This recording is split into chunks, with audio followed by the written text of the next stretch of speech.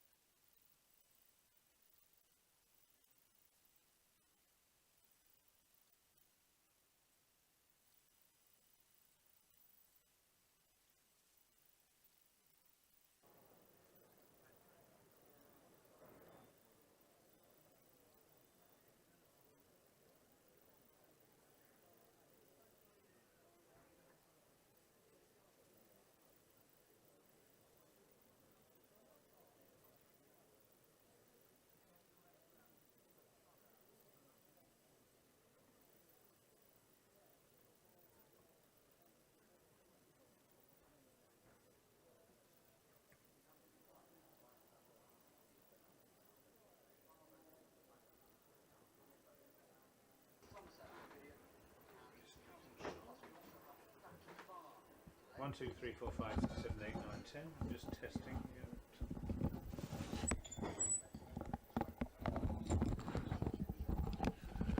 Seeing if everything is working, which it seems to be.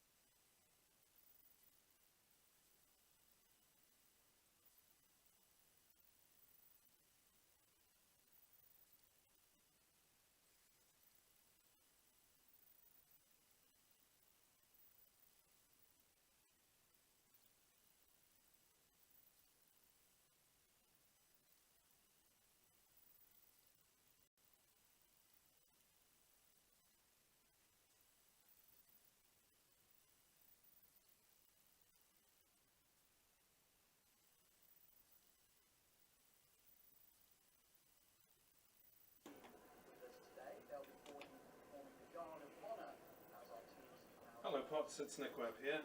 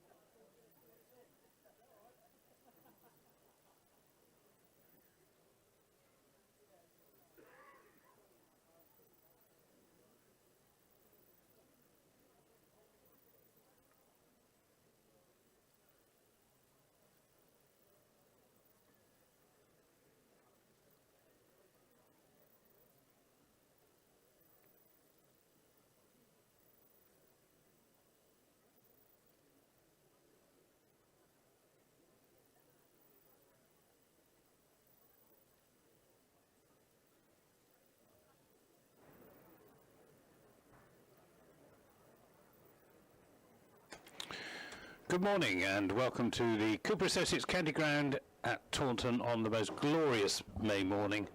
Not a cloud in the sky, just some light, hazy, high-level cloud to, it's not really cloud at all, it's high-level haze really over the ground. It makes a beautiful sight from our commentary position high in the new Somerset stand. The news so far this morning is that Glamorgan have won the toss and have asked Somerset to bat. Two changes in either side. I'll give you the Somerset one, which is Josh Davey coming in for Lewis Gregory, who's been rested for this game, and with me my colleague from BBC Wales, Nick Webb, who will give the Glamorgan change. Good morning, Nick. Good morning to you. Yes, Lucas Carey, the young Welsh paceman, comes in. That was expected, but slightly less than expected was that the man he replaces is Tim van der Hoogten. So Marchand de Lange, last season's top wicket taker in this competition, retains his place in the side despite having a difficult day in the opening defeat against Gloucestershire at home by 8 wickets, in which he went for 66 runs off 9 overs. But it is Carey for van der Hoogten, the only change in the Glamorgan lineup for today's game. And the decision to ask Somerset to bat, is that aggressive or defensive? I suspect it's possibly defensive, but you'll get a better answer from my colleague Steve James, the former Glamorgan captain. He'll be joining you very shortly. Maybe that they don't know what's a good score, but I was a little surprised, but I haven't captained a first-class side, and Steve James has, so he can tell you all about that. Glamorgan really were off the pace on Friday against Gloucestershire. They batted first. They were all out for 264, which was probably a good 20 to 30, if not more, runs short of where they should have got. A lot of players got in and then got out again, and then the seam bowling was not really up to the mark. They slowed things down with the spinners, but it was too late. Somerset, by contrast, were absolutely on the button. Yes, sorry. You were done and dusted by tea time. An 8-wicket win compared to an 8-wicket defeat. Bowling Surrey out, quite a strong Surrey batting line-up. Not the strongest, obviously, they can put into the field because they're missing various players through IPL and an injury. But even so, to bowl Surrey out for 129 on their home wicket was a good performance. Well, the umpires are out there. Jerry Lloyd's at this end and Russell Warren at the far end. The Glamorgan players are just emerging from the Andy Caddick Pavilion in their very smart royal blue strip with bright yellow piping down the sides of the trousers and across the tops of the arms.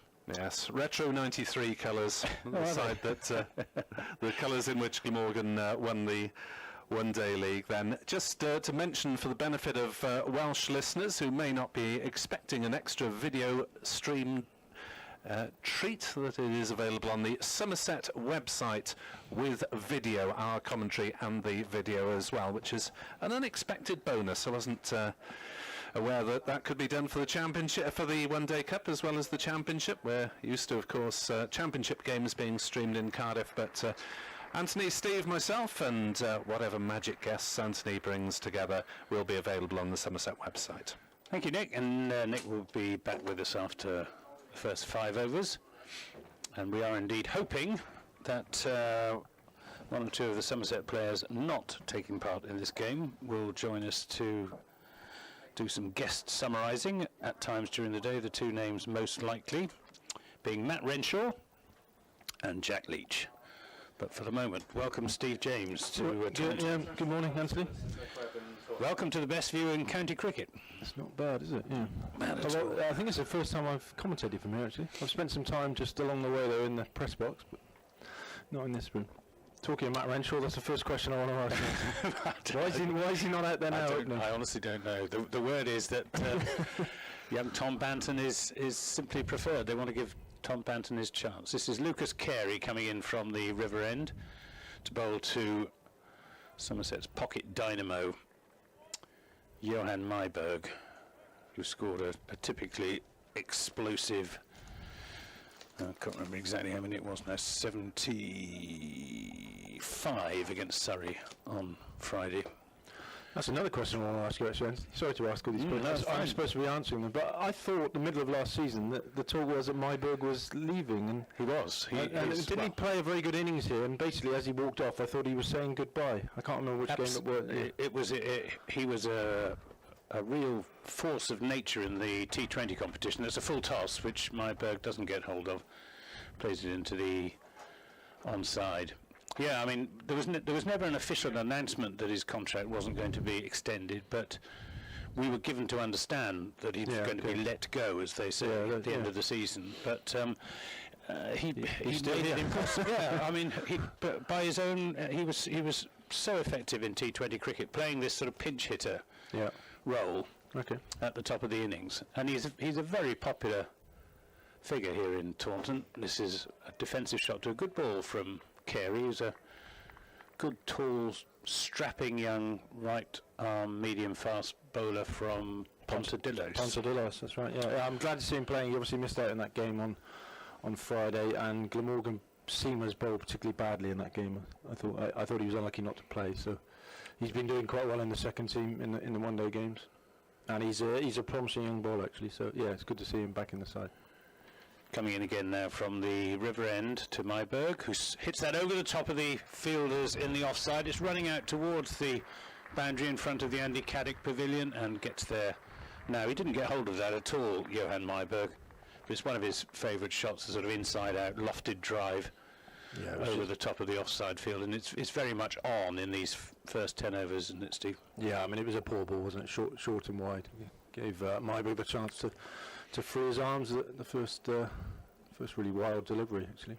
The pitch looks a little bit green, but that can be very deceptive here, can't it? I suspect it'll be a very good pitch. I think it'll play pretty well. A little bit of pace in it, probably. Yeah.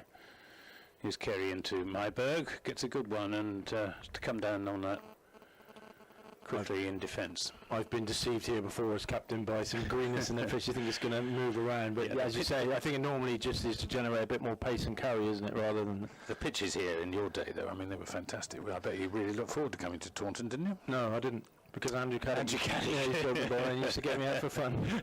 And he once broke my hand as well, so he was a handful, in fairness. He used to get me out a lot, yeah. So if he wasn't playing, I did look forward to it. Here's Carey to Myberg, who checks what I think was going to be a full-blooded drive, but decides against it. So just the 4 runs in the first over to Johan Myberg, that boundary through the offside. The two sides each making one change, with Josh Davey coming in for Lewis Gregory for Somerset. Somerset arresting Gregory, who had a back operation towards the end of last season, and Lucas Carey in for Tim van der Hoogten for Glamorgan. Going back to the toss decision, I can understand why Glamorgan have done that. I think sometimes here it is quite difficult to know what a good score is when you're batting first, and also the way the game went on Friday, Glamorgan bowled particularly badly, and with the bats, Sean Marsh and Colin Ingram together look so promisingly devastating that I think if those two get together again on a chase, then they might fancy their chances. I think they're basically saying that they think their batting is stronger than their bowling, which on the evidence of Friday probably is true. Marchant de Lange from this Somerset Pavilion end, and that's played into the offside by Stephen Davis. Good piece of fielding in the covers. Yes, we're just underway. Yes, it's in the playoff match against Nottinghamshire here last season. Yeah, over 800 runs were scored. Notts got, I think, 435, and Somerset got 408 or 9 in reply. So it's a high scoring. It can be a very high scoring ground. Here's de Lange, full length delivery, which Stephen Davis plays up into the offside, and tall figure of Michael Hogan. You surprised Hogan hasn't been given the new ball? He's always bowled pretty well against Somerset. Yeah, I think Carey is probably a new ball bowler, so he probably had to take it. But de Lange had a shocker against Gloucestershire the other day on a slowish pitch. He's in now past umpire Lloyds, and that's played pleasantly into the offside by Stephen Davis. Timed it well. It's running away towards the boundary over this fast outfield. It's just hauled in just inside the boundary, and the return comes in from Lucas Carey, and they come back for 3 runs. So Steve Davis underway with that 3. I mean, he's a good bowler, don't he? He's got pace. He probably bowls a little bit too short at times, but I think he'll probably prefer bowling on this pitch than the Cardiff pitch on Friday, which was very much a sort of old school Cardiff pitch in my time, actually quite slow and turned a bit. And I didn't think Glamorgan adapted to it too well, and maybe should have bowled 2 spinners together a bit earlier than they did. But just looking at the scorecard, a number of Glamorgan batsmen got what appeared to be good starts, and then got out 30s, 40s and 50s. Yeah, that was a problem. They kept losing wickets at the wrong time throughout the innings. In fairness, Sean Marsh got a bit of a brute of a delivery. He looked in fine form. Here's de Lange to Myberg. Oh, and that bounces. And a terrific carry through to wicketkeeper Chris Cook. That's what de Lange can do. He's quick. But yeah, sometimes that ball on a Cardiff pitch doesn't get as much response as it has here at Taunton. Oh, he can certainly bowl quickly when he wants to. Well, they're trying to inject a bit more pace into the pitches. Right. Here at Taunton. De Lange in and bowls to Myberg, who again gets one good delivery that he has to fend almost into the offside. The feeling is that going for these sort of very dry, spin-friendly pitches is putting off good overseas batsmen from coming into Taunton because they don't fancy it very much. But it has produced 2 England spinners. Well, it has, and they need to produce pitches that keep encouraging their spin bowling. As another good one that lifts on Myberg from DeLange. Ended that over 7 without loss. So what as I understand it, they're trying to do is to produce faster pitches, which will give the quicker bowlers something, and also give the spinners something with a little bit of bounce. So there won't be so much. You won't see the raging turners that you get at the end of that we've had at the end of the season here the last couple of years. That's a shame, I think. I like turning pitches. I think we were sailing a bit too close to the wind, I think. My view is good players can adapt on turning pitches. Seaming pitches is a different kettle of fish. You just have to play the line and hope you miss it. I agree it's a balance, but it's no coincidence that Somerset have produced 2 England spinners. No, it's not. Because on turning pitches, spinners get a chance to bowl. Here's Carey to bowl the 3rd over. He's in to bowl to Davis, the left-hander, who turns that up to mid-on. 7 without loss, Somerset, who were put in by Glamorgan here this morning on this beautiful morning. Decent crowd. I should think, looking round the ground, probably 3,500 people here, something like that. All in shirt sleeves and shorts and Panama hats. It's a lovely day to watch cricket, isn't it? It is, isn't it?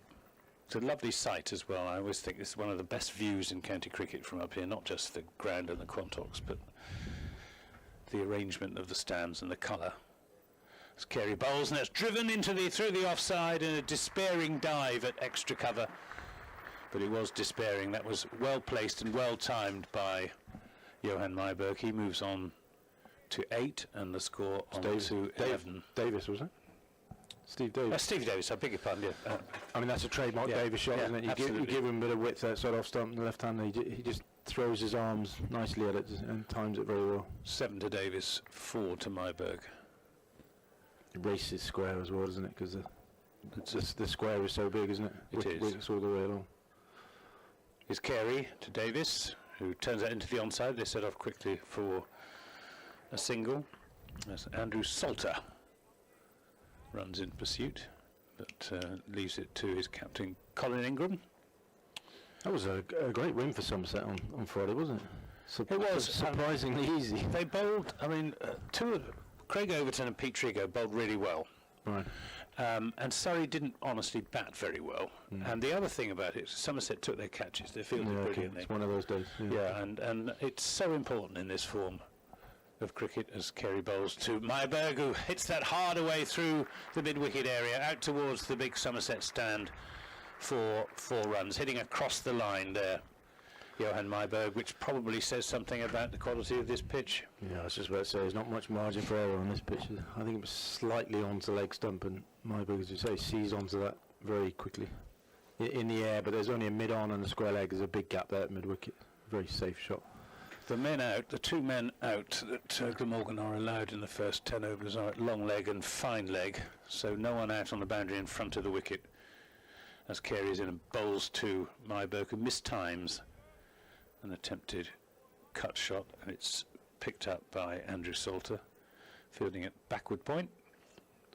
Got to be absolutely spot on here, I think, with your line and length. Haven't seen any movement whatsoever, really, from the seamers. We're not right behind the line of the wickets. We're at sort of fine 3rd man with the bowling from the river end to a right-handed batsman. Carey bowls. Oh, and Myberg goes for a big hit and misses it. Carey, a little bit unlucky there, his hand in the air, thinking that might just have taken the outside edge. It didn't. It's the end of the 3rd over. Somerset, who were put in this morning, 16 without loss, 8 to each batsman. Presumably that's Myberg's role, though, isn't it? It is. He's an old-fashioned pinch hitter. Yeah, okay, yeah. Which is something we used at Glamorgan for a while. They sort of went out of fashion, though, didn't they? Yeah. The fashion these days is to play these 50-over games like, proper games of cricket. Yeah. Well, almost like extended 2020 games in some cases. In some cases, that's the alternative strategy. I mean, if you watch England play, they send Jason Roy in and he gives it a crack from ball 1. I think that's a lot depends on the pitch, of course, but on a pitch like this, you really got, I think, on this, with relatively short boundaries, fast outfield, You've got to go from the start. Here's De Lange in and bowls, and that's nicely timed by Davis, but hits it straight to Andrew Salter at backward point. I mean, that was the thing the other day. Chris Dent and young Hankins for Gloucestershire just got them off to such a flyer that chasing down 264 was relatively easy. Well, Glamorgan bowling so far has been pretty tight. They haven't offered the batsman very much. Here's De Lange again into Davis, who plays an uppercut away down towards third man and almost went for... It's gone for six. It has. Yeah. Jerry Lloyd looking to confirmation one way or the other. It bounced right adjacent to the... He's trying to check the rope. Yeah. So it is 6, Steve James. Well, so it's not as bad as I thought. It's actually quite sporting, the fielder there at third man. I know a few players who might have signalled for it. Well, there are quite a lot of people down there, though. I think. Yeah, but he might have tried it on. Here's De Lange to Davis. Again, it's short. This time he pulls it away through the onside. That was a good shot from Steve Davis. He got on top of the ball, rolled his wrists, and hit it away in front of square. Well in front of square on the onside. Successive boundaries, he moves on to 18-26 without loss. Yeah, that was nicely controlled, that, because as you say, it did get quite high and he managed to get on top of it. And he didn't try and hit that one too hard, did he? I mean, the shot before was a lovely sort of uppercut, wasn't it? But for a moment I thought it could have easily gone straight to third man, that one before. De Lange to Davis.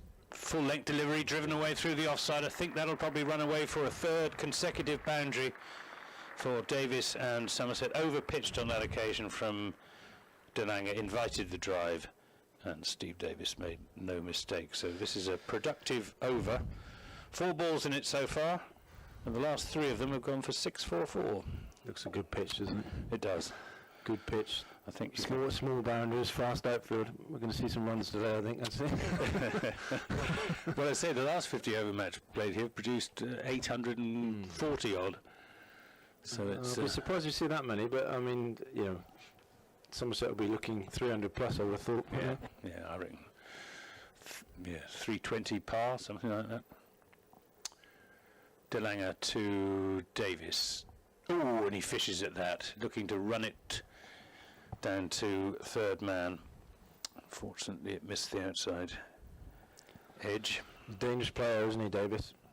He is. He's not been in fantastic form since he joined Somerset. Yeah, I was about to say that. It's fair to say that he probably hasn't done as well as people might have thought since he came here. He's flattered to deceive. He's looked $1 million and then got out.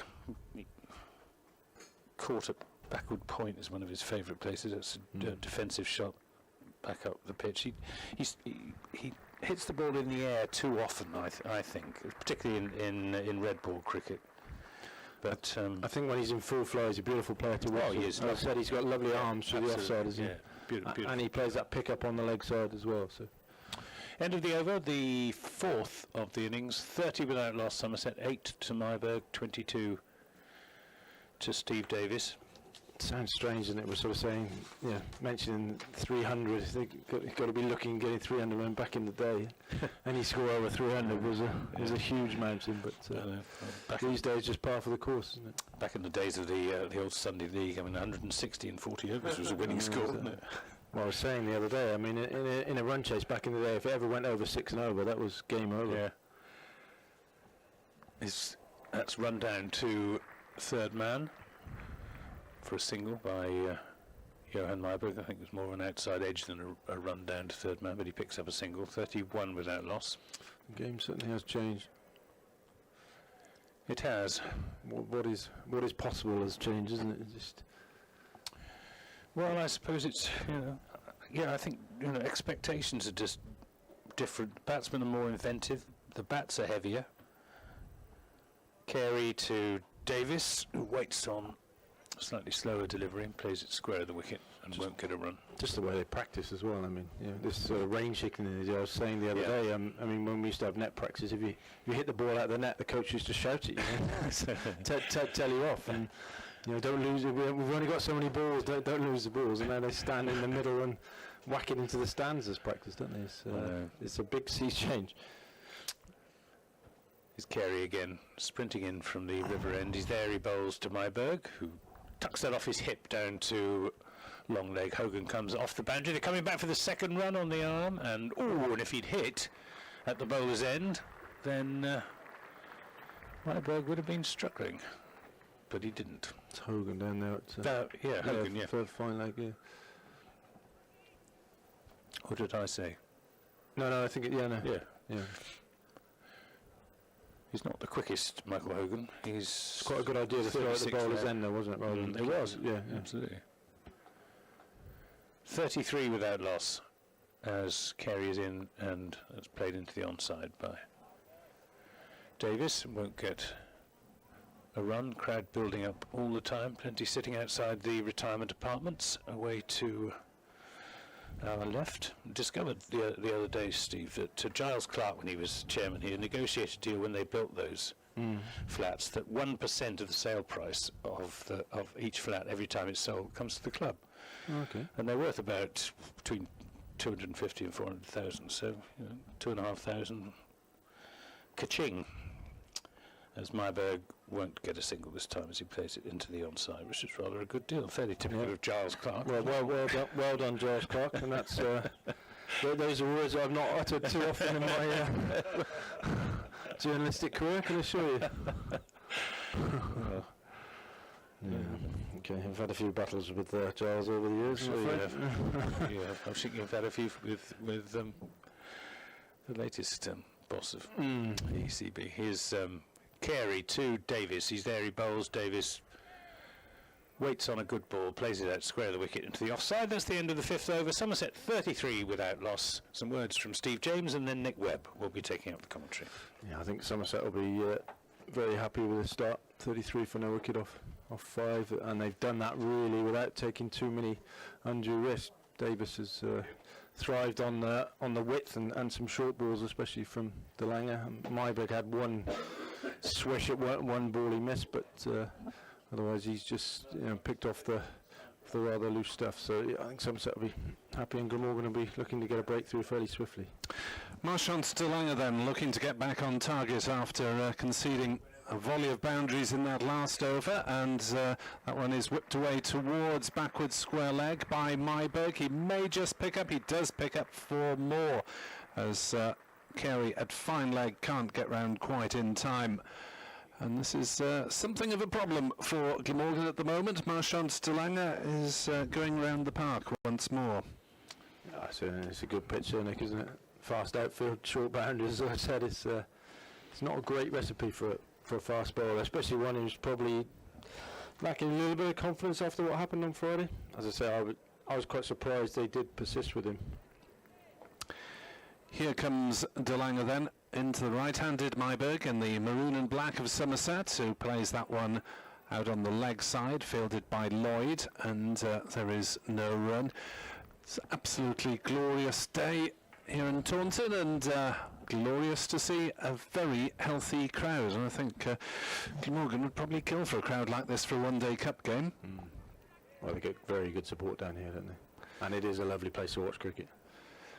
As Delanga bowls again, and that's off the inside edge for 4, and no one can stop that one because fine leg is up in the circle, and that was a moral victory for Delanga, but it still goes down as another 4 runs in the scorebook. Yeah, I think that's what happens to a bowler when things aren't quite going your way. Myberg, as Anthony said, he's sort of sensing in this pinch hitter role. He's always looking to be very positive. So that was a length ball that he just tried to drive through inside edge. Managed to miss the stumps. No one near the keeper, as you say, fine legs up and it's run away for 4. 41 without loss Somerset in the 6th over, having been put into bat. Delanga bowls, and that's turned on the leg side by Myberg, who thinks about a single. David Lloyd has other ideas, and so does Steve Davis at the non-striker's end. As I said earlier, Nick, I think we're going to see some runs today. It's going to be a high-scoring game. Runs in the sun. I suppose the trouble is that, from a Glamorgan point of view, if they're on the scoreboards, then Somerset have got them, and there's a little bit more pressure on the side batting second as Myberg turns another single on the leg side down towards backward square. Well, presumably they'll look to Sean Marsh and Colin Ingram to sort that out. I mean, they looked very good in that partnership on Friday, didn't they? They did. 98 off 99 deliveries, between Marsh and Ingram before Ingram got out to rather a tame dismissal, caught at cover. Yeah, and as I said earlier, in fairness, Marsh got a nasty delivery, didn't he? Oh yes, kicked up that would have got batsmen of any quality out, wouldn't it? You're listening to BBC Sport Online via the Somerset website, as well as De Lange is in to bowl to Davis, who drives and gets more runs. It's beaten the dive of Lloyd at point. It may just reach the boundary. It does reach the boundary. It's coming hard onto the bat, and it's going hard off the bat as well, as De Lange kicks at the ground or air kicks at the ground, but shows his frustration as he takes his cap off umpire Jeremy Lloyd's. A further 13 runs off that over, and Somerset 46 without loss after 6. Yeah, you can see why he's disappointed, because Davis hasn't really got hold of that, and it probably didn't go where he intended. But the problem was De Lange gave him the width in order to free his arms, and it sort of squirted behind point for 4. And as I said, the outfit is so fast, but De Lange's got to realise that he's got to bowl very straight and on a good length, otherwise it's just going to disappear on this pitch. He's gone for 30 in his 3 overs. Lucas Carey, a rather more respectable 16 off 3 so far, as Carey charges in, bowls, and pushed on the leg side by Myberg, and there is no run. This is only Carey's 5th list A, in other words, limited overs game. Took 3 wickets last season in those 4 games, so still learning the trade at this particular format, I guess, but as you mentioned, took 5 for 25 against Sussex second 11 in a limited overs game earlier in the week. Was it with a different ball that there? Carey bowls, driven up to mid-on, and there's no run. Explain, sir? I think they're using white Duke balls, aren't they, in the second team one-day games, and there have been some low scores and some wickets clattering around, haven't there? The Dukes, that's what we used when pyjama cricket first came in, whenever it was, the early 90s. And they used to move around a bit. I can remember Alan Donald couldn't open the bowling for Warwickshire because the ball used to swing so much. Carey runs towards us and bowls, and Myberg is hit on the thigh. The ball dribbles down into the slip area. It's retrieved by Chris Cook from behind the stumps, and there's no run. I'm not entirely sure why they are trialling that in second. I don't know whether that's with a view to using those balls in this one-day competition. But well, they've got to look to improve things, haven't you? I suppose they just try and keep people on their toes. Yes, keep the manufacturers I think honest. they still use those. Remember those Tyflex balls they used to use? Remember they used them? I'll bow to your superior knowledge there, Steve. Carey is in, bowls, and Myberg mistimes that one on the leg side, dribbling out to short mid-wicket. Didn't they use them in the second division one year in the championship? I think they still use them in the second team. As long as they improve the technology of the pink ball sooner rather than later. Yeah, it's a struggle that though, isn't it? They don't seem to be able to get that right, do they? They're too much like the white balls rather than the red balls, aren't they? In terms of how quickly they go soft. The championship game between Glamorgan and Derbyshire in Cardiff last year was very strange, as Carey bowls to Myberg and beats him. He's caught behind, and Carey punches the air with delight as Myberg fished outside off stump, got a skinny one through to Chris Cook. Myberg has gone for 18, Somerset 46 for 1. Yeah, good bowling that by Carey, in fairness. He's bowled a good length, isn't he? And that might even have nipped away a bit from Myberg, who didn't play a particularly decisive shot there. Just sort of prodded it and got a nick behind. But fair play to Carey, he's bowled well there. He's bowled straight and on a good length, something De Lange hasn't done at the other end. So he deserved that wicket. I mean, Somerset still got off to a flyer, more due to Davis rather than Myberg, who's gone early. So he wanders off towards one of the many pavilions here in Taunton. Got a choice, haven't you? That's the Andrew Caddick Pavilion. That's the Andy Caddick Pavilion, where the dressing rooms are at the opposed to the Ondaatje Pavilion, the Colin Atkinson Pavilion. Which one did you inhabit when last you played, Steve? Yeah, the Colin Atkinson Pavilion. So they've changed twice since then. On the right there, that's where the changing rooms used to be in those days. I was actually at Cambridge University with Colin Atkinson's son, Jonathan, who did play a few games for Somerset. He was a promising all-rounder as a youngster at Millfield School. Bowled quickly and whacked it. Lost his bowling a bit, but yeah, he played some first class at Cambridge, and then a few games for Somerset. So the new batsman is Peter Trigo, infamous in BBC Wales circles as the man who destroyed a pane of glass in the commentary box when Steve James and Edward Bevan were on commentary. I was there, yeah. We were talking about that on Friday, weren't we? Yes, as he took a liking to a delivery from Robert Croft, now the Glamorgan coach, and stuck it through the BBC Wales window. Yeah, I mean, I must admit, I did see that coming, and I was ducked underneath the desk when that came through the window. Poor Edward had to take the flak, quite literally. Yes, at least he got the ball rather than a chunk of glass in the neck. But the most amusing thing was the ball was left on the desk, and I had to pick it up and throw it out of the hole that it had just made in the window. Carey is into bowl to Trigo, who flicks it away on the leg side, but doesn't get off the mark first ball as Graham Wagg makes a sprawling stop. And that, ladies and gentlemen, is that rarity in the one-day cup competition, a maiden over. That is a great effort here today on this pitch. I suspect we won't see too many more of those. No. I've got a feeling that game on Friday we didn't see a maiden the whole game, did we? Remember No, talking about we that? didn't. I mean, and this is a much better pitch, so yeah, well done to Lucas Carey. You're listening to BBC Sport Online with Steve James, with myself, Nick Webb, and with Anthony Gibson of BBC Radio Somerset, bringing you the action from Taunton, a sun-kissed Taunton. It was beautiful on Friday. It's even more beautiful today. This is no surprise that Michael Hogan's coming on instead of Delangert. You can't keep leaking that amount of runs, can you, and expect to stay on? So Hogan, the championship captain, but has given way to Ingram for white ball duties in both 50 and 20 over formats. Ingram doesn't play red ball cricket anymore. As Hogan into bowl to Steve Davis, and that's pulled away through square leg, but there's a fielder out on the square leg boundary, Jack Murphy. A very tall figure of Jack Murphy, 6'7", wearing number 7, and he keeps them down to a single. Steve Davis on to 29, Somerset 47 for 1 in this 8th over. Trigo doesn't play much championship cricket either. I think he's played this season, has he? From memory. It's a one-day cricketer now. Must be getting on a bit now, Triggs. he was playing when I was 36 years old. Yeah.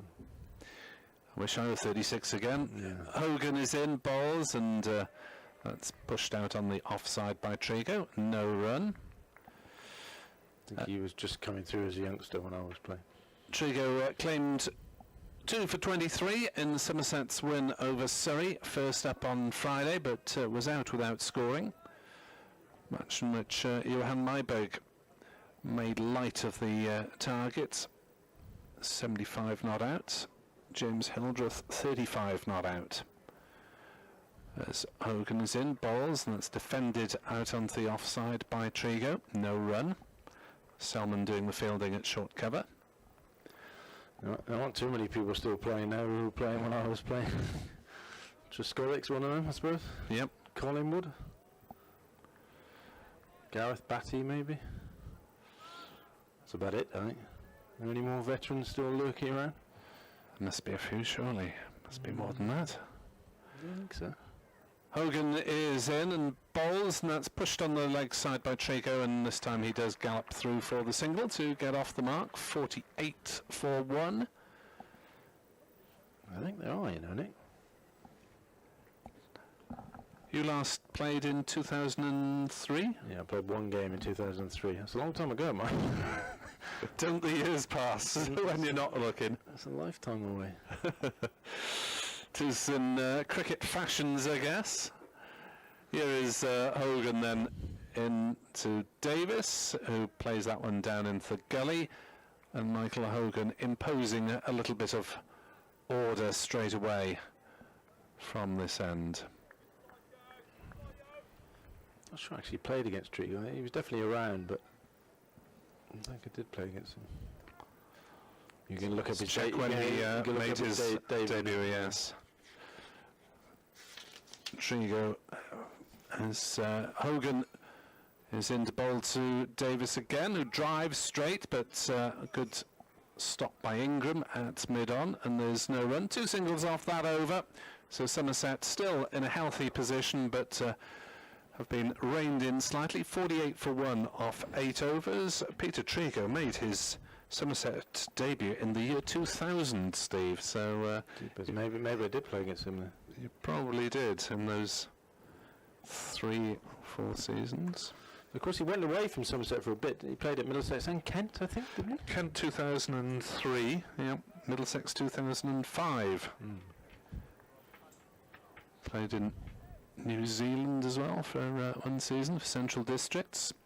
As Carey is into bowl, driven by Trigo to mid-on, thinks about the single, but decides better of it. 48 for 1. Trigo 1, Steve Davis 29 off 21 deliveries, a handy feature of the scoreboard which tells you how many deliveries each batsman has faced. Won't get that sort of thing when the 100 ball... Not sure I'd have liked that when I was playing. As that's forced off the back foot by Trigo, but straight into covers, Salmon Fields, and there's no run. Not sure I'd have fancied that information. Doesn't matter if you're still there, Steve. 8 of 57 deliveries. Yes, you weren't that slow. I know I'm struggling. There's no need to rub it in. I'm sure you never made 8 off 57 in limited overs cricket. I'm sure I did. As Carey runs towards us from the river end and bowls, and Trigo is making a gentle start by his standards, pushes to mid-on, and there's no run. In fact, they bowled well here, haven't they? Hogan found his line in length quite quickly, didn't he? Bowled nice and straight on a good length. That's what I said earlier. You know, that's where you've got to bowl here. There's no margin for error. And Carey's done that really well. You know, Delanga gave them the opportunities, too short and too wide. And Davis loves that, doesn't he? Trigo took a bit of stick after the 20-over defeat here against Delanga, rather unfairly, I thought. As Carey bowls and Trigo pushes on the offside, but again is getting tied down and can't find the single there.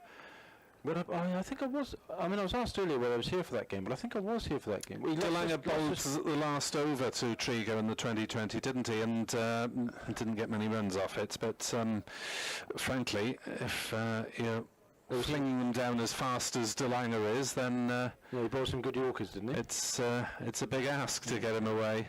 Yeah, I was here for that actually. Yeah. Keyboard warriors. Yeah, it's all coming back to me now. Carey bowls this time. There will be a single as it's pushed maybe off the gloves down towards short fine leg. Yes, got something on it, did Trigo on that occasion, so it is credited to him. People who criticise in those circumstances, you wonder, well, did you ever face a bowler of 90 miles an hour or whatever? No, it's not easy. Not easy. 49 for 1 here on BBC Sport Online and on the BBC Sport website. Carey into Davis, who chips that one up in the air on the onside and is caught at mid-wicket. And Carey celebrates. David Lloyd takes a comfortable catch. May have come off the shoulder of the bat. 49 for 2. Steve Davis out for 29. A bit more than he thought. He's got a leading edge of some sort there, and an easy catch there at mid-wicket.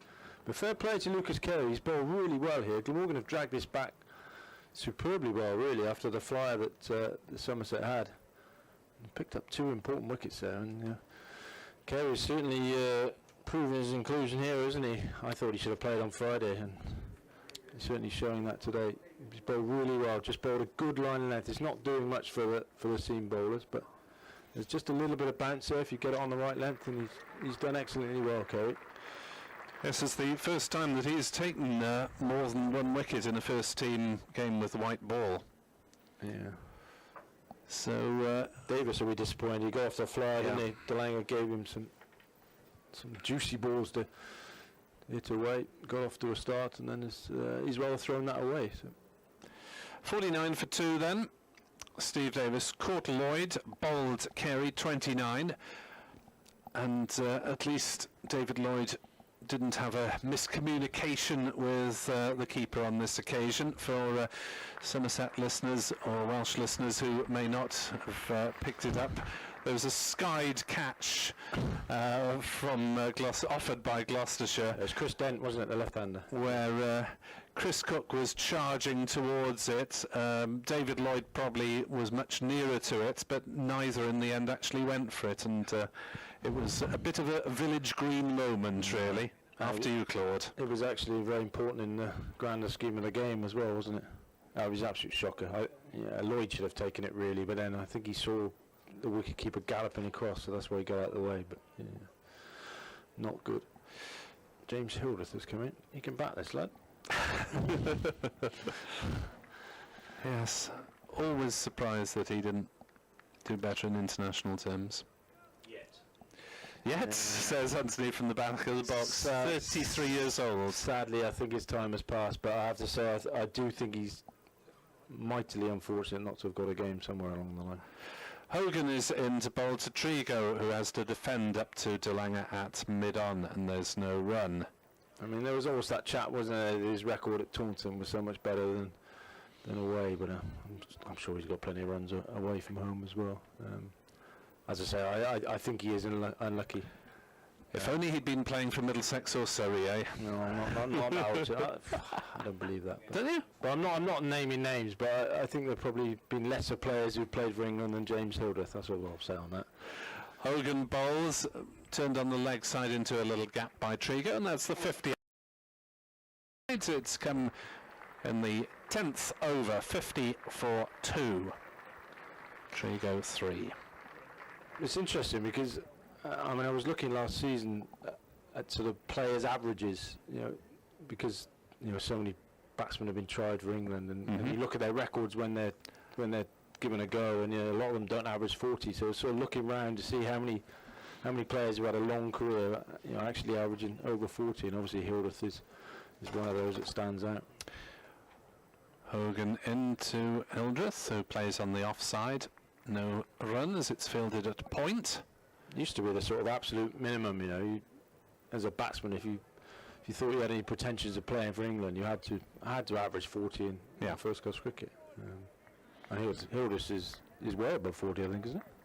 Anthony would probably reel off his stats when he comes back. Yeah, I reckon 42. Yeah, Anthony's saying 43, but he's got an excellent record. Here's Hogan in then to Hildreth, who defends that one out on the offside. Well, the virtue of the opening blast from Myberg and Davis is that these two can afford to take something of a look at it, Trigo and Hildreth. And of course, after this over, the fielders can be pushed back to some extent. It's 2 outfielders allowed in the first 10 overs, 4 in the middle chunk, and then 5 for the last 10. Hogan bowls, and Hildreth runs that one down to third man perfectly safely. 43.67 is Hildreth's first class average, proving Mr. James's point. It's good average. 51 for 2 then. That's the last ball of the 10th over, being delivered by Michael Hogan, his second. And he'll be bowling to Trigo with 1 slip in place, and that's defended hard by Trigo out in the offside, but just half stopped at cover, and then Ingram completing the fielding at mid-off. 51 for 2 then after 10 overs. Thank you very much indeed to Steve James. He will give way temporarily, and Anthony Gibson will come back into the seat alongside me once he's got his book and notes and all the other paraphernalia together. Anthony. Well, they've been set back on their heels a bit, Somerset, haven't they? So they need a bit of your injection of commentary. You got them off to a flyer, and the Welsh pair. Well, you carry on commentating for the time being. That's Carey then to continue from the river end. I think Glamorgan have bowled really well, actually, in the last few overs. So in Botham stand, Carey bowls outside off stump and allowed to go through by Hildreth. Because Somerset got off to a bit of a flyer, and looked to be running away with it, and I was in the press box and they're saying, "Ooh, par score here is going to be 350." 350, and it's looking rather different now. There's plenty of bounce in this pitch. As Carey is in and bowls, that's outside off stump and allowed to go through to Crook. No shot played. 51 for 2. Just the one slip still in place, which is David Lloyd. Good crowd, isn't it? It is a fine crowd for a 50 over game. Beautiful day. And a big crowd. those at Proper sense of occasion, isn't there? Those at Glamorgan would be envious of such a turnout, I'm sure. 51 for 2, as that's defended by Hildreth back down the pitch, and there is no run. Been very impressed with young Lucas Carey. He's bowled extremely well from that river end. Pressure's been on him coming into the side for this game, having not been chosen for the first match in the competition against Gloucester. And he's offered the batsman very little. Bowling a good tight line.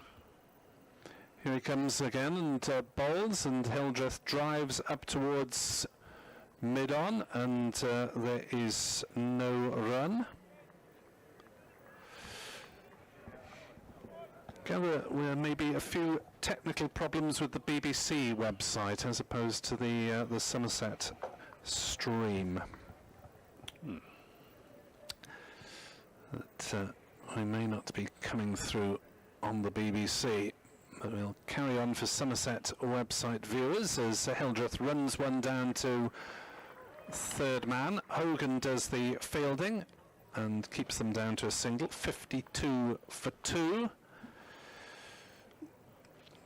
I'll continue with the commentary while Anthony sorts out I will endeavour to sort it out. things out, and sticks another 10 pence in the meter, puts the two bits of string together, or instructs his colleagues in base to do likewise, as Trigo defends that one out on the offside, and there's no run. 52 for 2 then at the end of 11 overs. Lucas Carey is bowling excellently at the moment. He's through 6 overs, and I wonder whether they'll allow him to get through a couple more, since he's going so well. Well, they do. I don't know. I'm not familiar with Colin Ingram's captaincy, but they do tend to have plans, captains, for who's going to bowl when. And sometimes they stick to those plans fairly rigidly, and other times they don't. But Hogan then running away from us and bowling to Hildreth, who drives through the offside and will get 4 runs here. There's no sweeper on the cover boundary, and that one raced away nicely off the middle of Hildreth's bat. It's his first boundary. He's under 6, and Somerset on to 56 for 2 at the moment. yeah, I've had tweets to say that those of you listening on the BBC website aren't picking us up. Well, obviously, well, perhaps you are by now. Let's hope that my colleague in Bristol can sort things out. As Hogan is in and bowls, and that's a very good delivery that goes through. Hildreth beats him outside off stump through with decent carry, and there's a moral victory again for the bowler. Do you manage to raise anyone at base then, Anthony? Not yet. It's Sunday. I'll try someone else. 56 for 2. Hogan in, bowls, run down into the point area by Hildreth. No run this time though. Yes, I have. She's looking at it as we speak. There we are. But those of you watching on the Somerset website will be able to reflect on well contested first hour really. Somerset getting off to a fly up, and then Glamorgan pegging them back with Lucas Carey taking a couple of wickets and Michael Hogan bowling rather more economically as Hildreth plays that one straight to Selman at cover, and there's no run. And after the boundary earlier in the over, Glamorgan have now pushed a sweeper back onto the cover boundary away to our left in front of the Somerset stand. Talking about cricketers who are unlucky not to have had international honours, we got one bowling this over, if you ask me. I always rated Michael Hogan. Indeed, he was the leading wicket taker in Australian domestic cricket over a 5-year period as Hogan bowls, and that's run down off a thickish edge to third man, single to Hildreth. 57 for 2 are Somerset. Board sticking up the run very quickly indeed. He tends to bowl well against Somerset as well. He's back in the day, he used to get Marcus Trescothick out for fun when Marcus played white ball cricket for Somerset. Hogan racing away from us again. Bowling and driven straight back past the bowler, fielded by De Lange at mid-on though, and restricting Trigo to a single. 58 for 2. Gosh, they have those runs up on the board almost before the run's been completed. They've finger on the button today there. Yep. We're on the ball here at Taunton, you know. It's a very well appointed and well organised, well run county cricket club, Somerset, these days. The old slightly shambolic days are long gone. Some of us miss it a little bit. You remember being down in the old potting shed with a scratched perspex window and the door that wouldn't shut and kept banging to and fro. Yes, I was on the scene when the ball went through the window from Mr. Trigo, which was something of a relief to see Steve James and Edward Bevan still alive and kicking and not with shards of glass protruding from their necks and something out of a horror film. Carey is in towards us and bowls to Trigo, takes a step or two down the pitch and gets it down to fine leg, and will come back very quickly indeed for a second run, and needed to be quick as well because it was a good throw from De Lange, who's got a powerful arm. Cook whipped the bails off, but Trigo was safely home for his second run. 60 for 2. The other memory I had was that I was down here for a pre-season game just to do some interviews basically rather than commentary as Carey settles, or the batsman settles because Cook was still I think chatting, and Carey bowls and Trigo whips that one round to backward square leg. It was a good piece of fielding on the boundary by Murphy to keep them down to a single, because Trigo really placed that one beautifully between the two fielders on the throughout his lanky frame and stopped the ball, saved 3 runs, 61 for 2. The other time, and has had to file some interviews via the BBC line in the potting shed. It was the first time it had been opened, I think, that season, as Carey bowls and Hildreth takes a single down to third man. And it's 62 for 2. Unfortunately, the entire fly population of Taunton had been in there in the winter, and I wasn't sure whether it was the 5 million live flies or the 5 million dead flies that worried me most. Anyway, I shan't go on as so not to upset our listeners' Sunday lunch. It was very homely, wasn't it? The potting shed, homely. The cinema seats underneath for the patrons in that stand. 62 for 2, Carey into Trigo, who again works the wrists round on it and sends it down to fine leg. De Lange fields single taken. 63 for 2. Just getting into his stride, Pete Trigo, without wishing to put the markers on him. He's not been in Somerset's county championship side this season. He's been scoring runs for Somerset seconds. He's played a couple of matches for Cornwall as well. But and he bowled very well up at the Oval on Friday. In comes Carey again. Down the wicket comes Hildreth and gets a bounce that whizzes past his shoulder. And that was probably a good reaction from Carey, actually seeing Hildreth come down the wicket. Saw him coming, and it was a good bouncer as well. Just straight enough not to be called wide, as Hildreth could do nothing about it, having made his move. 63 for 2. Trigger at second ball up at the Oval, LBW. Carey in bowls, and Hildreth will get a single here as the ball runs gently out towards square leg. Murphy is the fielder. His throw was over vigorous. Cook had to leap to take it one-handed, knocking his shades off in the process, which is a cardinal sin for a first-class cricketer, to be without their shades at all times. They're actually merited today. 64 for 2 after 13 then here on BBC Sport Online.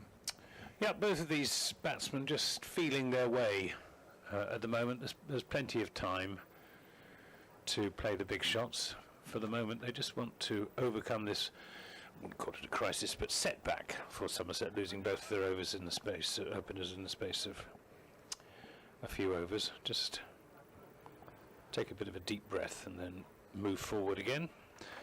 Wickets fell in the 7th and 9th over to Lucas Carey, albeit just 3 runs apart, as Hogan is in and bowls, and that's dabbed down on the pitch in front of him. Hogan picks up, slings it at Marsh and Ingram to do a bit of polishing to keep things alive. Yeah, okay, what is it? 64 for 2. Yeah. As Hogan is in now to bowl to Hildreth, and he's noodled that one down to third man for a single. Just if anyone is listening to us, you'll lose us now for just a couple of minutes, because we're just going to dial down and redial, so apologies for that, but we'll be back with you very shortly.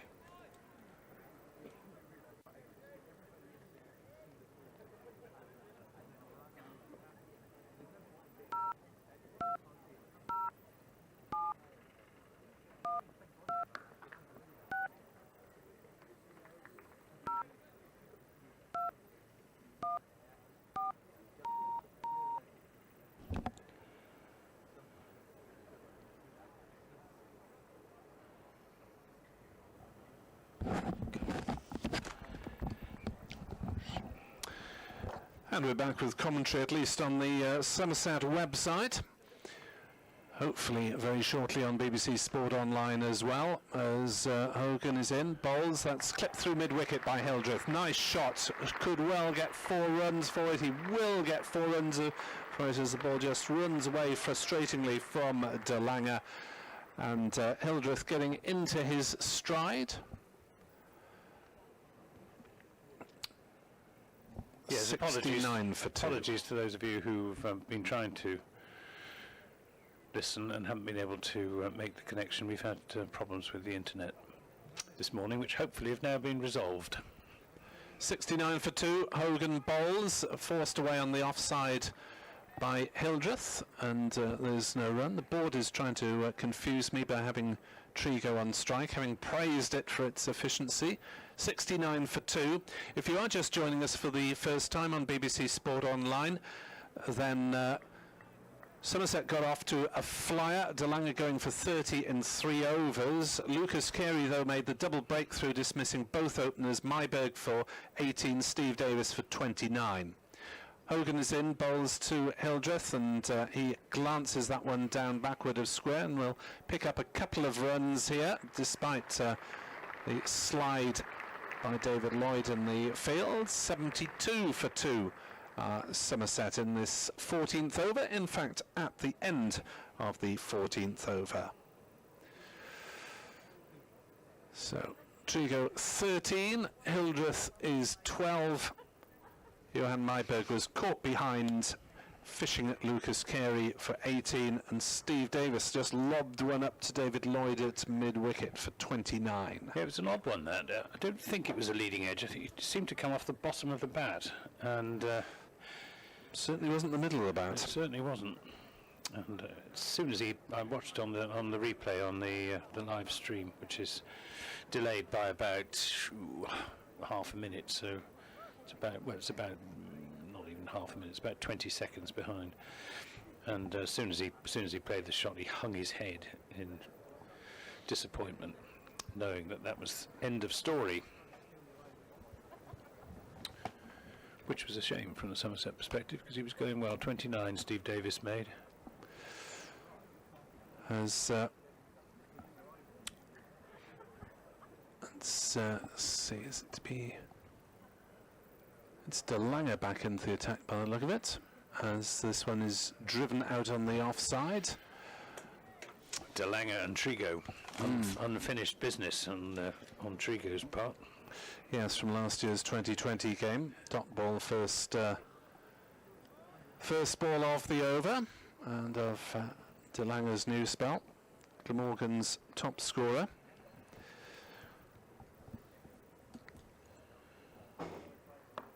As that's driven out onto the offside, and there is no run.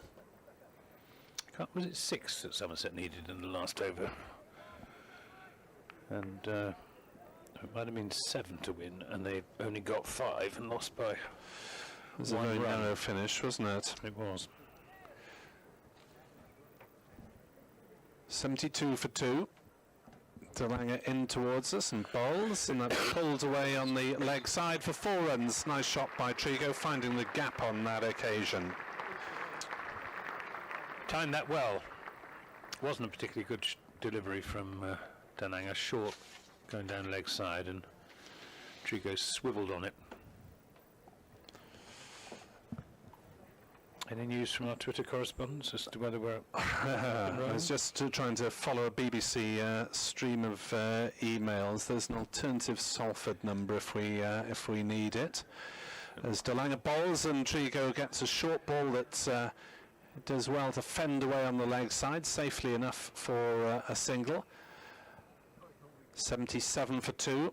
Trigo on to 18 not out. As I'll have to leave you very shortly for BBC Radio Wales update. 77 for 2. De Lange is running towards us to bowl to James Hildreth on 12 not out. Field is spread far and wide, and bowls a good bouncer short outside off stump, but Hildreth just swaying away from it, and there is no run. Right, I'm not sure again if anyone's listening to us, but if you are, you won't be for much longer, because we're just going to try again to dial into those who can't hear us.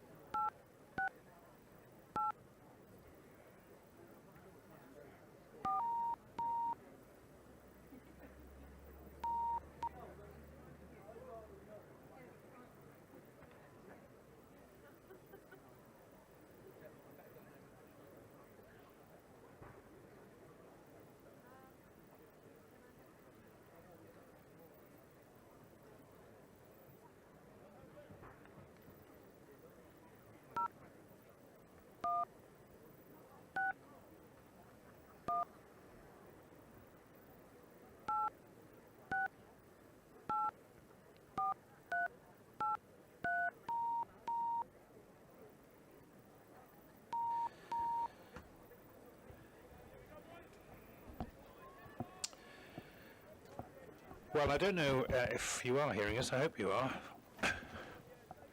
We've had all sorts of technical problems here at Taunton this morning. Well, it's not actually the problems on Taunton, they're further up the line, but 70, there's a play and a miss from Peter Trigo outside the off stump. 77 for 2 is the score here. Trigo on 18, Hildreth on 12. I'm Anthony Gibson, and joining me very shortly will be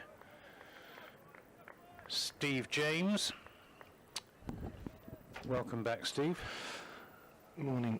Oh, was it afternoon? We've been rather, after? been rather preoccupied with these wretched technical problems, but Glamorgan, I think, bowling pretty well. Yeah, they've done brilliantly, I think, to drag it back after that flyer Somerset got. Here's the rangy figure of Hogan in bowls, and Trigo plays that square of the wicket on the onside. Will pick up a comfortable single, moves on to 19. Yeah, they bowled really well, haven't they? And Somerset have had to do a little bit of rebuilding with Trigo and Hildreth. I mean, Trigo he's only had one first team game of cricket for Somerset this season. That was the match against Surrey on Friday. Right. You must have played with Pete Trigo, did you? Well, we were talking about it earlier. He was definitely playing, but I can't actually remember playing against him. Here's Hogan bowling to Hildreth, who looks to run that down to third man, comes off the bottom of the bat and bounces through to wicketkeeper Chris Cook. I was trying to work out how many players are still playing that I played against. It's a fairly limited field, I think. Marcus, you would have done. Yep, definitely, yeah. And Collingwood. I don't think there are too many more, though. Name me some other veterans. Oh, Gareth Batty's another one. Gareth Batty, yep. There aren't many others, are there, I don't think? Chandapal. Yeah, I might have played against West Indies touring side, maybe against him. It's pulled this time by Hildreth just for a single down to deep backward square leg where Lucas Carey does the fielding. It's bowled really well, I think, Carey today. Really He did. I was very impressed with him, I must say. He's a young man, but he bowls like a much more experienced man. That makes sense. No, there's quite a lot of pressure on him as well. As Hogan is in to Trigo, lays back and hits that trademark square cut, but it's very well fielded by Andrew Salter at backward point. Salter, Glamorgan's best fielder, gun fielder. Yep, definitely. He's a very good fielder. One of the best I've seen in my time watching Glamorgan, actually. But going back to Carey, I think he did what he does. I think today, he ran up and hit a length. And he bowled a very good tight line as well, I thought. Yeah, exactly. That's what he does. He didn't give the batsman any room, which is, fascinating first hour here at Taunton. Here's Hogan in bowls to Hildreth, who's looking for a single into the offside, but it's not there. End of that over, which was the 16th, I should think, no, 15th. 77 for 2, 14 to Trigo, 17 to Hildreth. So Somerset going along at around about 4.5 runs and over, which is okay, but 79 for 2 in fact. The scoreboard's gone mad now. It's gone up to 80 for 2. After the start they got, I think Glamorgan will be delighted with the position they're in at the moment. And the game's quite nicely poised. I suspect you've got to get over 300 on this pitch in these conditions, haven't you? You'd have thought so. New over, Marchant de Lange, and Trigo lays back and hits that in front of square. How would you describe that shot, Steve? I mean, I would describe it as a flay, I think. It was sort of, it was just short of length and wide, and he's rocked back slightly and just thrown his arms at it. Absolutely. It wasn't a back foot punch, it wasn't a cut, it wasn't a drive, it was a flay. Classic Trigo. We went for 4. That's all that will worry Peter Trigo. It's shots like that have made him a cult hero down here in Taunton. Here's de Lange, bowls to him again. He's there in bowls, and this time I think he'll pick up a leg by as that runs down towards long leg. Umpire Russell Warren signals leg by. 85 for 2. We're still having problems with our. I'm sorry for those of you listening on the Somerset website who possibly can hear us. We're still not on the BBC. But we're still not on the BBC main. Oh dear. I can assure you will be no use whatsoever in that, I'm afraid. Yeah, well, I'm not much use, I'm afraid either. This is played square of the wicket by James Hildreth for a single out to the deep point boundary, 86. Do we need to summon somebody? Well, the trouble is, on a Sunday, there aren't really... There's nobody to summon? I think there's one person probably in BBC in Bristol. Right. De Lange, continuing bowling to Trigo. He's there, he bowls. Trigo gets up on his toes and times that really nicely. Got right up on his toes and tucked it away down to long leg, who was only a few yards away down there. It's gone on his inside, I think, as well, isn't it? Yeah. But again, I mean, de Lange's just hasn't got the ball in the right area enough, has he? He's bowled both sides of the wicket. And it is that type of pitch, isn't it, where if you are slightly offline, it's just going to get cracked away, which is why Carey bowled so well, and Hogan to a certain extent as well. 90 for 2 as DeLanger's in and bowls. That's over the top of backward point. Andrew Salter leaping, but well underneath it, and it's run away down to the boundary, almost to the boundary. They've come back for the second run as Michael Hogan did the fielding down there to our right. Again, no width, wasn't it? Just allowed Trigo to throw his arms at it. Trigo just getting into his stride. Made his highest score in List A cricket against Glamorgan here. DeLanger's in and bowls, and that's it's just short of Andrew Salter at backward point, and he fails to make the stop because he was going for the catch, and they pick up another 2 runs. One of those absolutely horrible ones, Steve, that you don't know whether to dive forward and try and take it or hang back and stop the runs. I still think he should have stopped it, though. I think he's such a good fielder. He'll be disappointed he didn't stop that. Yeah, I mean, it was just on the half volley, wasn't it, in the end? Or maybe just slightly back from that, but he should have stopped that, really. Yeah, 147 he got here. That was the famous day. He was sitting next to Eddie Bevan in the commentary box. Oh, you got 147 that day? Yeah, he did. Oh, okay. That slightly gets forgotten in that story, doesn't it? That's actually a bit harsh, isn't it? I didn't realise that was his best score. Yeah, I think it was one of the heaviest one-day defeats I've ever witnessed. It's working! Hooray! Hooray! Hooray! Welcome back. If you've been striving desperately to listen to us here. Right, Anthony, you better tell them everything that's happened there. Well, Somerset 94 for 2. We've had 17 overs. Trigo's made 27. Hildreth is on 19. The 2 men out are Myberg and Stephen Davis, who made a typically elegant 29 before he got what was probably a leading edge. It's a poor shot, that, from Davis, really. To young Lucas Carey, who's taken both the Glamorgan wickets and bowled really well. Yeah, he's bowled excellently. I'm Anthony Gibson. With me is former Glamorgan captain and England Test player Steve James. And we have got a bowling change from this Somerset Pavilion end. As that's hammered backward of square. Beautifully timed that by James Hildreth. 4 more runs on the board. David Lloyd, the new bowler. Yeah, he bowls just little medium pacers with the keeper standing up, and you want him to bowl wicket to wicket. And what you don't want him to do is give the batsman a bit of width, which he's done first ball there, and he's got cracked away for 4. It's such a good pitch. Yeah. 98 for 2. That takes Hildreth on to 23. Lloyd is in and bowls to him, and he's looking for a run square of the wicket this time, and it's not there as it goes straight to Andrew Salter. Yeah, sincere apologies for our technical problems. I'm not sure exactly where they were. That's the trouble with the internet in the old days, when I was scoring here for the likes of Brian Johnson and John Arlott. We had an engineer on site to deal with this sort of thing. Lloyd bowls, and that comes off an inside bottom edge from Hildreth. Might easily have gone back onto the stumps. It didn't. It brings up 99 for 2, and that is the 50 partnership between these 2 Somerset batsmen who have scored thousands of runs together in all forms of cricket over the years, over the last, how many years would there have been? I think Hildreth came into the side 2003, so over the last 15 years, these 2. They've had to do a little bit of rebuilding here because Somerset got off to a flyer and then lost 2 wickets in quick succession. Just a bit of a setback.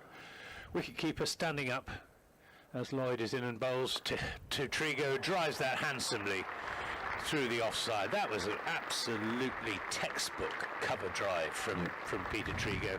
He hit it on the up, timed it perfectly, and it fairly raced away through the offside to bring up the Somerset 100.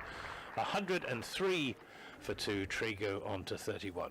Yeah, beautiful shot there from Trigo. It was a lovely juicy half volley mine from Lloyd, but still got to put it away, and Trigo did that very well. Both of them are just starting to get going now, looking a little bit ominous for Glamorgan again. Having got themselves back in the game superbly, mainly thanks to Lucas Carey, as you said, Anthony, bowled exceptionally well. Here's Lloyd to Trigo, who plays that up to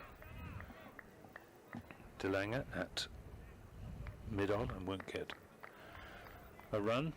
Glamorgan looking very smart in their royal blue cricketing gear with the yellow stripes down the side of the trousers. It's supposed to be similar to the kit we had in 1993 when we won the When Sunday. you won it. Yeah. This is played into the onside, uppishly by Trigo, but doesn't carry as far as Michael Hogan, so no catch. End of that over, 103 for 2. Trigo on 31, Hildreth on 24, and Somerset in their new Royal London One Day Cup gear, which is mostly black, but with some maroon flashing around the shoulders and yellow numbers on their backs. What do you think of the Somerset sartorial appearance, Steve? I've seen worse. Yeah, It's okay, isn't it? it's all right. It's not too garish. Yeah, there was one I saw on TV the other day which was horrendous. Who was that? Lancashire, maybe, was it? I could never get over Middlesex playing in pink. No wonder they never won it. Just seemed bizarre. Anyway, Going back, that when we played in 1993, that was a Sunday League, but that was actually 50 overs that year. Was it? I got a feeling that was the only time that the Sunday League has been 50 overs. I'm sure somebody can correct me on that.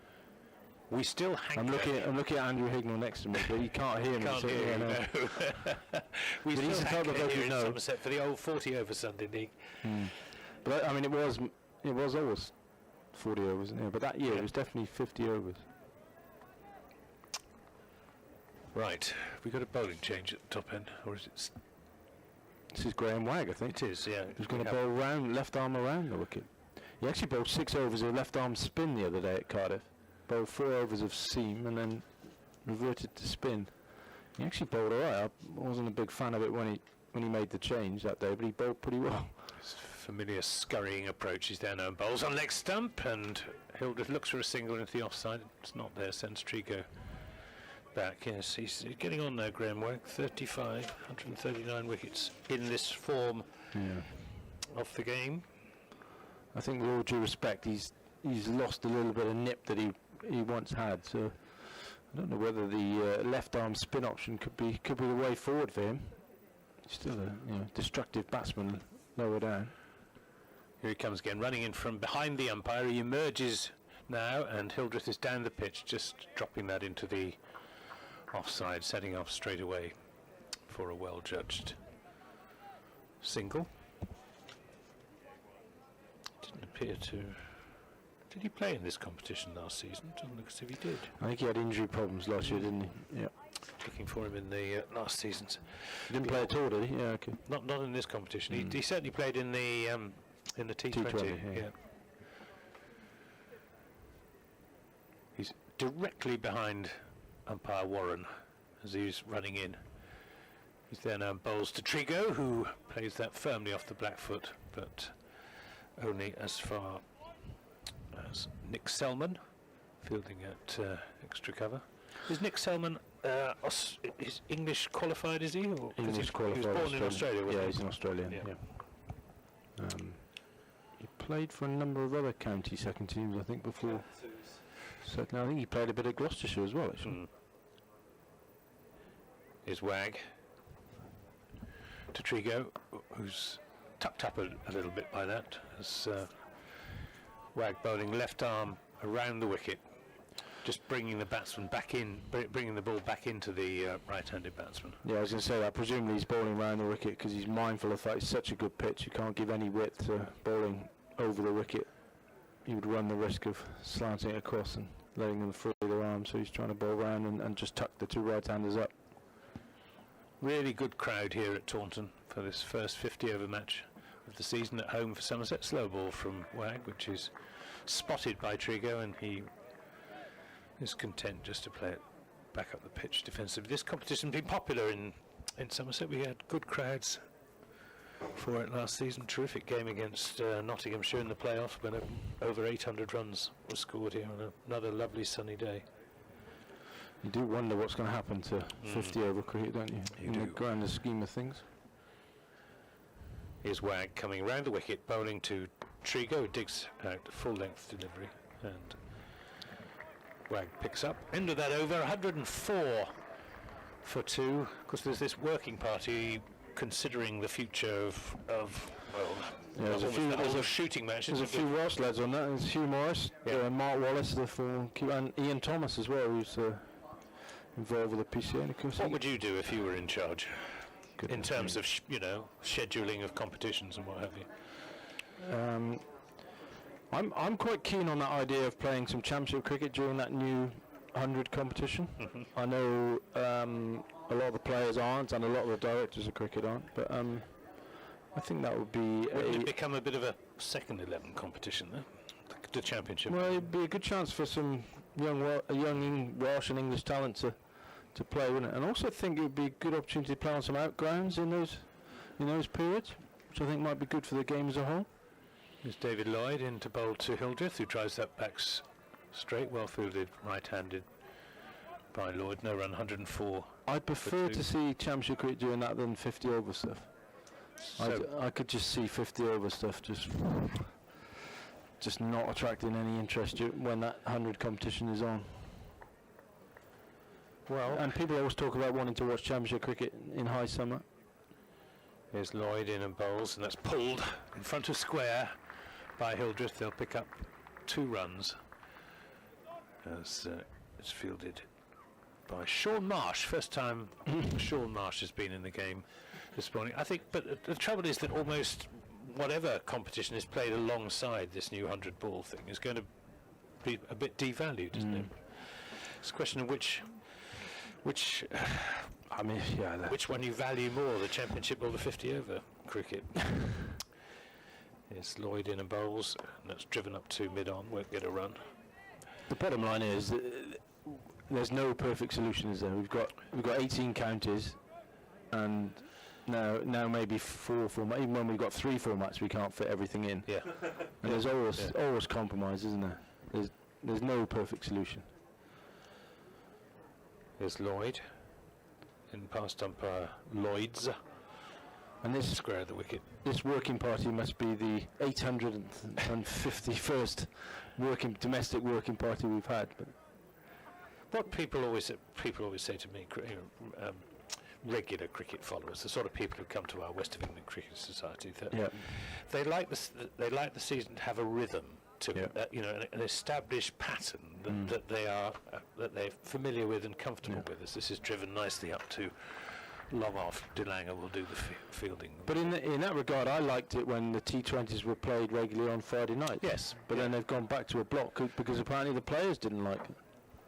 Well, commentators didn't much like it either, because trying to get anywhere the other side of London from here on a Friday afternoon was absolutely... But my view on that is, what did the fans like? Because for me, T20 is a fans game, not a players game.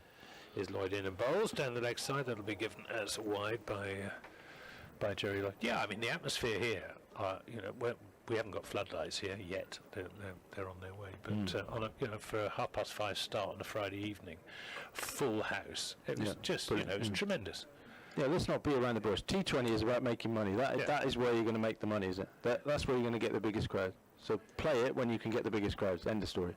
David Lloyd, and that's turned square of the wicket by Trigo. They think about a second run, but it's not there. Sean Marsh cleans up down on the boundary, sends in a good flat left-handed return to wicketkeeper Chris Cook. That concludes the 20th over. Somerset 109 for 2. My spell is up for the time being. Trigo on 32, Hildreth on 28. Some words from Steve James, and then Nick Webb will be with you. I think Somerset will be very happy with the way they're rebuilding this innings. They lost those 2 quick wickets, and Carey and Hogan to a certain extent were bowling quite nicely, but Trigo and Hildreth have taken their time to get in, but they're starting to play nicely now. And as I said at the start, you've got to be looking above and beyond 300, I think, on a day like this, on a pitch like this.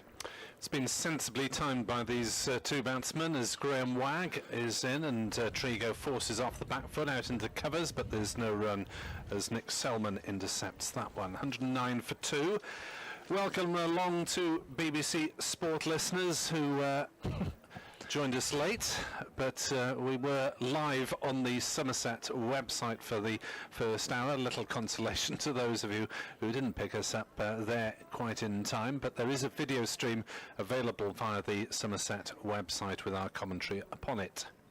as Wag is in, bowls, and Trigo pushes on the offside, and we'll just pick up a single there, out towards Marsh on the cover boundary, 110 for 2. Second time we've mentioned him in close succession. I'm not sure if he touched the ball much in the first hour ago of the game. There's a few boundaries flying around in that first. We certainly weren't ignoring him for the benefit of the Sean Marsh fan club in Australia. 110 for 2. Wag bowls, a slow delivery that Hildreth mistimes out on the offside, and there's no run. So the batsman out. Myberg caught behind by Chris Cook for 18. Steve Davis caught at mid-wicket for 29, both to Lucas Carey. Peter Trigo 33, James Hildreth 28 are now both well set here at the county ground. Taunton, Wag left arm around, and Hildreth comes down the wicket and looks for a quick single and gets it. And not quite sure how they got a single there, because Nick Selman wasn't that far back at cover, but it was a beautifully timed run. Just shows what you can do if both the batsmen have got the intent and want to go. It's amazing what you can do. So when you get a bit of hesitation, that's when the problems start. It's about okay here, Wag, isn't he? Coming round the wicket, which is quite unusual for him. Just wants to try and tuck them up.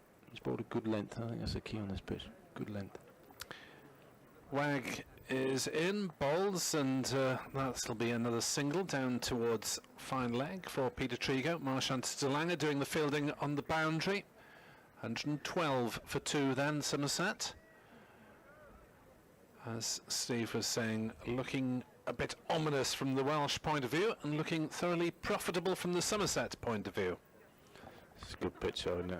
As I keep saying. Good pitch, short boundaries, fast outfield. Sun shining. This is a day to bat.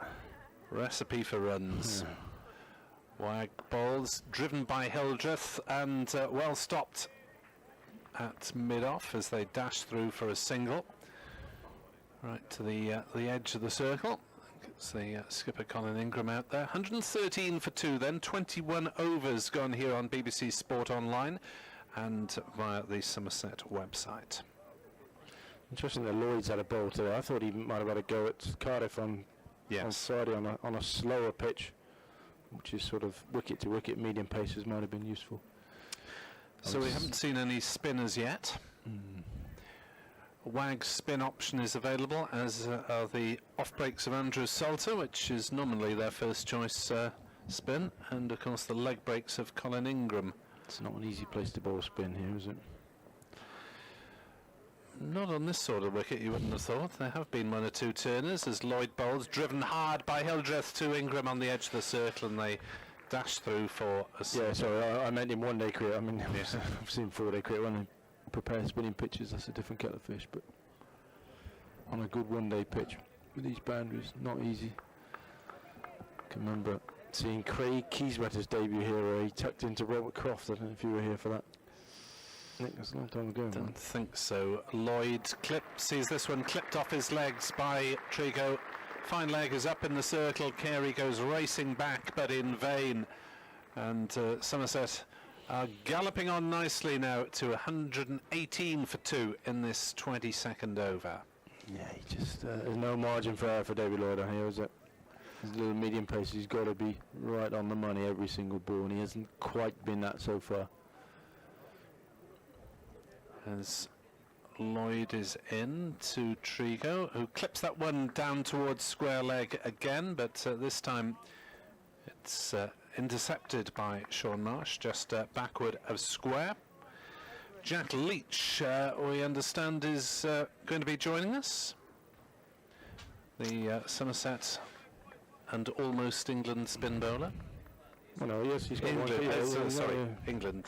And almost this summer would have been first choice probably, as that's driven on the offside by Hildreth for a single. I think I was telling you the other day, Nick, I did a lovely interview with Jack, which was going to be used yesterday, actually, I think. But obviously he got injured. He's not on the test side, so it's sitting on an electronic spike somewhere in the... It was a lovely piece as well. Oh, obviously beautifully written. Beautifully written, absolutely. Lloyd bowls, and that's another 4 down to the same place, backward of square, and Lloyd straying down leg side. Trigo punishing him thoroughly, and the video scoreboard spin round and show the little cartoon dog holding up the 4, which is not quite as informative as actually having the score up there, which it is now. 124 for 2. Instead, I've done a piece on Don Bess actually for tomorrow's paper, a background piece on Don Bess. So I've spoken to a few people who know him. As Lloyd in again to Trigo, drives on the leg side, beautifully fielded by Tom Cullen, the substitute fielder at mid-wicket, and there is no run. 124 for 2 though at the end of a productive over for Somerset, which was the 22nd out of the 50. You just had the word Somerset spinner written in your article, didn't you? And you deleted Bess and Leach and put in Bess. It's a slightly different piece. So I spoke to a few people. Matthew Maynard being one of them, actually. Yeah. Jason Kurt and Rob Turner, who was a friend of mine from Cambridge, actually. Played here for many years, Somerset wicketkeeper, who was in charge of cricket at Blundell School when Dom Bess was there. So a good chat with him about Dom. It's good to talk to him. Yeah, basically phone up a few friends for that article. So you're giving away the secrets of the trade. I suppose is yeah, that's what you're supposed to do. Use your contacts, isn't it? Well, yes, those of us who've had a long professional career in the game, i.e. you, are entitled to benefit. And this steward wandering behind the bowler, rather too visibly in a high-tech jacket, who managed to get some halfway up the screen. Little pause. Wag is in now. Bowls Hildreth, plays down towards backward square leg. Murphy does the fielding.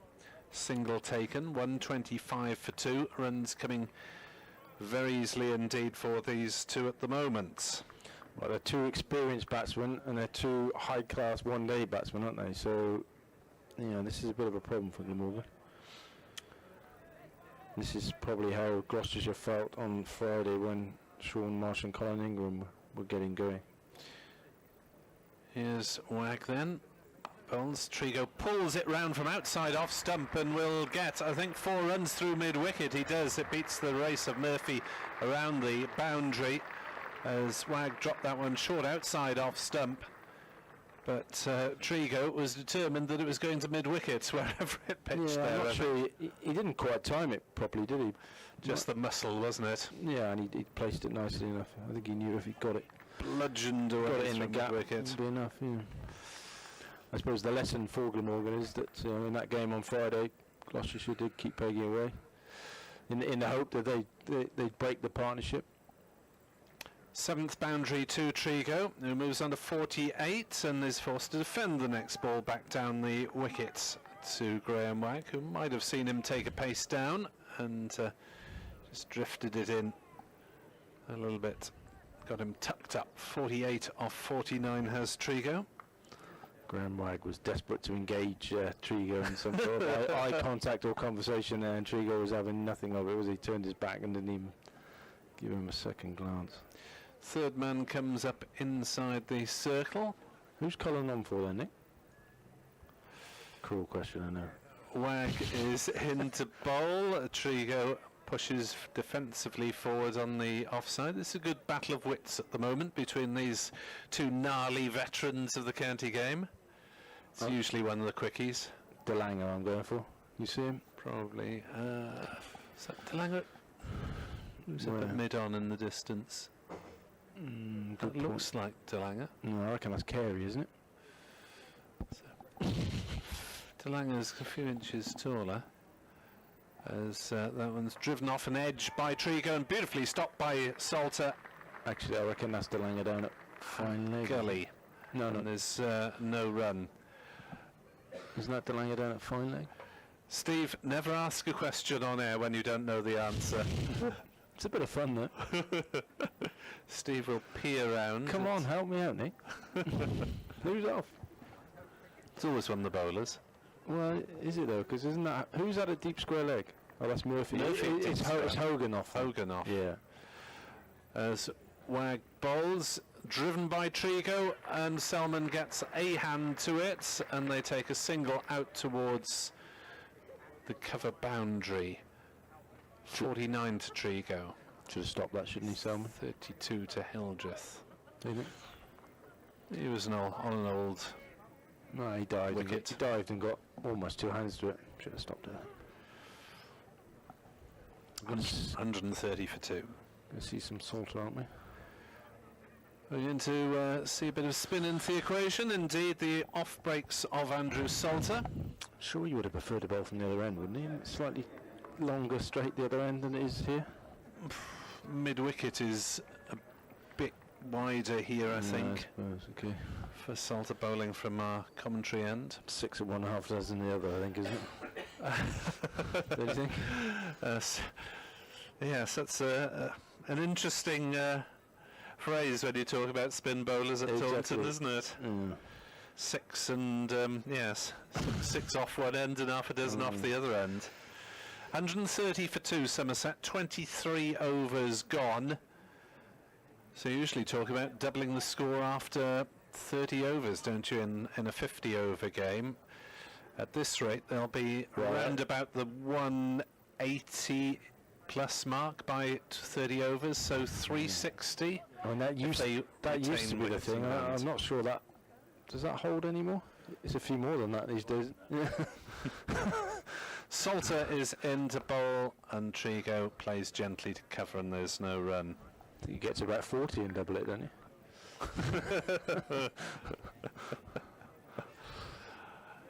130 for 2, 24th over. Salter bowls. Hildreth plays a defensive prod, just having a gentle look at it for a couple of balls anyway. That is probably enough to have a look at it in for professional cricketers these days. As Salter bowls. No, it's a defensive prod on the onside and a sprawling stop by David Lloyd mid-wicket. Start from Salter. So 4 dot balls in a row. Sounds Was it surprised. 3. Salter bowls. There is the first run off him, and there is Peter Trigo's half century. It's come off 56 deliveries and includes 7 boundaries out of Somerset's 131 for 2. Pretty effortless, that really, isn't it? If you think he was doing a bit of rebuilding there as well, to score 50 or 56 balls is a pretty good effort. 131 for 2, and this partnership flowing along very nicely. Salter to Hildreth, who pushes into a gap in the offside for a single. 132 for 2. Hildreth 33 off 42 deliveries. He'd be looking to kick on when he Trigo. Long time left. Salter in, bowls, and forced straight to mid-wicket by Trigo this time. So, decent opening over from the off-spin of Andrew Salter. 132 for 2 off 24. It's an excellent first over, isn't it, from Salter? He'd be very happy with that. Just 2 off, wouldn't it? I mean, that's 2 off. cool. I think the captain would have settled for that when he decided to bring his spin on. So Graham Wagg perspiring away, marching towards the river ends, waving his hands in all directions. Would like 22 fielders, please.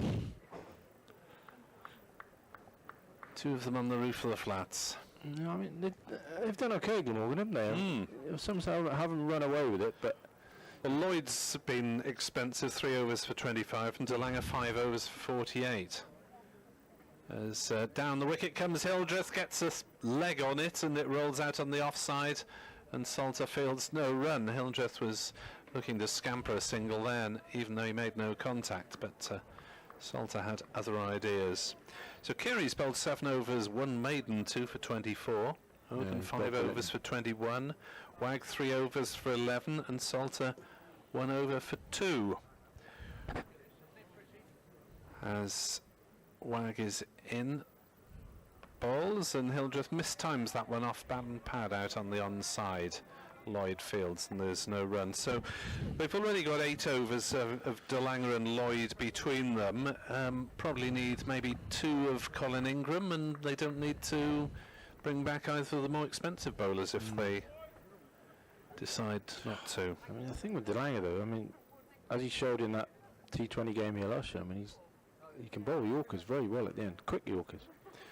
Wag balls. Oh, that's out on the leg side, lofted over the top from Hildreth, and 6 runs over mid-wicket. No need for Jack Murphy to pursue that one.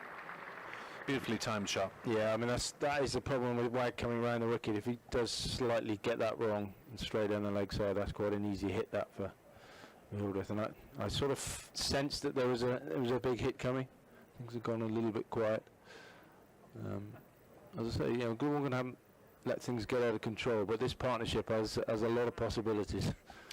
Wag into Hildreth again, who drives back down the wicket to the bowler, and Wag leaps high above his head and parries the ball back virtually to Hildreth's feet, just to give himself a chance to direct a remark or two to the batsman, no doubt. I think Hildreth's been around the block a few times and not going to be particularly perturbed by something like that. 138 for 2. Hildreth 39 off 46 deliveries. Glorious day for watching cricket, even though we're still in May. The Wag bowls, Hildreth tries to cut, hits it hard down into the ground. He still wanted a single, but it would have been pretty suicidal as the ball was running straight to Salter at point, who's one of the better fielders in the Glamorgan team, if not on the circuit. Yeah, he missed one early. He'd have been disappointed with that. Just land just in front of him. But I mentioned to Anthony that I thought it would have been disappointed he didn't stop that.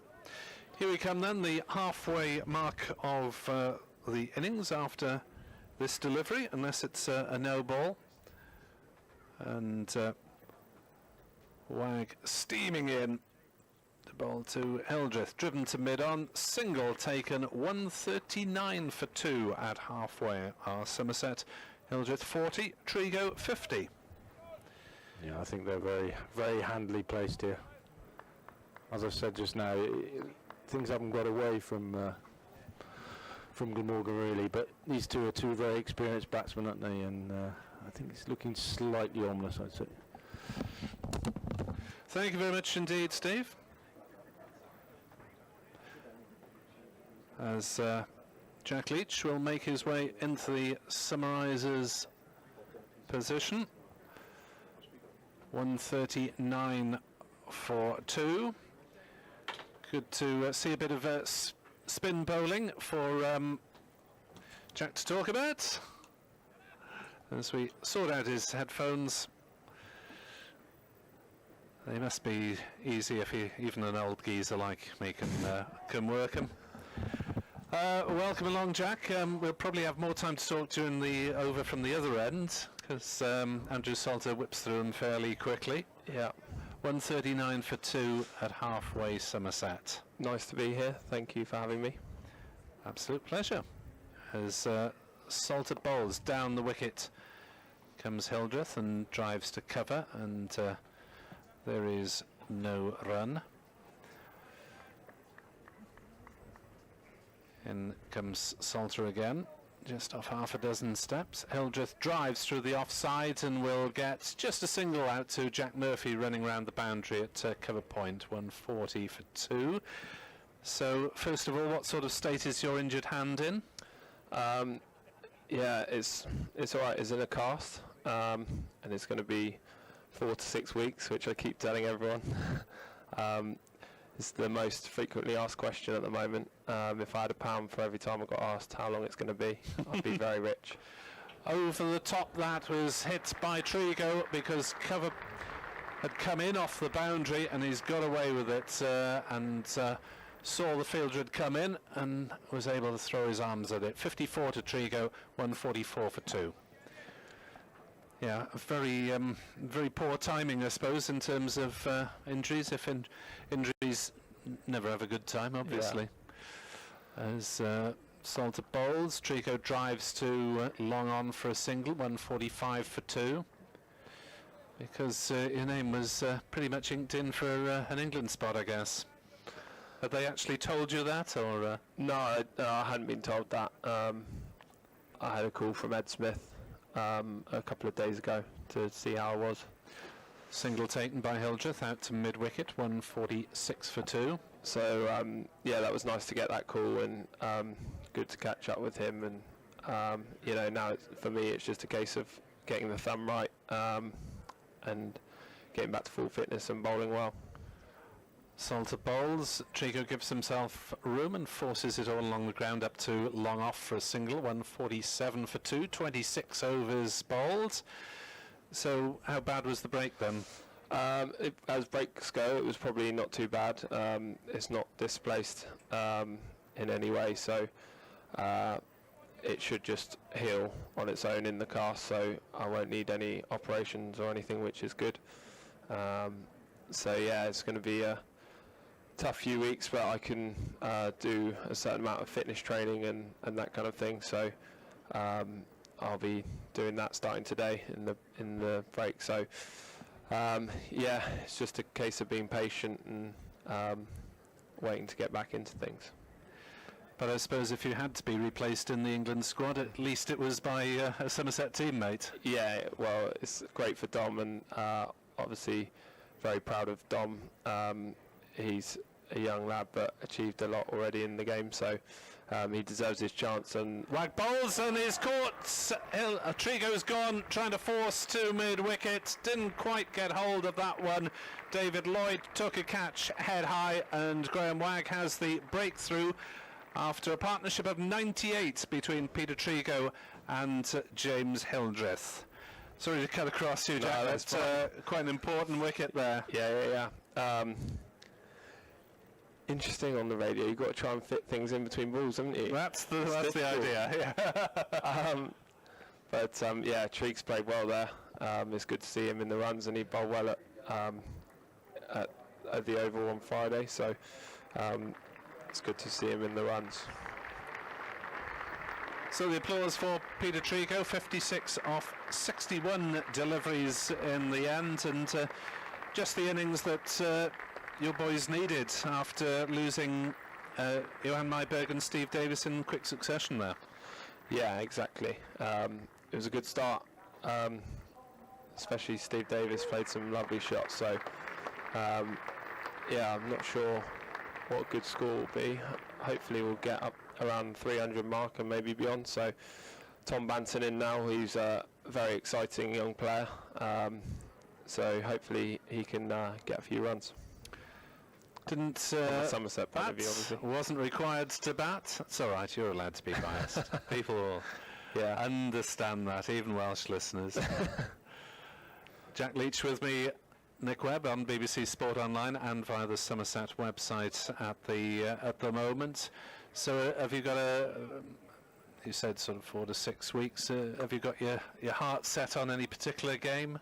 No, I'm not really thinking that far ahead, I guess. I don't want to sort of get my hopes up and then it take a bit longer. So I think for me it's just about getting the thumb right long term. Now I've kind of obviously missed you know, the test matches. If I was to be selected, then you know, for me it's just about getting it really right, so then when I do get another chance with Somerset or with England, then I'm ready for that and fully fit. So although it's annoying, it is only 4 to 6 weeks out of my career, so hopefully there's a lot more good stuff to come.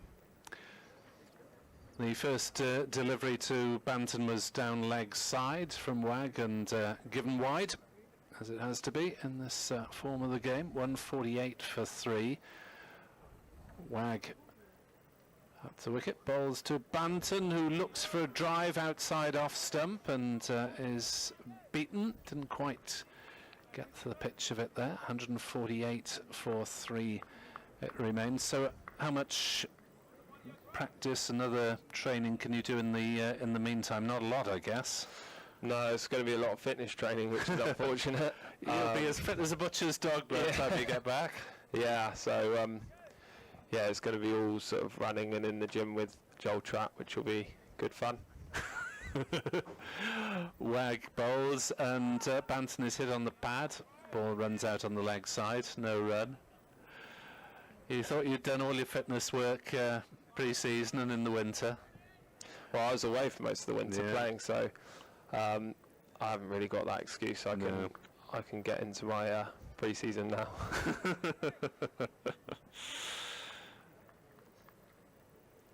So here comes Wag towards us once more.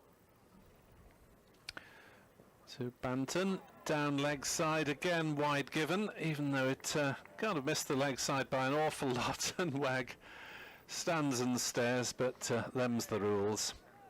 I hear Matt Renshaw's coming in at some point. We hope to be honoured by a visit from your Good luck with Australian star. That'll be entertaining. You do well to get a word in edgeways. All right, okay. Well, he can commentate as well as giving summaries as well if he wants. 149 for 3. Look forward to that one. Maybe I'll leave that one to Anthony Gibson to commentate then as Wag bowls and Banton drives out on the offside. He probably won't be talking about cricket. Right. What is other interests then, dare I ask? What does he go on about? You weren't listening, obviously. Anything. He loves a game of Would You Rather. Right. So I don't know whether he'll play that live on air. Hopefully not. Well, yes, we do have standards of taste and decency, you know. Yeah. As Wag is in to bowl to Banton, who pushes again out on the offside, and there's no run. But the benefit, I suppose, of Somerset's healthy run rate is that new batsman can give himself an over or two to play himself in here. Yeah, I think there's a lot of time left in the innings. Someone like Tom can give himself a few balls to sort of get himself in because he can play some. He's got all the shots, so yeah. Wag to Banton, who drives again, and again it's fielded by the diving Salman at cover. End of the 27th over, 149 for 3. Hildreth 42. Banton yet to get off the mark. I think that's what's good. Also, someone like Tom is batting with like James Hildreth, who's obviously got a lot of experience. He'll be talking with Tom and maybe take a bit of the responsibility. Kind of, I think that's something we talked about in the past in one-day cricket and T20 cricket is the guy that's in takes pressure off the new guy and looks to be more positive to allow the new guy to get themselves in. Here's Andrew Salter then to bowl to Hildreth, driven up to long on for a single. 150 up for Somerset with the first ball of the 28th over, as you hear the ripple of applause in the background. It's a lovely crowd here today, isn't it? Well, it always is. We're very lucky here with the support we get, and it's a beautiful day, so everyone's come down, which is great to see. Now, which end would you prefer to be bowling from if you're out there at the moment? Well, I usually bowl from the far end, obviously in Championship cricket. Probably longer boundary on mid-wicket as Salter's bowling at the moment. Yeah. So, obviously he'll be, if there is any spin, he'll be spinning it into the right-hander, whereas I would be spinning away. So, but yeah, I wouldn't mind either end. But I have done most of my bowling from the river end. Having said which, deep mid-wicket is taken away now as Banton drives up towards Salman at long on and takes the single to get off the mark. 151 for 3.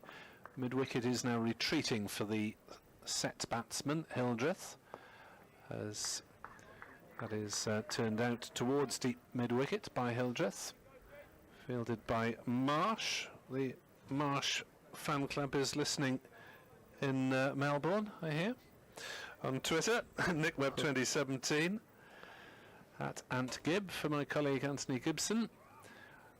As reverse sweep comes out from Banton, and he's got hold of that one, and Salter gives it the double teapot, whizzing away through backward point for 4 runs. First reverse sweep of the day. Banton has 5, 156 for 3. It's a shot he plays very well.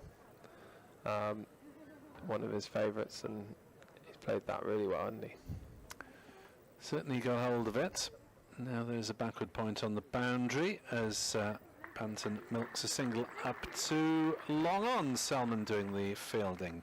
157 for 3 here on BBC Sport Online and on the Somerset website. With Jack Leach alongside myself, Nick Webb, at the moment. I'll be giving way to Anthony Gibson in a couple of overs' time.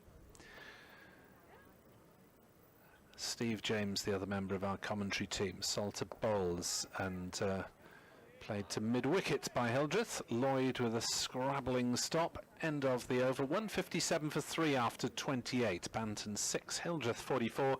The men out. Myberg 18, Steve Davis 29, Trigo 56. 2 wickets for Lucas Carey and 1 to Graham Wagg. So we're getting towards the point where make predictions of scores after 30 overs. Should still be on, despite Trigo's dismissal, for 3:30ish maybe. Yeah, well, they say sort of maybe judge at 30 overs and look to double your score. So if you've got wickets in hand, so 300's definitely on, and hopefully beyond that. Wagg bowls.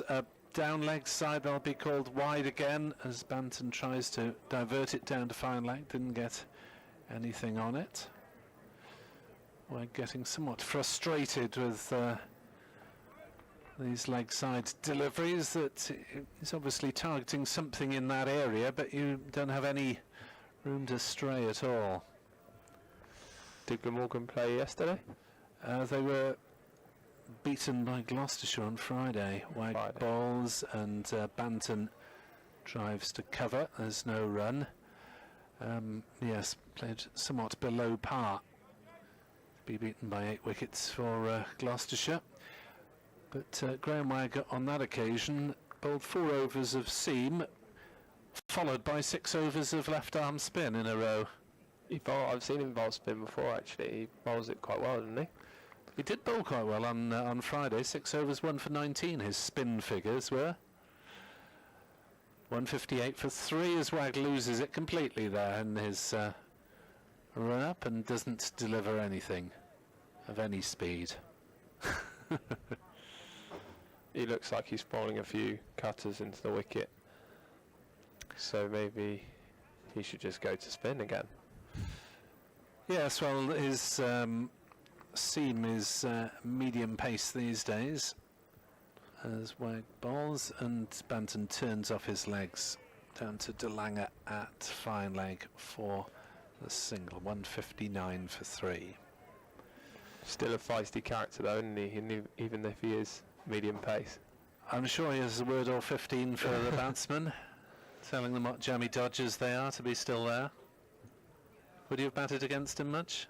I don't think I have really. I remember playing a uni game for Cardiff, MCCU against Glamorgan, and he had quite a few things to say to our batters. Fine leg is brought up inside the circle. Long off is pushed back to the boundary. Wagg bowls outside off stump, and that's cut straight to Salter at backward point, and there's no run.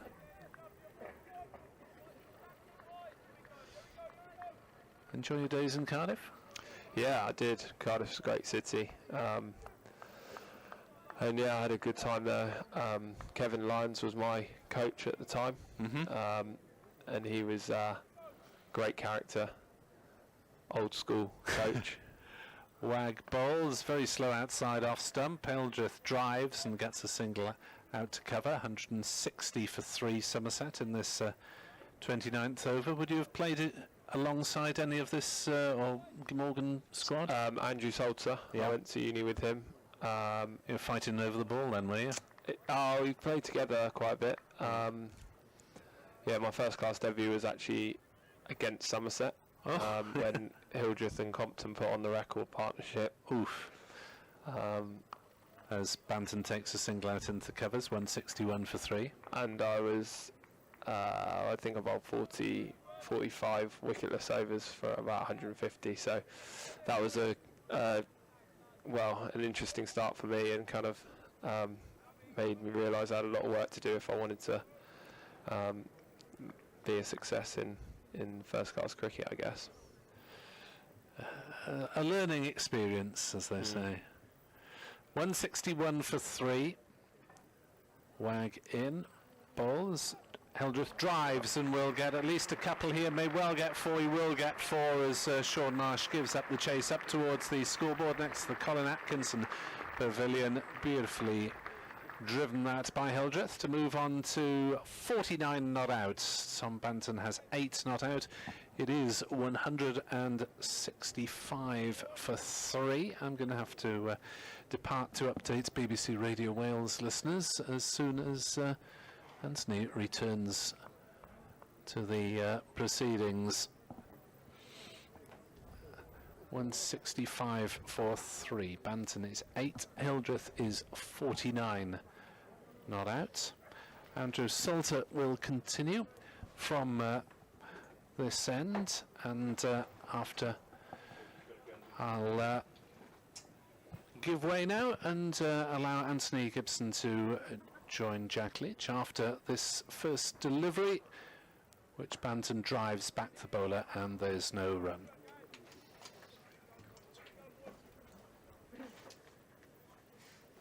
Thank you, Nick, and good morning, Jack. Hi, Anthony. Sorry to see you here. That's all right. Rotten luck. Here's Salter in bowls to Banton, who and deceives Banton in the flight there, almost yorks him. That was a terrific reverse sweep that Tom Banton played, wasn't it? Yeah, he's. I said he's a very exciting player. Very good modern, one-day player. Modern cricketer. Yeah. And this is chipped into the onside.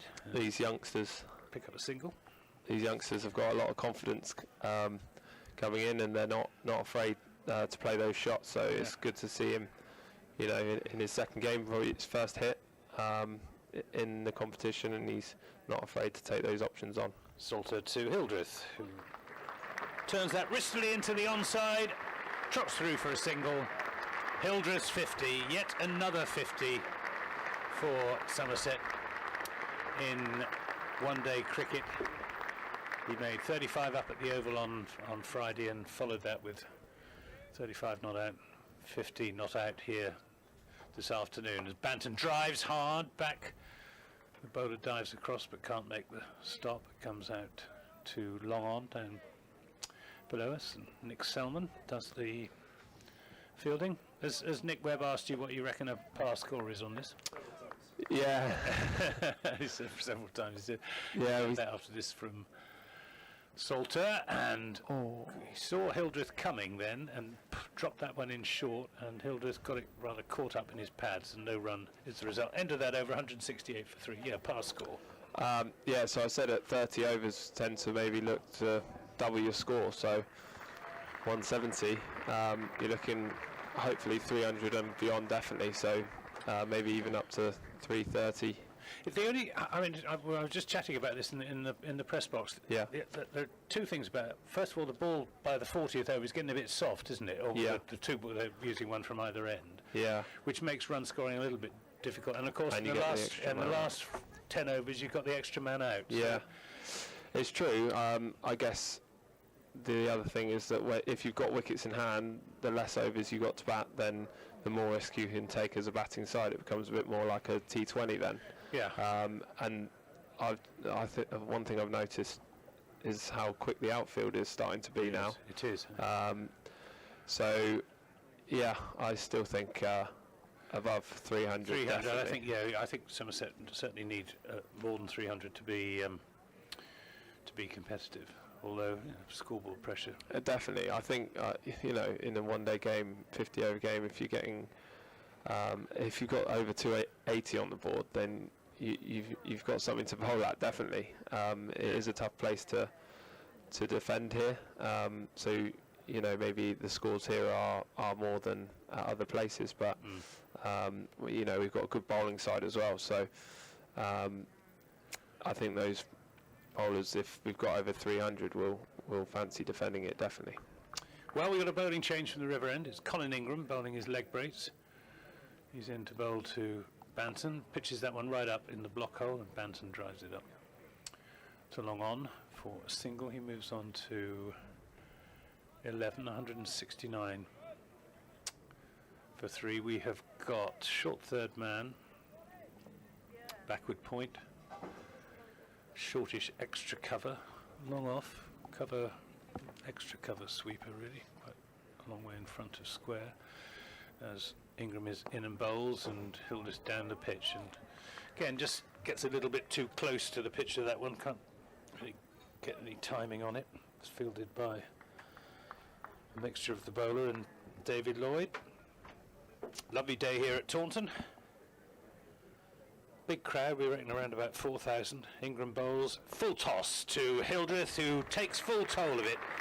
Hits it just in front of a diving David Lloyd at short mid-wicket, and away to the boundary in front of the Marcus Trescothick stand.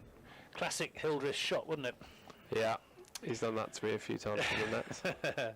He's a really good player of spin. He is, isn't he? He's a wonderful player of spin. So wristy. Yeah. Here's Ingram bowls to him again, and just feel like your area that you can bowl to him is very small. Yeah. If you're slightly short, he'll get back and play an attacking shot off the back foot, but then you think, I'll go a bit fuller, and then he's right to the pitch of it and playing another good shot. So Ingram bowls and drags that one down a little bit, and Hildreth turns it away out towards the mid-wicket boundary for another single. 174 for 3. He's such a wonderful wristy player, though, isn't he? I mean, he's so fluent in the way. He's always such a pleasure to watch. Ingram to Banton. Short, and Banton is going to be caught. The fielder was set there. Andrew Salter set there at backward point for the reverse sweep, of which Tom Banton is very fond, and it proved to be his undoing on that occasion as he hit it straight to Salter, and he's gone for a promising 11, but he'll be very disappointed. 174 for 4. Well, if you live by the reverse sweep, Jack, sometimes you die by it as well.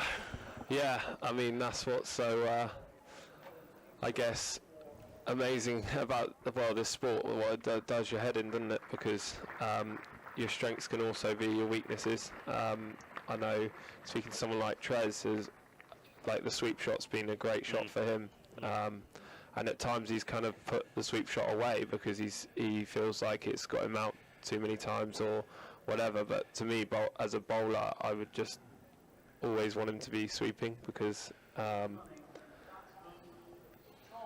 sorry. Yeah. Tom Abel's coming in. So I think what was I saying? Yeah, Trez. Australian bamboo. I don't know what that means. I don't know what that means. Trez. So it is one of those things, as a scored him batter. hundreds and hundreds of runs, though, isn't it? I mean, Exactly. So you've got to take the rough with the smooth, I guess. And it's like someone at the members' Q&A. We were talking about in the press box when James Hildreth was answering questions. One of the members says, "What I want you to do is stop reverse sweeping." And Hildy said, "Well, actually, I think I'm quite good at it," which he is. Yeah, he but is. You do get out to it. But then you get out to defending balls as well, and everyone. You're not going to stop defending balls if you get out to it. So there's lots of ways you get out in cricket, and that's just part of batting, I guess. New over from Andrew Salter, bowling his off breaks from this Somerset Pavilion end. He bowls to Hildreth, who pushes that to Abel rather, who pushes that into the offside for his first run. He looked for all the world as he played that, like James Hildreth. I think one thing we talk about is as long as you James Hildreth. yeah It's me getting mixed up. It's because of the end of the over. I think one thing we talk about is making sure you practice your shots that you want Sort to of bowls, and that's just run up to long on, and that is Tom Abel's first run. 176 for 4. yeah, as long as you practice your options and it's a strength of yours, then you can't be disappointed if you're getting out like that. Salter bowls, Hildreth down the pitch driving, and we'll pick up a single. Marchant de Lang sends in a rather errant return, which is well taken by Chris Cook. But presumably as a bowler, you know where to bowl to particular batsmen, what their strengths and weaknesses are. Yeah, I think you do learn that over time. I'm sort of starting to have played against enough guys enough times to kind of know where their strengths are, and then kind of try and set plans to how I'm going to get them out. Salter bowls, that's driven nicely through the covers by Tom Abel. Tom Abel. He's confusing me. What number has he got on his... He's 28. It is 28, yeah. Oh, well. Beautiful shot there. Extra cover drive. 4 runs, 181 for 4. Must have seen enough of him now. Oh, yeah, I've seen a lot of Tom. It's Salter in a bowls and plays that one up to long on. Yeah, I talked to him after the win on Friday, Yeah. and played 1-1-1. Yeah. As captain, it's good stuff, isn't it? Yeah. It's been a good start to the season. Yeah. So hopefully we can continue it. Salter to Hildreth, who nearly gets a leading edge to that. In fact, I think he did get a leading edge to it. Fortunately, it didn't go in the air for very long. It wasn't that far away from the Morgan captain, Marsh and Ingram, but That's one thing we targeted. 182 for 4. One thing we targeted this year is obviously starting a bit stronger. It's probably got into the season a little bit slow in the past, and then kind of caught up at the end and played some good cricket the second half. So I think it's about stringing it all together and having a good season all season. What sort of pitches are you going to get to bowl on this season, do you think? I don't know, to be honest. No more raging turners, we're told. Wow. No more Hyderabad. Hyderabad, yeah. You can ponder that. We've got Colin Ingram coming in for another over from the River End, and Abel is back on his stumps, punching that away through the onside. They think about a second run, but it's not there. As is a good piece of fielding out there by Michael Hogan. Another run goes on the board. 183 for 4, 7-2. Abel. Hildreth on 57. Lovely sunny day at Taunton. Big crowd, great atmosphere. Ingram bowling leg breaks, and that's chipped up in the air, or it may have come off the pad. What do you think? Bit of bat and pad, or just pad? Maybe a little bit of that. Don't know. Fortunately, it landed midway between the advancing wicketkeeper Chris Cook and David Lloyd at short mid-wicket, but hard to tell. He's facing away from us, as that's hit square of the wicket, and won't get a run as Salter fields at backward point. He's quite backward at backward point, if you see what I mean. He's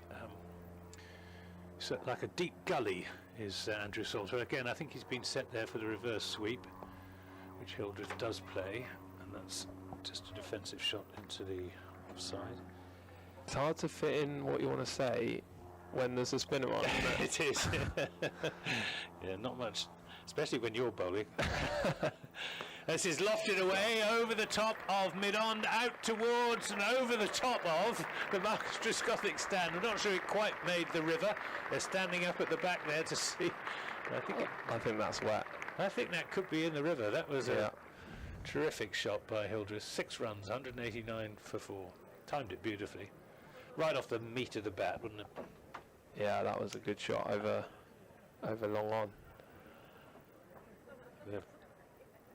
They're looking hopefully in the direction of where that ball went. See if a ball is going to emerge. The thing is, if it goes over the top of that stand, even if it doesn't go clean into the river, there's some concrete there, and it'll just bounce up over the fences and into the river.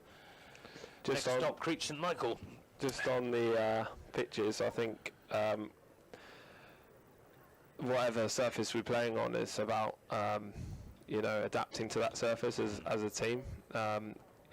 We still are learning about what these surfaces do. Like obviously we played on a used wicket last game against Hampshire, wasn't it? Yeah. And actually it probably was a flatter and a better wicket to bat on. It got better as the day game 7 went on, didn't it? Yeah. So it is a unique place to play in that way, because anywhere else in the country after 7 days of cricket it would be Crumbling. spinning, and it would probably be going up and down for the seamers. So it's naturally a very flat batting wicket, and it's just for us about not trying to worry about the pitch as a team. We need to worry about playing good cricket. Really got a good, well-balanced attack. Yeah. Ingram to Hildreth with a new ball, and that's heaved away, and it could be... Oh, he's dropped it! Michael Hogan out on the boundary, he's dropped it, he's gone for 6. Absolutely straightforward catch. He didn't have to move. It's not Michael Hogan, I take it all back. It's Jack Murphy out there. Apologies to Michael Hogan. Jack Murphy. It went straight to him at chest height, I suppose, and Hildreth looked gone for all money, and it just slipped through his fingers, and just to add insult to injury, went over the boundary for 6 runs. So 69 to Hildreth, 195 for 4, and that's quite a break, that, Jack. Hildreth was walking off there. Yeah. He's had his fair share of luck this season, as Hildreth. Well, he was in the match against Worcester. He was dropped twice in both innings. Went on to make a 100 in the second innings after being dropped on naught, and then he was dropped in the century he made against Hampshire. So it's the gods are with James Hildreth this season. 195 for 4. Some of us still think he ought to be joining you and Dom in the England and Craig in the England team. Yeah. So do I. Yeah. He's a great player. He's unbelievable. Salter in and bowls to Abel, who takes that on the full toss and just plays it up the onside of the pitch. I still think he's got a chance. Like I have spoken to him about this, like not giving up on the dream, Salter bowls, that swept hard. That was a slog sweep by Tom Abel. That was a powerful hit just in front of square. There are 2 fielders out on the boundary, and neither of them had any chance of cutting that off. 199 for 4, Abel on to 11. He started off young Tom as if he means business. Yeah, he's in good form as well, to be fair, and he's another one in the nets who's tough to bowl at. So for Salter, this is going to be a tough bat. Salter is just short and cut away backward to square. I think that's going to run away for 4 as well. Beautifully timed, beautifully placed by Tom Abel. Brings up the 200 for Somerset. 203 for 4. Abel on to 15. We're only in the 34th over, so another 16 overs after this for Somerset to add to their account. Beautiful back cut shot from Tom Abel. Salter bowls again. This is a better length delivery, which is turned away into the onside just for a single. 204 for 4. Sean Marsh sends in a not particularly accurate return. Did you enjoy your experience playing for England at New Zealand? Oh, I loved it, yeah. It was a bit surreal, but obviously that is a dream come true. With Salter to Hildreth down the pitch, no runners, he plays it into the onside. And yeah, the boys made me feel very welcome. It was an easy group to kind of settle into, and yeah, I really enjoyed being out there. It was a great experience. Yeah. Is Salter in a bowl shorter and tucked away down backward of square on the onside for a single by Hildreth. End of that over. 205. What were he's going? 330 plus? Should be. Yeah, I mean for Somerset cricket, it's a bit like waiting for London buses. You wait and wait and wait. Nobody from Somerset gets picked for England, then all of a sudden there's 3 of you come along. First of all, Craig, and then you, and now Dom. It's just great. Well, yeah, I think all local boys as well. Yeah, I think that's testament to the academy really, and the kind of setup that we've been or had the opportunity to be part of. Jason Kerr was my academy director. Your mate Jason. Yeah. What did you say to him when he better not answer us? Oh, he felt awful, but it's not his fault at all. You know, it's just one of those things. And for the listeners in Wales, just to explain, it was Jason Kerr was doing throwdowns with Jack. yeah, And one of them, with the sort of slingshot thing they use, hit the thumb and did for him. yeah, no, it's one of those things, can't be helped. This is a tall, fast bowler coming back at the far end. Hogan. It's Hogan. He's bowling to Hildreth. Then bowls, Hildreth drives and will pick up a single as there's a misfield. Shy at the stumps. If that had hit, that would have been it for James Hildreth. Nick Selman was the fielder, recovered himself really well and shied at the stumps at the non-striker's end, and if he'd hit, Hildreth was gone. And I suppose that's a demonstration of the value of the old adage, don't run on a misfield, because he did misfield it, but he recovered himself jolly quickly. But Hildreth escapes. He moves on to 71, 206 for 4. As Hogan is in and bowls to Abel, who again will pick up a single as Selman is in business at short extra cover, but perfectly safe single on this occasion. Great place to watch cricket from up here, isn't it? Yeah, it is a really good view, actually. It's fantastic. Yeah, it's not so good view from the changing room, to be fair. So it's nice to come up here.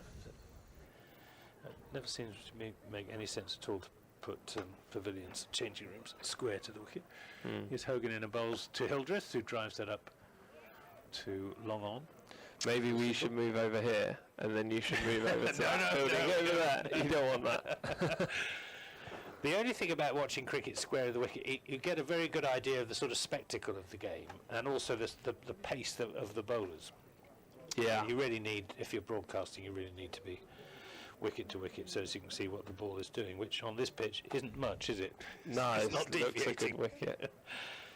Hogan is in a bowls, and no, he's sent back by, Abel is sent back by Hildreth, and very wisely too, because he's very quick backward point is Andrew Salter. Yes, have you noticed any turn for either Salter or Ingram? No, I think Salter's bowling quite flat and quite fast. You know, I think that's probably because he's judged the wicket and decided that it's not going to be a lot of turn there for him. So, Here's no. Hogan in a bowls to Abel, who again looks for a single on the onside. It's not there as David Lloyd cuts that off. I think the shot over mid-on for 6 from Hildreth shows to the leg spinner. Probably shows again that there's not much turn. Sort of going against the spin there, so I'd imagine it's a pretty flat one-day Taunton wicket, typical Taunton wicket. So it's the sort of wicket you want to play at one-day match, Yeah. isn't it? Here's Hogan in bowls, and this time there will be a single coming back. In fact, for the second run, and they get there comfortably enough in the end. 2 runs to Abel. He moves on to 19, 210 for 4. You happy to do another 5 overs, Jack? yeah, of course. Excellent. And you'll be doing them with Nick Webb as I make way. Give us your thoughts on the state of the game while we're changing over. Who, me? Yeah. My thoughts on the game. I think Somerset are in a good position here. 6 wickets still in hand. 15 overs to go, so the boys can probably step it up a little bit now. You see from the way Tom Abel ran that too. Tom Abel and James Hildreth are quick runners between the wickets, so they'll be running hard, and hopefully we can go at 8 or 10 and over maybe, and then that would take us up to a very good score. 8 and over. Jack Leach here on BBC Sport Online and on the Somerset's website, getting a crash course in the art of summarising as well. Yeah, You have to keep talking while the commentators swap headphones, basically. yeah, I didn't think I was going to be doing that well. Lucas Carey will come back into the attack then. He bowled really well in his first spell, 7 overs, 2 for 24. And his first ball, though, is pulled away comfortably enough by Hildreth. 73 to him, 211 for 4. I'll have to give Matt Renshaw a brief if he's going to brave us up here. Yeah. 211 for 4. Abel is 19. Hildreth is 73. And there are 14 overs to come off this one. Hildreth into Abel, who cuts hard and will get 4 runs down towards backward point. There's a third man on the boundary, but he couldn't cut it off. It was cracked fairly hard off the meat of the bat there, and Lucas Carey finding out that life at the tail end of the innings is quite tough, well though he bowled up front. 215 for 4. As Carey to the back of the 30-metre circle, longish run for the youngster from Ponte de Lice, and that's turned away on the leg side. Marsh has to make ground quickly to his left, but cuts it off and keeps them down to a single at square leg. 216 for 4. Hildreth 73, Abel 24. Somerset on the charge in the black and maroon with the ever so fetching gold numbers. As Carey bowls, defended by Hildreth for once. Back down the wickets to the bowler. Abel's come out here and really stepped things up. He's 24 or 14, so there's maybe a sign of things to come in the last 15 overs of the innings. Yeah, still the 330s or thereabouts we've been talking about. Very much on the cards. Wickets few and far between after the double Carey strike early on. Carey sees this one helped around to fine leg for 4 by Hildreth. Fine leg up in the circle. And the way Somerset are going at the moment, Glamorgan just don't have enough fielders on the park. 220 for 4.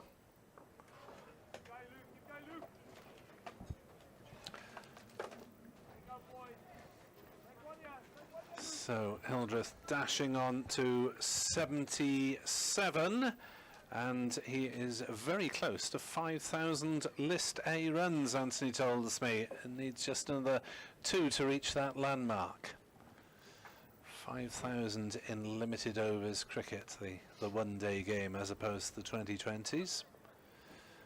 So one more boundary, a couple of runs. 220 for 4. Last ball, the 36th over. Carey bowls, and he won't get the 2 there. He gets single, and there's a direct hit from fine leg, but Abel had made his ground.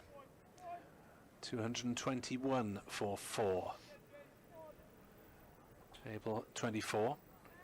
Hildreth 78. What are your preferences between the various forms of the game then, Jack? Well, the last couple of years I've just played championship cricket. For me, my favourite form is probably 50 over cricket. I really enjoy, I guess, putting on the one-day colours, but also it's probably a little bit. It's different to T20, I guess, in the skills and stuff. It feels a little bit closer to championship cricket in a way.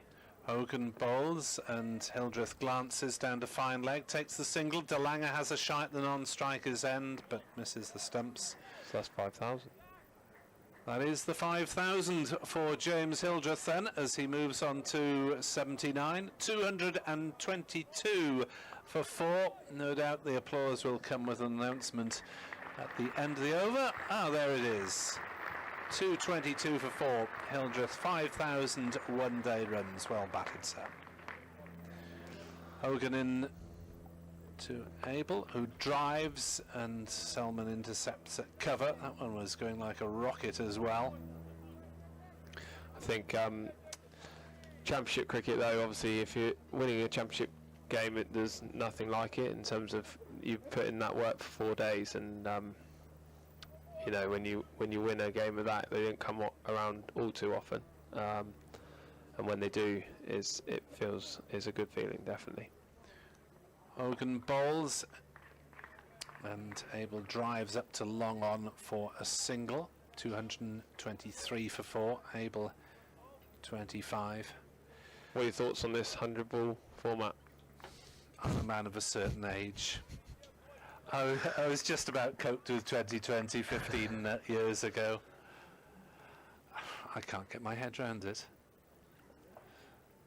As Hogan steams in towards us and bowls to Hildreth, and that's pushed back down the wicket to Hogan, no run. I just cannot get my head around the need for yet another form of the game. They talk about wanting to differentiate it from the existing 2020. Talk about fitting in TV slots, which I'm not sure is entirely the main reason. And Hogan is in, bowls, and Hildreth giving him the charge. Hogan just fired it a little bit outside off stump, and through it went to Chris Cook. And to get mums and kids in, as Andrew Strauss, well, I think there are enough women playing and watching T20 cricket at the moment that can cope with the concept of 120 deliveries rather than 100. And kids, well, at school holidays, they want to stay up late. They don't want to go off to bed that time. Hogan bowls, Hildreth drives beautifully back down the ground, stylish shot. Hogan on his knees in his follow-through, and the effort to stop the ball punches the ground in frustration, which is a rare show of emotion from normally a laid-back personality. 227 for 4. 37 overs gone. Has it been the subject of much chat within the dressing room then? Yeah, a little bit. There's been a lot of jokes made about it.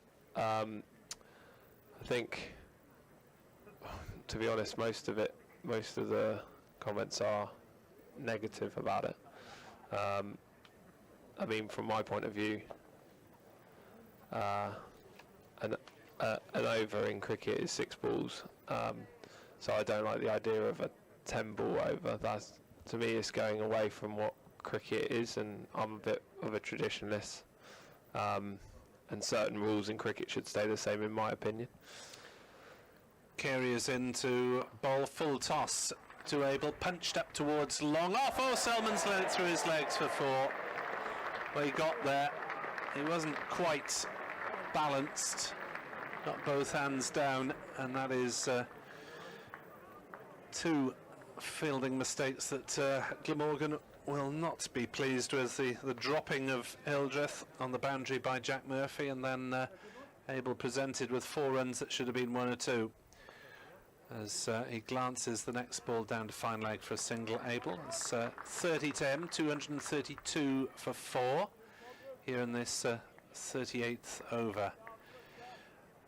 And well, Somerset has not won the bases for the City franchise, so you might be spread far and wide, the players that are picked up for it. I think it's such a shame, isn't it? Because obviously somewhere down here in Taunton we get a good crowd for all formats, and will that crowd want to go to all the way to Cardiff to watch a cricket match?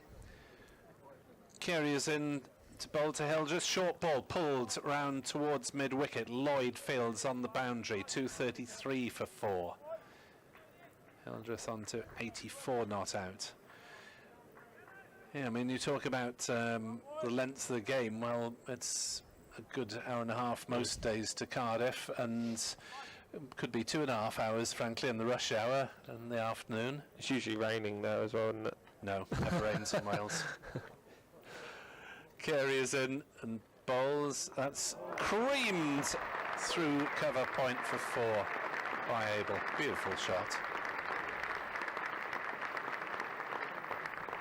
You'd have been pleased with that one, Jack? Oh, yeah.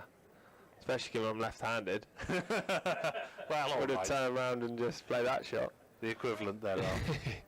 Yeah, no, Abel won 34 off 19, so he's going along really well. Yes, that is quite some strike rate, isn't it? 34 off 19 deliveries, 237 for 4. The run riot continues. Carey bowls. Is that down leg side? Oh, it is. It's just past leg stump, and Abel missed with his pull shot, but still gets an extra delivery to play with. Oh, that was a bit harsh, I reckon, on the bowler. And that's the trouble, isn't it? Anything that misses leg stump, automatic virtually, isn't it? I felt like his body was like, if he'd stayed where he was, it would have hit him on the leg. Carey to Abel, who runs it down to third man, wants a single, and Hildreth quite rightly doesn't, since it was straight to the fielder there. No run. Red dot ball, 238 for 4. Must say your commentary stint has brought a welter of runs for your side. They'll send you back up here, I think, in future. Yeah, it's been all right. 238 for 4, last ball of the 38th over. Carey bowls, driven through the offsides by Abel. Oh dear, shocking misfield by Murphy. And he gets a bit of stick from the crowd.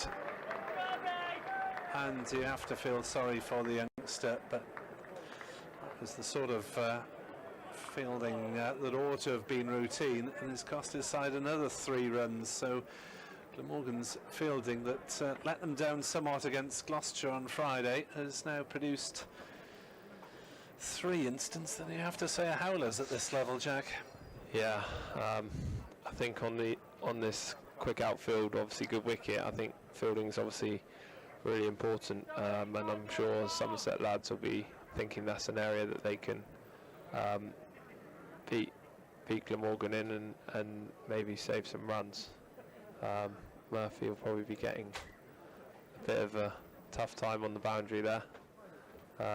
I hear from some Lions teammates and stuff that Taunton's not a particularly nice place for opposition to come and play. So I thought they were great. Like, they're nice to me. They're great for you. Yeah, they are. But yeah, he's probably getting a few words out there. Yeah, the 2020 crowds might be a little lubricated as they are at most places around the country. Yeah. There may be 1 or 2 half pints of cider consumed. Patches, yeah, definitely. I think, what is it, 1:30? Yeah. Yeah, Might be a few people who've had a few already. Good heavens. Good Before day. the lunch interval, surely not. Good day for it. So Graham Wagg is going to bowl from the river end and see if he can slow things down. 242 for 4. Wagg in, bowls, cut hard. Oh, there's a slight misfield by Salter this time. It's catching as they go through for a single. Hildreth was running hard, putting the pressure on the fielder, but that's one that Salter would normally have stopped cleanly and caused the batsman a few problems. This is, I'm sure, not good listening from a Welsh point of view, as Glamorgan have rather given Somerset a few runs. As Wagg bowls, Abel takes a single out to mid-wicket, and you can just hear the ironic jeering and cheering for Jack Murphy, who's dropped the catch on the boundary and ladder one through his legs as well. 244 for 4 are Somerset. Went for the long barrier there, didn't he? Just to be sure. I don't blame him. The long barrier is always a good thing when you play at my pathetic level, as Hildreth squeezes one down to third man and will run hard for the second. Carey's throw is hard and low, but Hildreth had scampered back And runs coming all over the place now. This stand has put on 72, and they only came together in the 31st over. We're now in the 39th, so it's 72 in around about 8 overs. 9 runs and over. 350 is probably in Somerset's sights if they keep wickets in hand. Wag trying to change things. Hildreth cuts. This what I'm salted does fail cleanly at gully, and there is no run. These two have been putting the Glamorgan boys under quite a bit of pressure in the field. They've had a few twos and stuff, and that's brought about mistakes from the Glamorgan fielders. So I'm sure Glamorgan will want to field a bit better in this last 11 overs. The daffodil is somewhat drooping at the moment as Wag bowls. A slower delivery, chopped bat and pad by Hildreth, and still they've scampered through for a single of the ball, rolling just a few metres out from the wicket. Salter dashed in from gully and cut from behind the stumps, but that was a cheeky one. That's the sort of thing they usually take in the last couple of overs, let alone with 11 to go. As Somerset move on apace to 247 for 4 here on BBC Sport Online and via the Somerset website with the video stream. As Wag is in to bowl, and Abel misses that one outside off stump. Rare occasion of ball beating bat. 247 for 4. 11 overs to go. I think Steve James is going to come and do some work after this over. It's been lovely having you here, Jack. Thank you. Yeah, it's been great to be up here. Good view. But no, it's been good to chat, and hopefully a Somerset win today. And what do you think about that? Well, being the visiting half of the commentary team, I would disagree with your hopes, but understand your reason for expressing them. But as things stand, I think Somerset would be very much favourites for this game, but always difficult to tell before both sides have at least had a go in the early stages of the second innings. Carey then running away from us at the commentary end to Hildreth on 88 not out. Push and run, no push and no run, since it's virtually back to the bowler. Hildreth going along at a run a ball, 88 off 89. Abel better than that, a run and a half a ball. I think momentum's a big thing in cricket, and Somerset have probably got the momentum at the moment, but this is where, as the bowling side, you want to pick up a wicket to slow things down. Before we get to the last 10, as another ball played back to the bowler by Hildreth, well bowled Carey. Yes, does it make much difference with the one extra fielder outside for the last 10? Did batsmen bother thinking about that these days? I think then we've played a lot. People have played so much 2020 cricket where there is 5 out. So after the power play, so I think it just becomes like the last 10 overs of a 2020 really, especially if you have wickets in hand. So it doesn't make that much difference. Carey bowls, pulled towards mid-wicket by Hildreth, but not anywhere near Sean Marsh. In danger of a catch. He didn't fully go through with the shot. It was a simple single. 248 for 4 here in the Taunton sunshine, as Somerset are definitely making hay at the moment. Might be a few more 1s and 2s as well, obviously, with another guy out the ring. After these next 3 deliveries, Carey bowls. Abel drives. He will take the single to David Lloyd back towards the edge of the circle, and they get through very comfortably indeed. So positive attitude from the batsman running out there. They got mid-wicket on the edge of the ring. They're not even looking to save one. In fact, all 5 fielders are now, as you say, mid-wicket on the leg side, 4 on the offside, right on the edge of the 30-metre circle, as that's uppercut. Beautiful shot one bounce, 4 for Hildreth as he races into the 90s. Punch the gloves between the two batsmen. Hildreth onto 93, just using the pace of the ball. Third man up in the circle. They lobbed it over the top. Looks on for a turn here. Yeah, 93 off 92. He's one of those batters who just, you look up and he's on going at a run of ball, and it doesn't seem to have done too much to make that happen. Class player. Last ball of the 40th over. 2:53 for 4. Carey in, bowls pulled round down towards fine leg for a single by Hildreth. 2:54 for 4 with 10 overs left. Your final act, Jack Leach, is to give us Somerset's finishing score. 10 overs to go. I'm going for 3:42.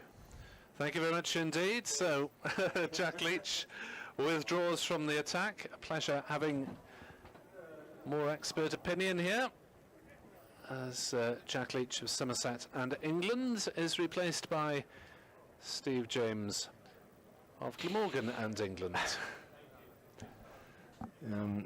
Wonder how Jack Murphy's feeling, Nick. Pretty embarrassed. Not a good day. Glamorgan's fielding's not been good at all, has it? Salmon made a bad mistake as well, but I mean that was just a horrendous drop by poor Jack Murphy, wasn't it? Chest high on the boundary. I mean, tall man, you know, the man you'd want there, really. It was a dolly, then he let one through his legs just afterwards. If that had been me, captain, I'd have actually moved him from there. I mean, once that catch went down, Ingram went over to have a word with him, didn't he? But I might have been inclined to have moved him. Were they particularly raucous there on one area of the ground? Well, just get him off the boundary, I think, for a while, because wherever he's going to be, he's just going to get all sorts of stick, isn't he? Graham Wagg to bowl his 8th over, as that's down leg side, and that's Wagg's 4th or 5th wide. Yeah. In terms of Jack, I mean, you just want to get him in some sort of frame of mind to bat, don't you? And that's what you've got to think of. He's opening the batting, and he's not going to be in a great place. So it's going to take some good strength of character, I think, to get himself in the right frame of mind to bat. But yeah. 2:55 for 4. Wagg in from the river end, bowls outside off stump. Hildreth cuts, eludes a diving salter. They may well come back for a second run. Marsh's throw comes scudding in, but they are comfortably home, and it's been a lovely innings by Hildreth, notwithstanding that one drop chance. We'll need a bit of luck, Nick, in every innings. He was almost walking, wasn't he? Well, he was. He was on the way, and then when it happened, he still couldn't really believe what had happened. He sort of threw his bat up in the air, didn't he? Just to say. 2:57 for 4. Jack Leach said 3-4-2, didn't he? Yes. That may not be far off, actually. I was talking to Dean Cosco, who's here as the in his role as the cricket liaison officer.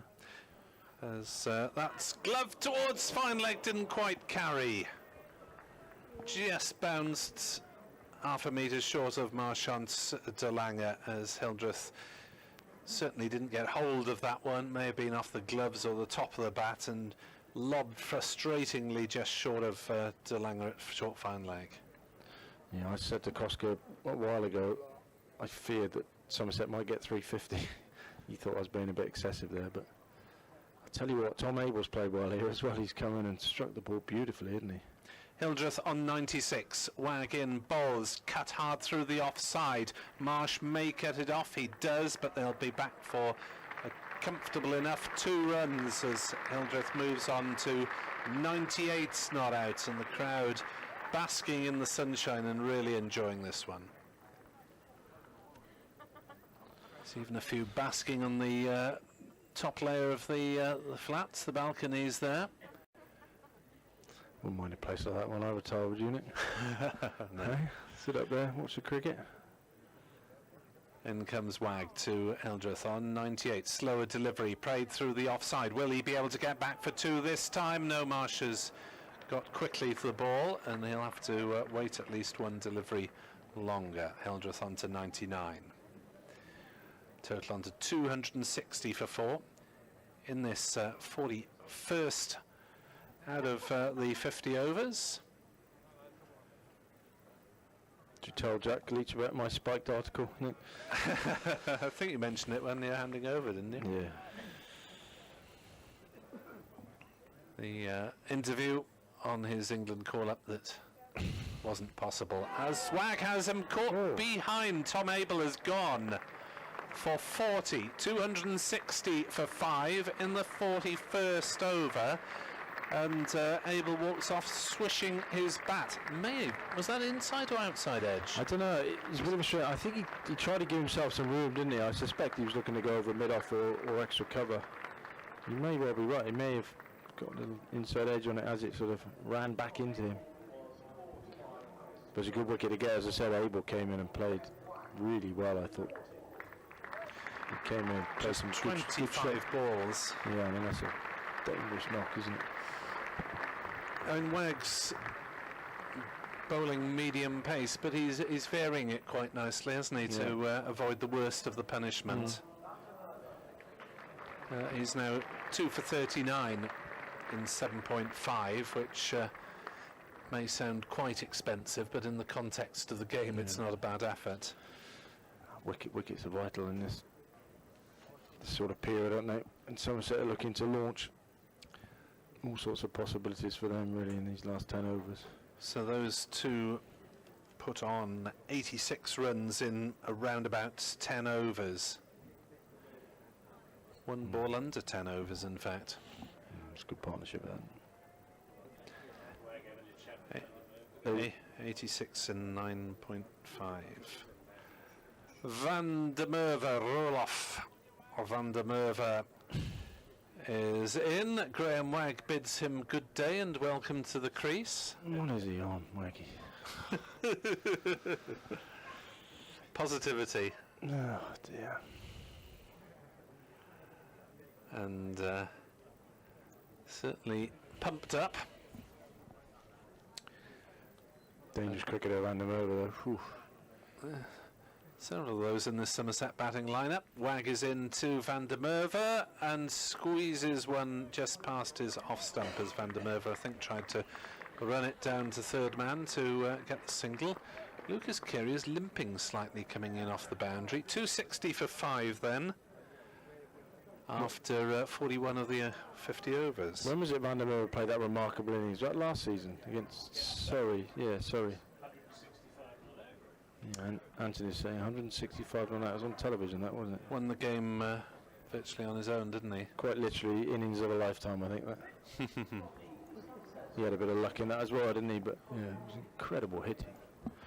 Oh, Colin Ingram's going to have another blast. I mean, he was unfortunate really because he took the one wicket of Tom Banton, and then it was he who was bowling when Hildreth was dropped on the boundary by Jack Murphy.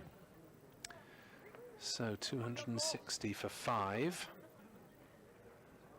Van der Merwe, Nort Hildreth on strike on 99, off 97 balls. It's about to run a ball, isn't it?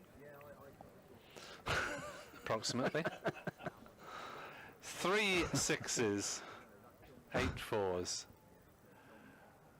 Ingram is in, bowls, and there is James Hildreth's century. Beautiful innings, has hit the ball really hard on occasion. 3 sixes, and it's his 7th list day century. Hildreth has 100, and Somerset are 261 for 5. And a standing ovation from the locals. They love James Hildreth, and he's scored a lot of runs in front of them. He's had a bit of luck today, but you know, it shouldn't detract from what has been a fine innings around that one drop.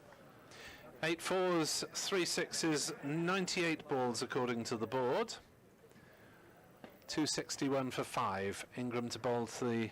You don't trust the board, Nick, do you? It's just because website that I'm on at the moment has got 2 more deliveries faced. What, literally runnable? Yes, literally, quite literally.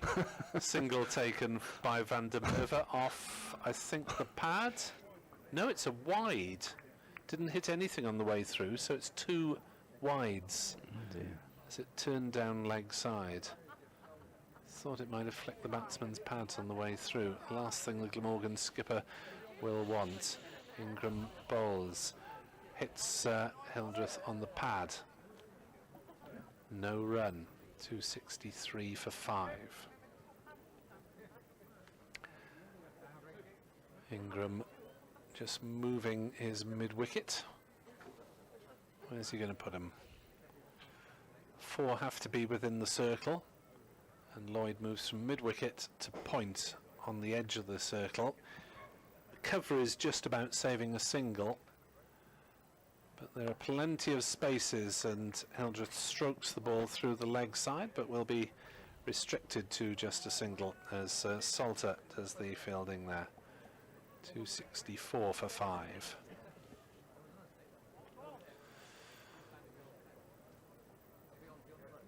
Hildreth onto 101 not out. Ingram into the new batsman, Van der Merwe, who gets off the mark as he steps back and cuts down towards backward point. Jack Murphy is there and does the fielding, arrows his throw in, keeps them down to a single. If you have just joined us, Jack Murphy has dropped a catch and let one through his legs on that boundary, hence the stick being given him by the crowd. 265 for 5. Ingram to Hildreth, down leg side, good save by Chris Cook, but still a wide. Second delivery straying down that side from Ingram in this over, as he looks to fire the ball in towards the pads. Oh, and bowls a full toss instead that's hit out into the mid-wicket area. Slightly lucky to get away with just a single as Salter moves round from mid-wicket and does the fielding. 267 for 5. Hildreth 102. Van der Merwe on strike on 1. Ingram into his fellow South African, who just noodles it out into the leg side, and Ingram is off in pursuit, but they'll still almost take 2 as Langer dashes off in from the boundary and keeps them down to a single. You could almost hear the thought processes then of the batsmen. That was played very gently up towards long on. Just going back to Jack Murphy, I think what we must remember is that this is his second one-day game, isn't it? Yeah, I mean, he will not have played in front of a will not have played in front of a crowd this big. It's away from home, so you know, it's quite an intimidating atmosphere, isn't it, for a young man just coming into the game. He'll emerge stronger for it, I'm sure. Probably won't be allowed to forget it for a while by teammates and friends, but with friends like that, who needs enemies? Yeah, well, that's the way young sports people behave, isn't it? It's a tough old world out there.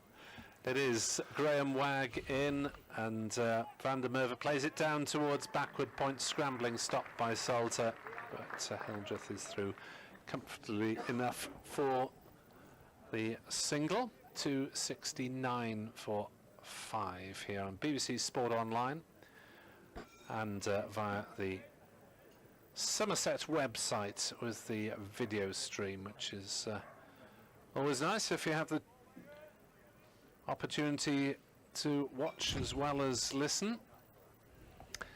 269 for 5. Hildreth 102.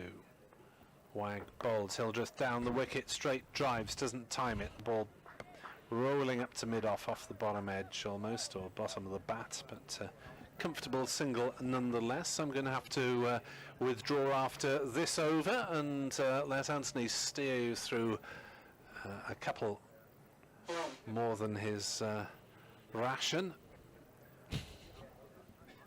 270 for 5.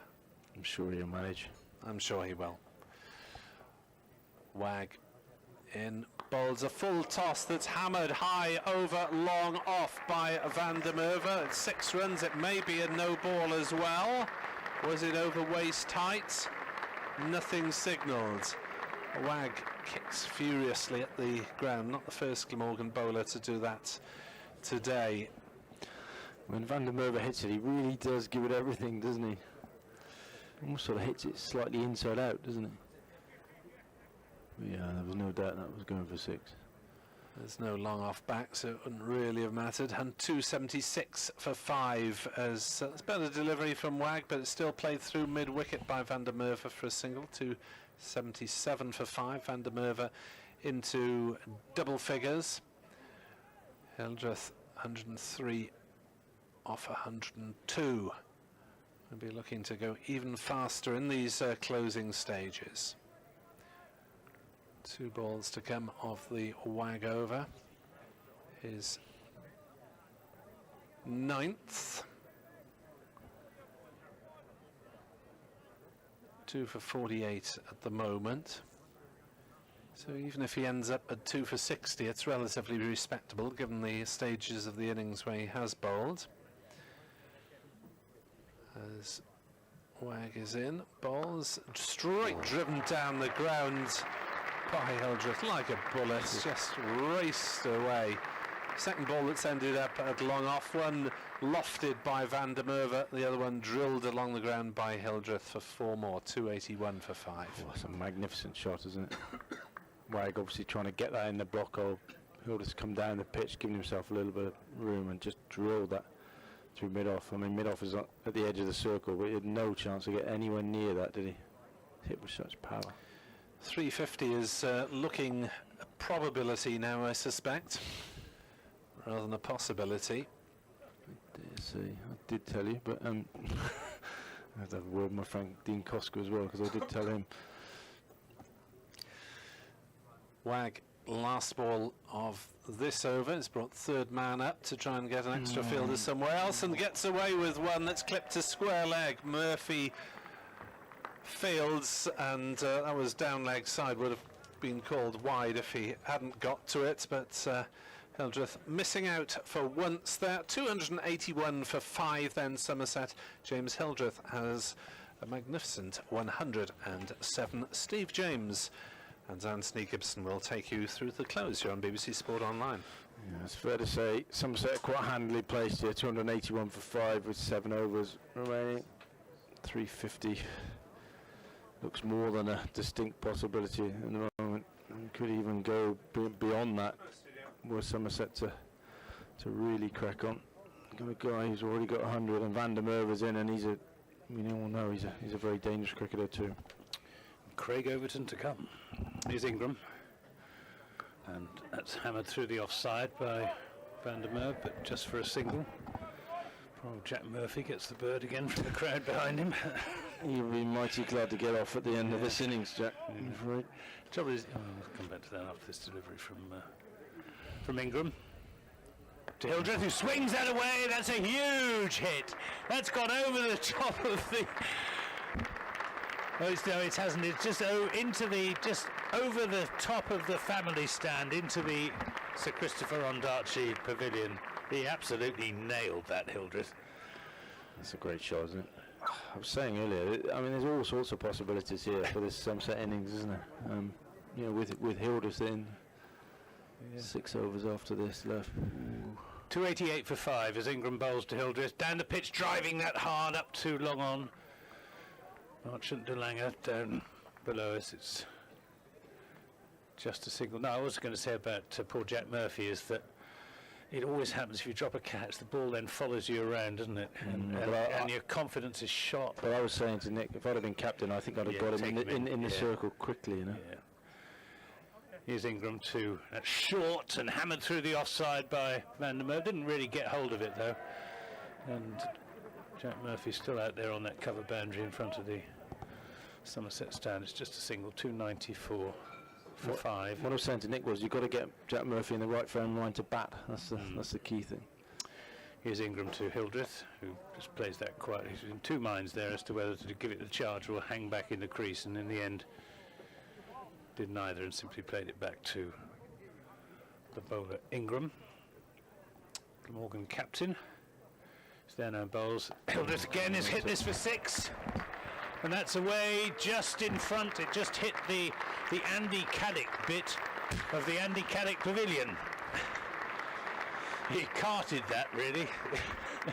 Down the pitch, full swing of the bat, 6 runs, thank you very much. 296 for 5, end of the over, Hildreth on 120. Yeah, 6 overs still to go. such an easy swing of the bat, that wasn't it? Yeah, as I was saying, actually, trying to predict what they might get now is not an easy business. I mean, Jack Leach was on earlier. He said 3-4-2, didn't it?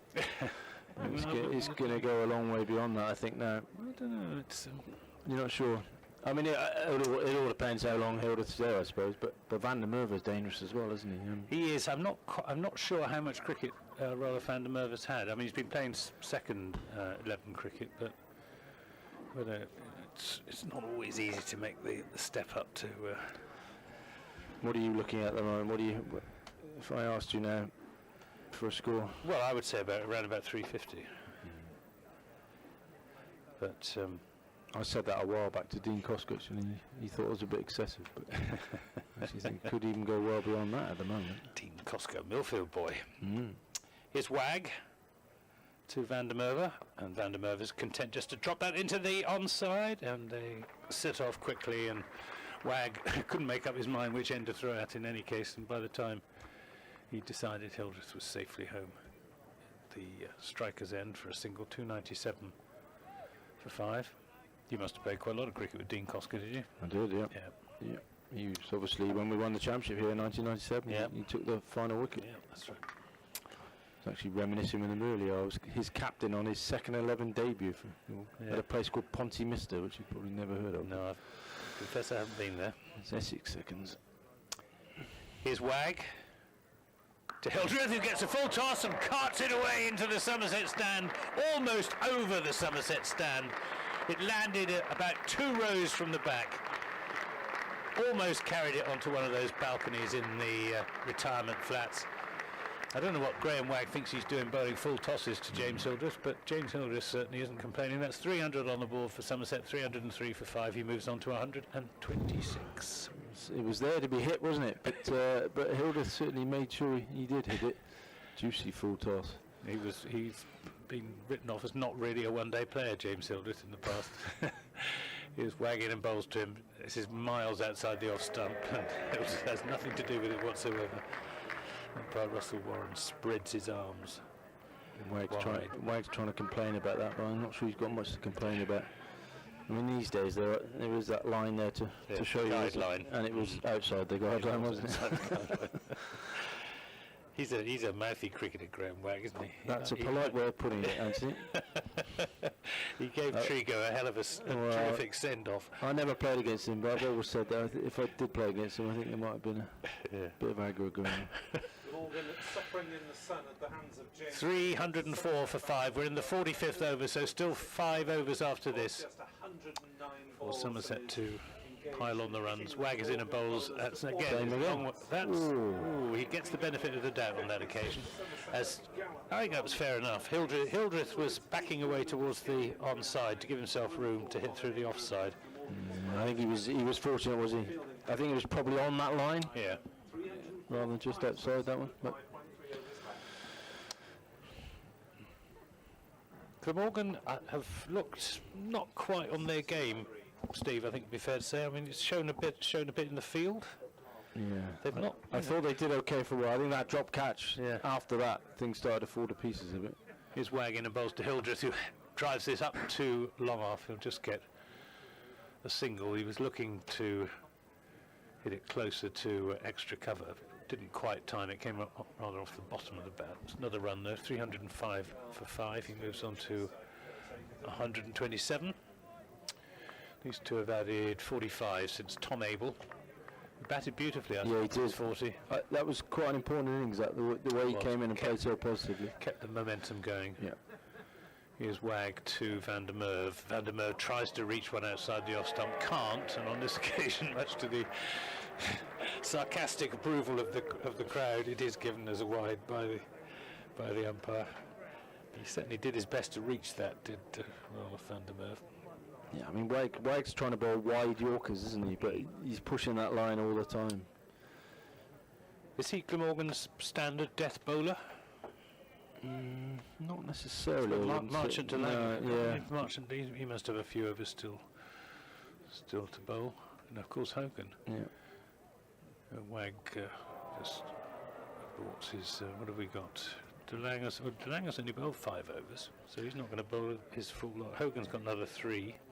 I mean, Delanger can bowl very good Yorkers, but Yeah. I mean, he's had a shocker last 2 games, isn't he? So I'm not sure how high his confidence is, but He was the man who bowled that last over in the T20 when Somerset needed 8 to win, and they only got 6.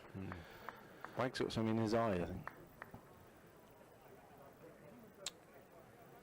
It's a surprise that the fly didn't land in his mouth, really. Isn't it? He was. Here he comes now in and bowls to Van der Merwe, who goes for a big hit outside the off stump, makes no contact, goes through to Chris Cook. Yeah, he was giving it some to young Tom Banton as well when. That's the way he plays, isn't it? Welcome. Welcome to It's the not what course. I like, but yeah. He looked promising, young Banton, didn't he? He did. Some nice shots. He did. Obviously likes a reverse sweep, and I think he's a very modern young batsman. You know, they all play. that's a good way. That's a good way of putting it. They play all the shots these days, don't they? Here's Wag. He's there, he bowls to Van der Merwe, who always swings himself off his feet in his effort to do that ball of violent injury, but misses it. Goes through to Cook. End of that over. 306 for 5. 45 overs have been bowled. 5 remain, so 9 and over would take Somerset to that 350, and they'd be disappointed, I think, now, Steve, not to make 350. Oh, definitely, yeah. Delanger's going to come back into the attack. Which, I mean, whether 350 is a winning score, of course, is another matter altogether. Although Somerset, they do have quite a well-balanced attack. Yeah, I mean, what they'll be worried about is a partnership between Sean Marsh and Colin Ingram, who are two very, very fine when they play. I mean, Ingram, I think, is one of the best in the country. Well, I think he's the best white ball player I've seen for Glamorgan. I mean, that's how good he is. I mean, he's so dangerous. He hadn't played a lot prior to the game on Friday, but you could see that the longer he batted, he was just starting to find his touch. And 564 runs in this competition last year, at an average of 70.5. Yeah, with a few hundreds. How many hundreds did he get? 3 or 4? 300s and 250s. Yeah. Right, we've got Marsh and Delanger coming in from this Somerset Pavilion end. He's bowling to James Hildreth. He's there. Hildreth gives himself room, hits it over the top of the offside for 4 runs. 1 bounce over the boundary in front of the scoreboard, down to our left. He moves on to 131, 310 for 5. I don't know quite how you bowl to a batsman in this sort of form on this sort of pitch. Yeah, I mean, mid-off's up, and he decided that was the area he was going to go, and it's right in the slot for him. Hit it beautifully. Here's Delanger again to Hildreth. This time he pulls it away, and that has gone 6, just 6. Andrew Salter was in the area as it cleared the boundary, and another. If he'd been 5 yards closer, he would have probably made the catch. What's Hildreth's highest one-day score? 151. Thank you, Nick. 151. Well, we mustn't put the mockers on him. That's another 637 he has. 316 for 5. So Delanger's gone for 4-6 in this over so far. He's in again now and bowls. Hildreth gives himself room, gets an upper edge, a top edge. That's gone for 6, down to third man.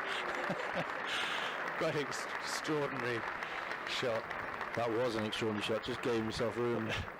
I mean, that was deliberate, wasn't it? Yeah, I mean, he just meant to help it. That's right. Yeah. I mean, that's the thing with Delanger. He's got that extra pace, so you can use that to your advantage. And Hildreth is certainly doing that. I mean, this has been a remarkable innings.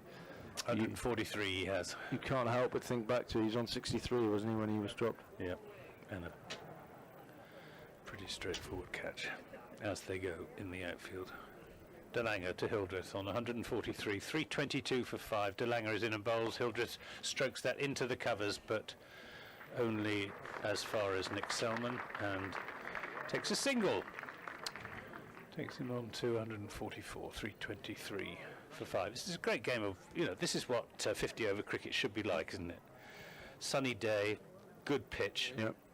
Oh, it's brilliant to watch. Proper cricket. Brilliant to watch. I just hope Glamorgan can be competitive and reply.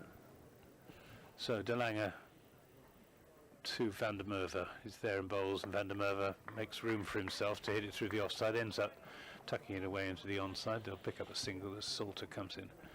Sends in the return on the bounce to Chris Cook. Another run, 324 for 5.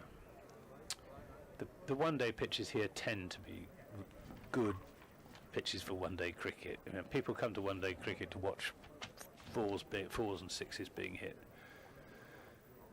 As Delanger's in a... Oh, it's hit goodness him. me. No, I think it hit his bat, didn't it? Did it? Yeah, Hildreth was giving himself room. Delanger followed him, and if Hildreth hadn't got his bat up in front of his helmet, that certainly would have hit him on the helmet. As it is, it's a slightly eccentric. Oh no, perhaps it did hit him. Yeah, I think Jerry Lloyd's is. I think that's hit him on the head. You know, that's good. And Lloyd's is the umpire. Lloyd's is quite rightly telling the physio to he come on must to have have a look at him, because Delanger's quick, isn't he? And Hildreth didn't seem to be in any. did he give a run? He must have got something on it as well, did he? I'm pretty sure that hit him on the head. Well, He's basically giving himself room, isn't he? And, Yeah. and Delanger's followed him. I mean, it's But Delanger's bowling at high 80 mile an hour, he's isn't he? quick, isn't he? Jamie Thorpe's out there, the Somerset physio, just having a chat with Hildreth, who I must say didn't seem to be any discomfort, but No, you just need to check there, don't you? He's- yeah. Somerset won't want him to come off if he possibly can stay. I'm sure he won't want to come off either. No, he really. won't. 145 not out. Talking to Jack Leach about James Hildreth, about his England ambitions, and What did he say? he said that he still has them. James still wants to play, and that's what I understand as well. He's very self-effacing, James Hildreth, modest about his own abilities, but there's a steel core to James Hildreth, and he's still. Well, there has to be. You wouldn't score all those runs without there being that cool. And Yeah, he wants to play for he thinks I he's earned the right to play for England. Yeah, I just fear there's times past and they won't go to him. I don't think. I know, but you can't tell me that David Milan, for example, is a better player than James Hildreth. Yeah, I mean, I made the point earlier. I think he is very James unlucky. Vince, He's very unlucky not to have played, I think. and there are loads of others, over the last few years. Yeah. Right, well, we think he's okay. He's staying on out there anyway. We've got 4 overs. I think that was fair enough, though. I think the umpires have to do that these days. No, that's absolutely right. Yeah, absolutely right. Just to check. Yeah.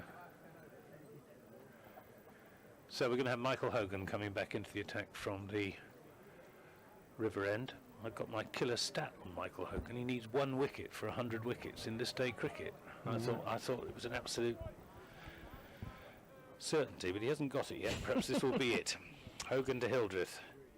Hildreth doesn't time that, comes right off the bottom of the bat and runs up to long on for a single, so he moves on to 146, 326 for 5. Was he 36 years old now, Michael Hogan? Tall, rangy, fast bowler. Good bowler, very good bowler. He is a very good bowler. Here he comes in now, long strides. He's there and bowls and a Yorker. Good ball from Hogan, which Van der Merwe can do nothing with. He reminds me a bit of Steve McGoffin. Okay. Another tall, Australian seamer who has missed out on international honours. They've both got, they're built to be fast bowlers. And he comes again, lengthening his stride as he comes up to the pitch, up to the wicket, and bowls, and Van der Merwe plays that falling over shot. And there's very nearly a run out at the top end. There's a very good piece of fielding by, is that David Lloyd there? Who fielded that?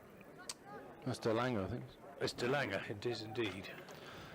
We're basically fine legs up, so Van der Merwe was trying to get down and scoop it over.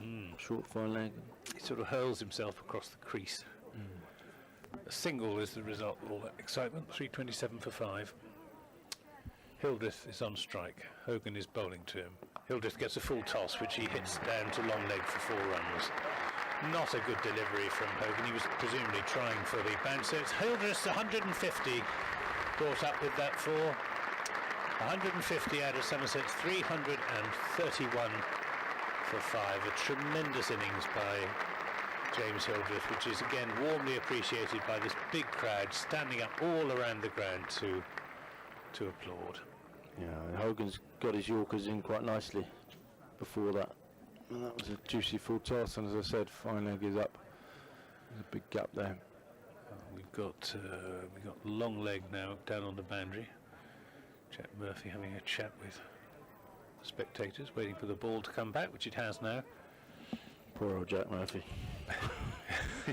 with every passing run, his day gets worse. He won't remember his first visit to Taunton, as far as we know, with any great affection. Here's Hogan to Hildreth. Hildreth swings that away into the onside as a diving attempt to make what would have been a stunning catch out there. As it is, it has gone for either 4 or 6. We're not sure which. That's his highest score, isn't it? At the moment, it's certainly James Hildreth's highest score in one-day cricket. He moves on to 154. It was just 4 runs in the end. Who is it out there? I think it's Selman. It was actually a great effort, wasn't it? It was diving to his right. Brilliant effort. 3:35 for 5 as Hogan bowls to Hildreth. Who, again, Selman is in business at long on this time, keeping the batsman down to a single. 3:36 for 5. Hildreth on to 154, and they have occupied 122 deliveries with. Here we go. I always say you need some 11 luck. 4s and 8 6s. Yeah, I always say you need some luck in any innings. I mean, he's had a huge slice of luck, but I bet in a few years' time, when people look at that score in the record books, it won't mention about the drop catch. No. You take your chances as a batsman. Well, I was saying, I mean, he got 100 against Worcester. First match of the championship season was dropped before he'd score. So it goes. Right, we've got Marchant de Lange from this Somerset Pavilion end bowls, and this time Van der Merwe trying to swing it to Hildreth, I beg your pardon, trying to swing it down to long leg. Doesn't get anything on it except a bit of pad. Signal the leg by. I've actually got a slightly different take on this. When people talk about batsmen being in form, I often think that's not necessarily true. It's batsmen being in luck. So I think you go through periods of luck rather than form. There speaks a batsman. And this time it's gone straight up in the air. Cook is going to make the catch, the wicket-keeper. He does indeed, and that's the end of Roelof van der Merwe, who went for that scoop shot, diving across the crease, but didn't time it, hit it straight up into the air, and a straightforward catch for Chris Cook.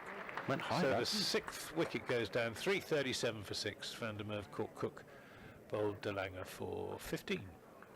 Not a great deal of celebration there from the Glamorgan, but in fact they haven't even gathered together. They've all just gone back to their mark. Who noticed that? Craig Overton, I guess, will be the next man out. Decent strike of the ball as well, isn't he? Yeah. I mean, I agree with you about luck, but form does come into it. I mean, that innings that Tom Abel played here today really spoke of a man in form. I mean, he was timing the ball. Yeah, I mean, there's obviously that element of confidence, but I mean, you know, my view is that whenever you start an innings, you're starting on naught, and everyone's as nervous as anybody else. And you do go through those periods when you have a bit of luck and go on to make big scores, and then other times when you don't. Right, Big Craig practicing a few forward defensive shots. I'm not sure he'll actually be playing many forward defensive shots. Touches gloves with James Hildreth, who's pretty hot work out there, I think. Scoring 155 off 123 deliveries. It's a beautiful day here at Taunton. A few more clouds around than there were earlier on. 3:37 for 6 as de Lange is in and bowls to Hildreth, who makes room for himself and uppercuts that away down to the 3rd man boundary for, I think it's gone for 4. The boundary rope, I think, is right back on the, up against the Marcus Trescothic stand down there, and Jerry Lloyd's signals, the crowd. Yes, fielded down there. But the rope is inside there, isn't it? Just inside. Yeah, I think it went for 4, but wasn't far away from Big 6. He fielded down. Is that Nick Selman just having a chat with? Well, I'm afraid our friend Jack Leach is going to be wrong here, isn't he? Because he said 3-4-2, didn't he? Yes, So unless something miraculous happens here for Glamorgan, the runs have been piling up, haven't they? 341 for 6. DeLanger is in and bowls to Hill. It is bowled as he looks to swing that down to fine leg, misses and loses his leg stump. So relief for Glamorgan and the end of a fine innings by James Hildreth. As classy as ever, as fluent as ever, much more brutal than he usually is. 124 deliveries for his 155 runs with 12 fours and 8 sixes, one of them an absolutely enormous hit which finished in the River Tone.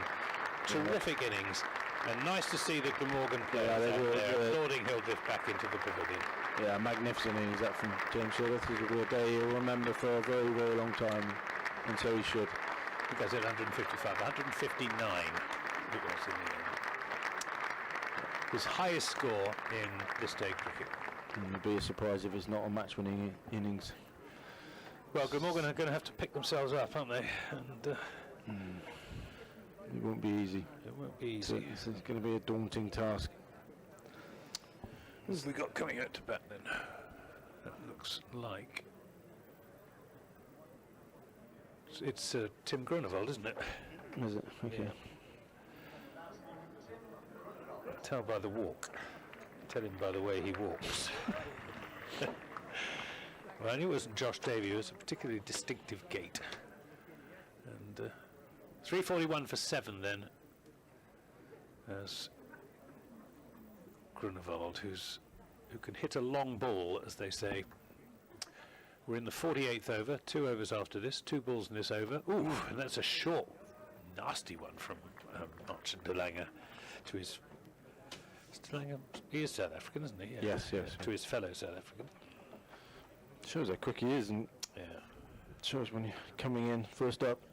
Slightly different proposition, isn't it? Big, strong, broad-shouldered fast bowler, Marsh and DeLanger. Was he 6'3", something like that? Powerfully built. Not a long run up. He's in there. Shoulder goes over, and that's hit hard by Grunewald, but only as far as mid-off rather, and that's the end of a good over for Glamorgan. Well bowled, Marsh and DeLanger. He went for 4 down to third man, and then got his man. So 2 overs remain, 341 for 7. I'll be glad to have seen the back of James Hildreth, because another couple of overs of him and might have been looking at 370. So I think Somerset will just make sure they get up to 350 now. They'll be pretty happy with that. I think so. It's a decent I score in think any so. one-day game. Craig Overton should be in pretty good form. He made 80 in his last innings against Hampshire. Batted very responsibly, very sensibly, after having had a pretty thin time with the bat apart from that innings he played against New Zealand, winning them, bowled out for 50 odd when he scored more than half of the runs.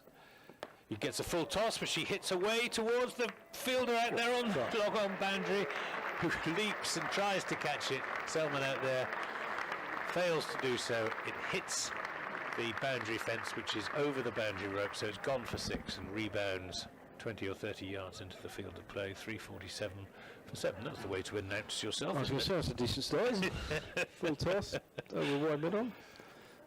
He was hugely impressive in the winter, I thought, Craig Overton, with the way he batted. I know it impressed the England management. He's got a great attitude.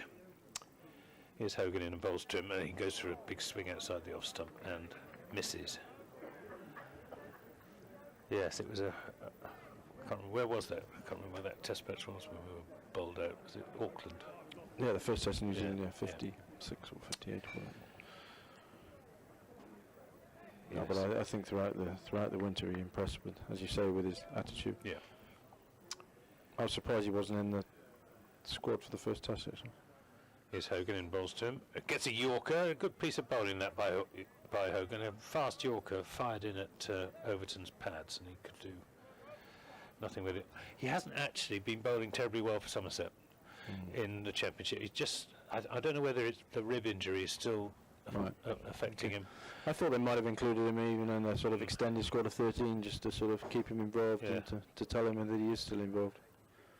Here's Hogan in bowls outside the off stump, but he reaches for that. There aren't many batsmen, I think, who could have reached that delivery from Hogan. So far outside the off stump it was. He fetched it round to mid wicket and he picks up a single. 348 for 7. 48.4 overs have been bowled, so 8 balls remain. Grunewald is on strike, yet to get off the mark. He likes to hit the ball straight, does Tim Grunewald. Hogan bowls to him now. There you go. 4 runs straight back over the bowler's head. 1 bounce into this Ian Botham stand. And that brings up the 350, does it not? 352 for 7, so we said 350. And that's what they've reached, and they've still got 7 balls remaining. Hogan's been trying hard to get those Yorkers in, but a few too many of them have been full tosses, unfortunately. Here he comes again. He's there. Well, that's a Yorker, a good Yorker, and Grunewald almost falls over in keeping it out. They pick up a single as it runs out to mid-on. Another run goes on the board, 353 for 7. So a top-class batting performance this by Somerset. The Myberg made 18, Davis 29, Trigo 56. Good to see Pete Trigo back in the runs. Tom Banton looked stylish and inventive. Only scored 11, but scored them very nicely. Tom Abel looked in absolute peak form for his 40. Van der Merwe giving James Hildreth good support with 15. The standout innings, of course, that of James Hildreth, who eventually was bowled by Marsh and Ingram for 159 off 125 balls with 13 fours and 8 sixes. Hogan's bowled that over and he's walking off, actually. Yeah. Here's March and Delanga then to bowl the last over of the Somerset innings. He's there and bowls short, and that swung away out into the... Could be a catch. I think it dropped just short of Andrew Salter, who's come, yes, and he doesn't try to claim the catch. Good for you. It's a great effort there. It was a terrific effort, and if there's anyone in the Glamorgan side who's going to make that catch, it would have been Andrew Salter, and the crowd really appreciate that as well. And Russell Warren, the square leg umpire, actually applauded Salter for not. I thought that was because it was one of those when he took it right on the half volley. It wouldn't have completely surprised me to see him toss the ball up. Well, I know a few people who might have claimed that. This is short and good piece of bowling by Delanga, and Overton looks to uppercut it, can't get anything on it, beaten for pace. 354 for 7. It's been played in a very good spirit, this game, apart from Graham Wagg. Eddie Bevan says it's a bit unfair, I'm not sure it is. Here's Delanga in the bowls, and Overton gets underneath this one. It's coming out away down to our right. 6 runs. That's a classic Craig Overton shot. That was in the slot, to be fair. But still, Delanga's quick, isn't he? It's a good shot, that. 360 then for 7. 3 balls remain. Overton on to 13. Reminds me a bit of actually this innings of that day when Trigo got the 147 and Eddie Bevan got the ball in the... How many did Glamorgan get in reply that I can't remember? Not very many. Oh, of course. Marsh and Delanga bowls, and that swung down to the long leg boundary for 4 more. That was a full toss. And you don't bowl full tosses to Craig Overton in the last over of a 50-over innings. He picks up another 4. The score moves on to 364 for 4. Still 2 balls remaining. It's carnage. This is, I think Glamorgan got about 111 in reply on that day. I don't think it'll be anything like that today. Here's Delanga in bowls to Overton, who hammers that back straight past the bowler for 4 more runs. 368 for 7. And what a contrast to the final over that Delanga bowled in that T20 match last season. He's been carted all over the county ground by Craig Overton. He's had a chastening couple of games, Mr. Delanga. Smashed around by Gloucestershire, and Somerset are doing the same. Is he lost an edge of pace, or? No, I think he's bowled quite quickly, isn't he? Last ball, Delanga to Overton. Digs that one out and hits it, and it's a no ball. Would you believe it? Would you believe it? It was actually a very good delivery, and all Overton could do was play it back to the bowler. But that means there's now a free hit. I think that just about sums up Glamorgan's day so far, doesn't it? Yes, it's so far, at any rate, it's not a day that they will remember with any affection whatsoever. Here comes DeLange then, free hit. There he bowls Yorker, good piece of bowling. Overton scrapes it away into the onside. They're going to come back for the second run on Sean Marsh's arm, but they get there. So that is the end of that. 372 for 7 Somerset have made in their 50 overs. Craig Overton finishes on 23 not out. Tim Groenewold on 6 not out. Steve Davis made 29, Peter Trigo 56, Tom Abel 40, but the outstanding innings of the Somerset innings, unquestionably that of James Hildreth, who made that 159 and have carried Somerset into a position, Steve James, from which they really ought to win, even though this is a fine pitch to bat on, fast outfield, relatively short boundaries, but Somerset, it's pretty hot favourites. It's an one-day cup where Somerset have posted 372 for 7 in their 50 overs, and that largely due to James Hildreth. 159 off 125 deliveries. He hit 13 fours and 8 sixes, and has left Glamorgan, I would guess, Steve James, somewhat shell-shocked. It's a tall order, this, Nick. I can tell you. Yeah, I mean, how do you go about chasing this? You have to be very positive from the start.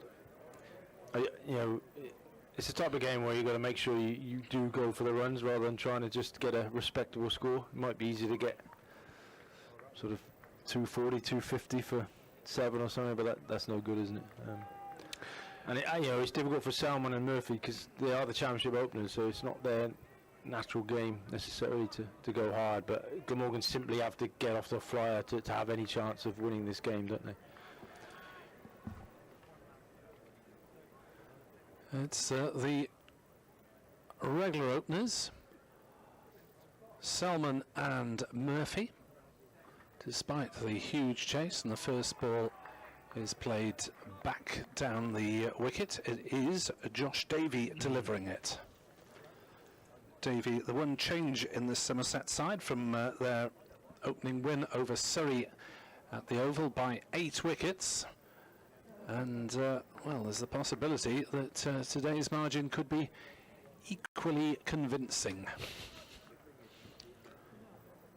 2 slips in place as Somerset have licence to attack. Davey runs towards us and bowls to Salmon, who's struck, I think, maybe on the glove as the ball rolls out in front of him. Somerset in the black kit with the maroon trim. Bright yellow numbers. Glamorgan mainly navy kits, daffodil yellow trims and helmets. And Glamorgan will have to provide probably a couple of innings of a lifetime here to get up to 373. And Davey bowls, Salmon pushes out towards point, and there's no run. 7.46 the required run rate. What would your team talk be at half time, Steve James? Just go and smash it. There's not much else you can do, is there? I mean, would you have changed the batting order? Yeah, that's a tricky one. I mean, poor Jack Murphy's had such a shocker in the field. To drop him down the order then would be cruel on the lad. Murphy dropping Hildreth on 63 on the boundary as Murphy bowls, and Salmon defends it back down the pitch, and there's no run. 4 balls gone. Glamorgan yet to get going. Yeah, I mean, you just tell them to go out there being positive. You just got to try and get above or as near that rate as you can, as quickly as you can. Make the most of you can of these first 10 overs. Only 2 fielders out. In comes Davey and bowls to Salmon, who is off the mark there, pushing gently on the onside, the ball rolling out towards mid-wicket for a single. 1 without loss, bringing Jack Murphy onto strike. I'll be joined by Matt Renshaw of Somerset's Australian batsman. Done rather well for them, hasn't he? Yes. 200 his first 2 games, I think. We'll have to ask him about his feelings about not featuring at the moment. Mind you, maybe his side don't need him and he's happy to stick his feet up. He got enough runs without him, I think, yeah. Davey into Murphy, who pushes out on the offside, and there's no run. Just the single off the first over. Glamorgan chasing 373 to win. Still need 372 of them. Yeah, that's not exactly the ideal start, is it? 1 off the first over. You just sort of hope when you're chasing such a big total, you come out and make a bit of a statement. Well, like Robbie's at the game you're going to mention. The time we were discussing when Glamorgan achieved their highest one-day score of 429 in a run fest at the Oval. The only problem was that Surrey had set them 439 to win, but Robert Croft hit the first 5 balls for 4. Yeah, that's what I mean. He came out and sort of made a bit of a statement. I remember Martin Bicknell talking about that and saying his legs turned to jelly at the end of that over because slightly worried about what might be to come. Then I think Ian Thomas hit the first ball the next over for 6, didn't he, off Ed Giddins? Well, something of a blur of runs that occasion. I wasn't actually playing in that game. My daughter was ill in hospital, so I had to miss out. It was just that game was just before we played against England. Wales played against England in that game at Cardiff, which when we beat them. That was about 3 days later, I think. But I played in that. Overton bowls, and that's placed on the leg side by Selman for a second run, 2 without loss.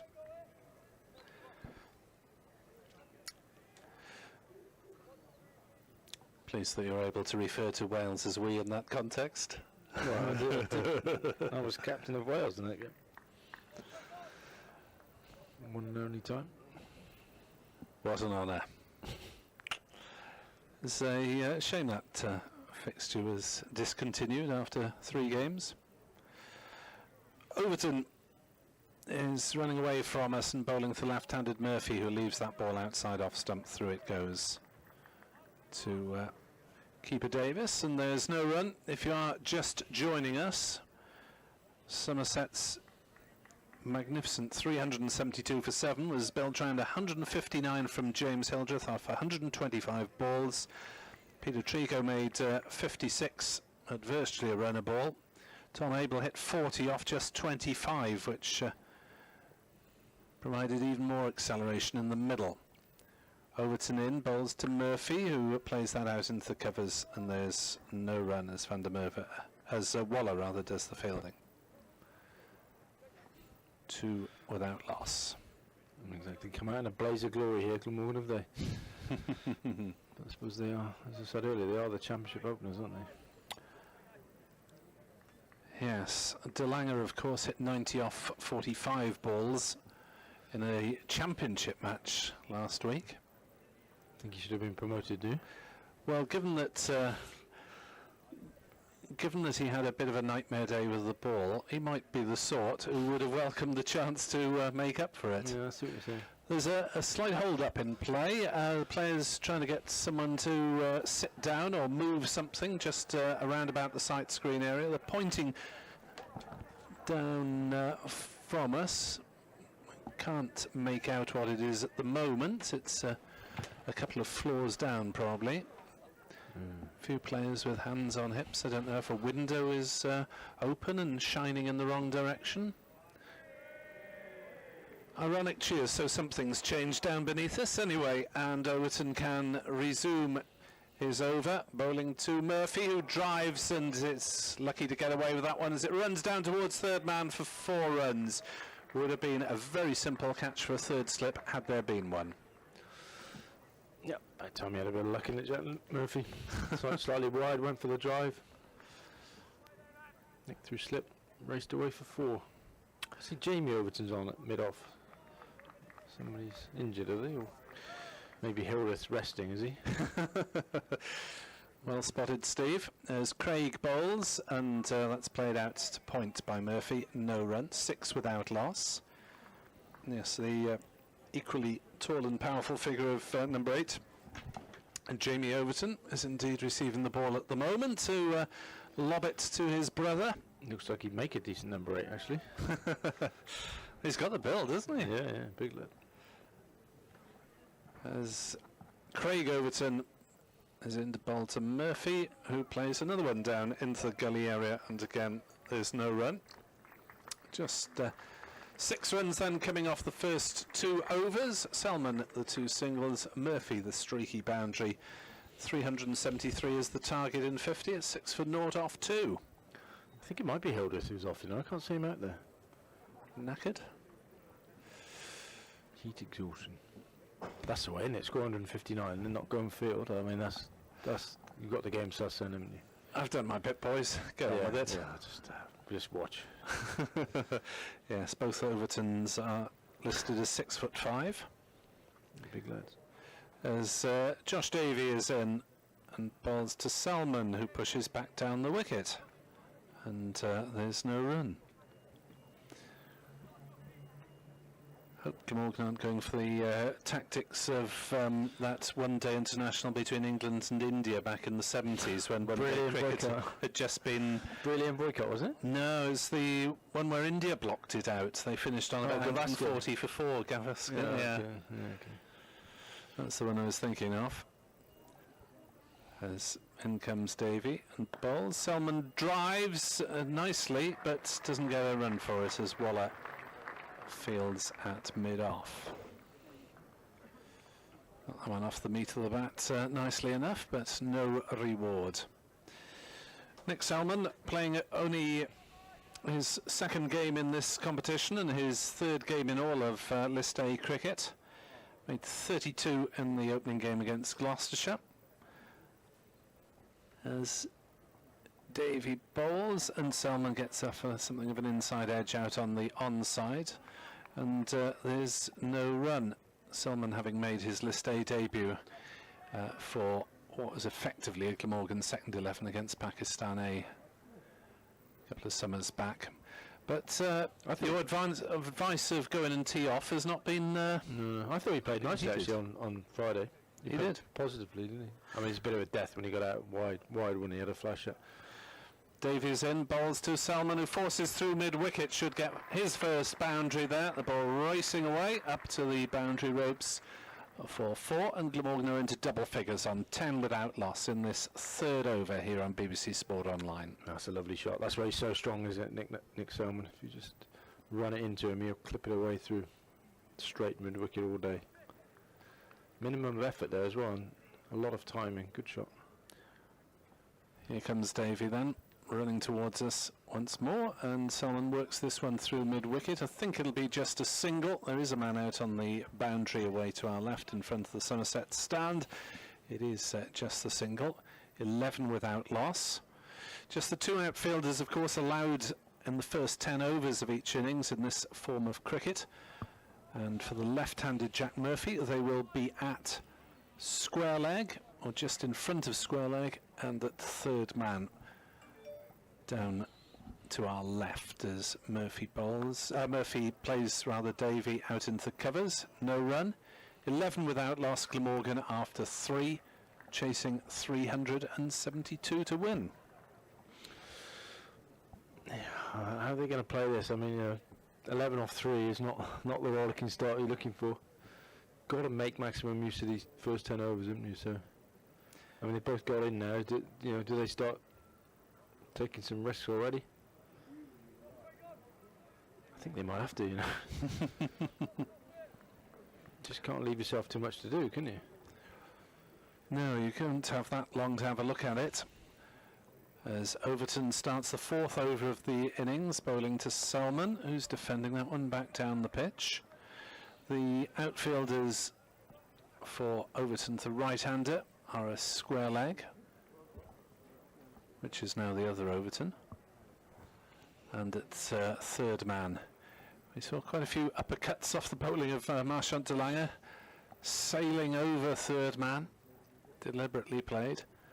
Overton into Salmon, and that one is stuck down in the crease in front of him, and is looking around for the ball. So was he, and it was at his feet. Thought it gone into his pad for a minute. picked the ball up and threw it back. If you'd been playing against Jack Russell back in the day, he'd have been scowling at you. Leave it alone, that's our ball. Really? Yeah, no, he didn't want the batsman to pick the ball up. Yeah. Saves the keeper running 20 yards each way. Overton, tall, powerful, and that one squeezed away by Selman, trying to run it down to third man, but picks out Gully, and there's no run. There doesn't seem to be a lot of busy intent out there, does there? No. In fact, there's no intent at all. And which might seem harsh, but they are chasing. yeah, you can't afford to be 30 for naught after 10, can you? No. Otherwise the run rate's 8 or 9, as Selman will get a run here as he plays it down towards backward square. Crowd are loving every piece of fielding from Somerset, and why wouldn't the home crowd be basking in this torrid day for those who have crossed the Severn Bridge and made their way down the M5. Be hugely outnumbered by a very good home crowd here today. I haven't seen too many Glamorgan fans, have you? Nick, seen a few? Only 1 or 2. Overton is in to the left-handed Murphy, who plays that one down into the gully. There's no run. 12 without loss. It's all a little bit lacking in aggressive intent at the moment. It's all very sedate, isn't it?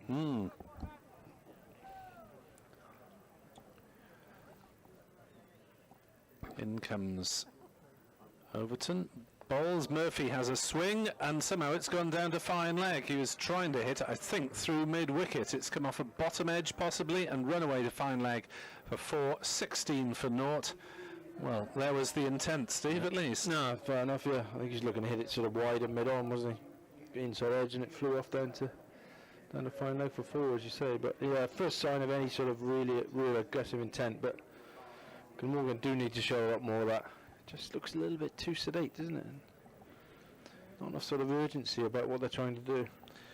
Yeah, Somerset were 33 off their first 5 overs without even a target to chase at that stage. Yeah. Davy then, right arm over the wicket from the river end. Selman pushing through mid-wicket. He seems to have timed that nicely. He'll pick up a couple of runs as it's fielded by the man on the mid-wicket boundary. Way away to our left, 18 without loss, Glamorgan, with Selman into double figures on 10 not out.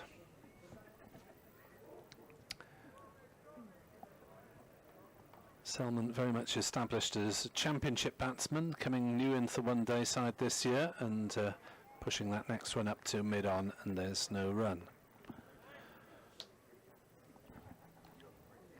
So Davy coming into this side after missing out on the opening game, rotated in place of Lewis Gregory. At the other end, Craig Overton claiming 4 for 27 to set up that win over Surrey at the Oval for the home side, or the Somerset side home today. Selman chops one back down the wicket to the bowler, and there's no run. Yeah, I saw Davy bowl in the championship game actually when they beat Yorkshire down here. He's got no great pace, but he's very accurate. He's sort of got an old school sort of seamer who just lands it on a good length, good line.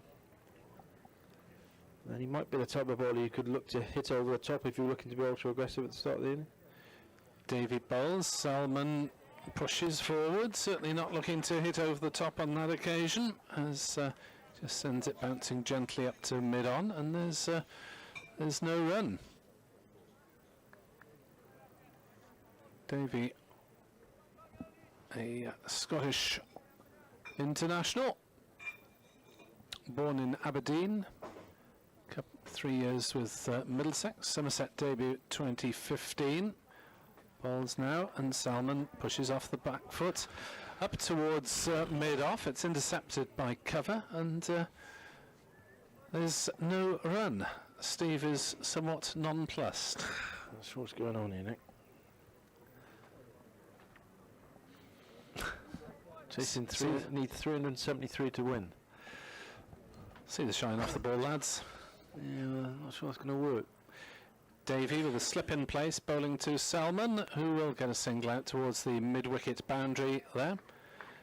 19 without loss are Glamorgan after 5 overs, compared to Somerset's 33 without loss at this stage. Steve James and Anthony Gibson will take on what might be slightly longer than 5 overs, because I've got a couple of bulletin updates to do on BBC Radio Wales to, well, give them the not very glad tidings. Not really sure what's going on here, if I'm honest. Glamorgan 19 for no wicket after 5 is not quite the start they would have been looking for, surely. Just under 4 and over, when he's chasing 373. I mean, it looks an absolute belter of a pitch, and both batsmen look very solid, but don't know. What does Anthony think? I think they're probably just, decided that just go out and play your game, chaps, and the runs will come on this surface. But I'm not sure that's going to work. I think you need to look to do a bit more than that, don't you, if you're chasing this sort of... I mean, Overton in particular has bowled a good tight line. He's coming in now to bowl to Selman. He's there, he bowls, and beats Selman outside the off stump. That's a really good delivery. Went through shoulder high to Steve Davis behind the stumps. Yeah. Nice ball, that, I assume. It's difficult, well, you know far more than I do. If you start charging from the start, lose a couple of wickets, then... But I just thought, maybe get yourself in, but then in the first couple of overs, but then you're going to have to take some risks, because you've got to get off to a flyer in the first 10. And it is an opportunity with only 2 fielders out. Overton to Selman, full-length ball on leg stump, which is turned into the onside.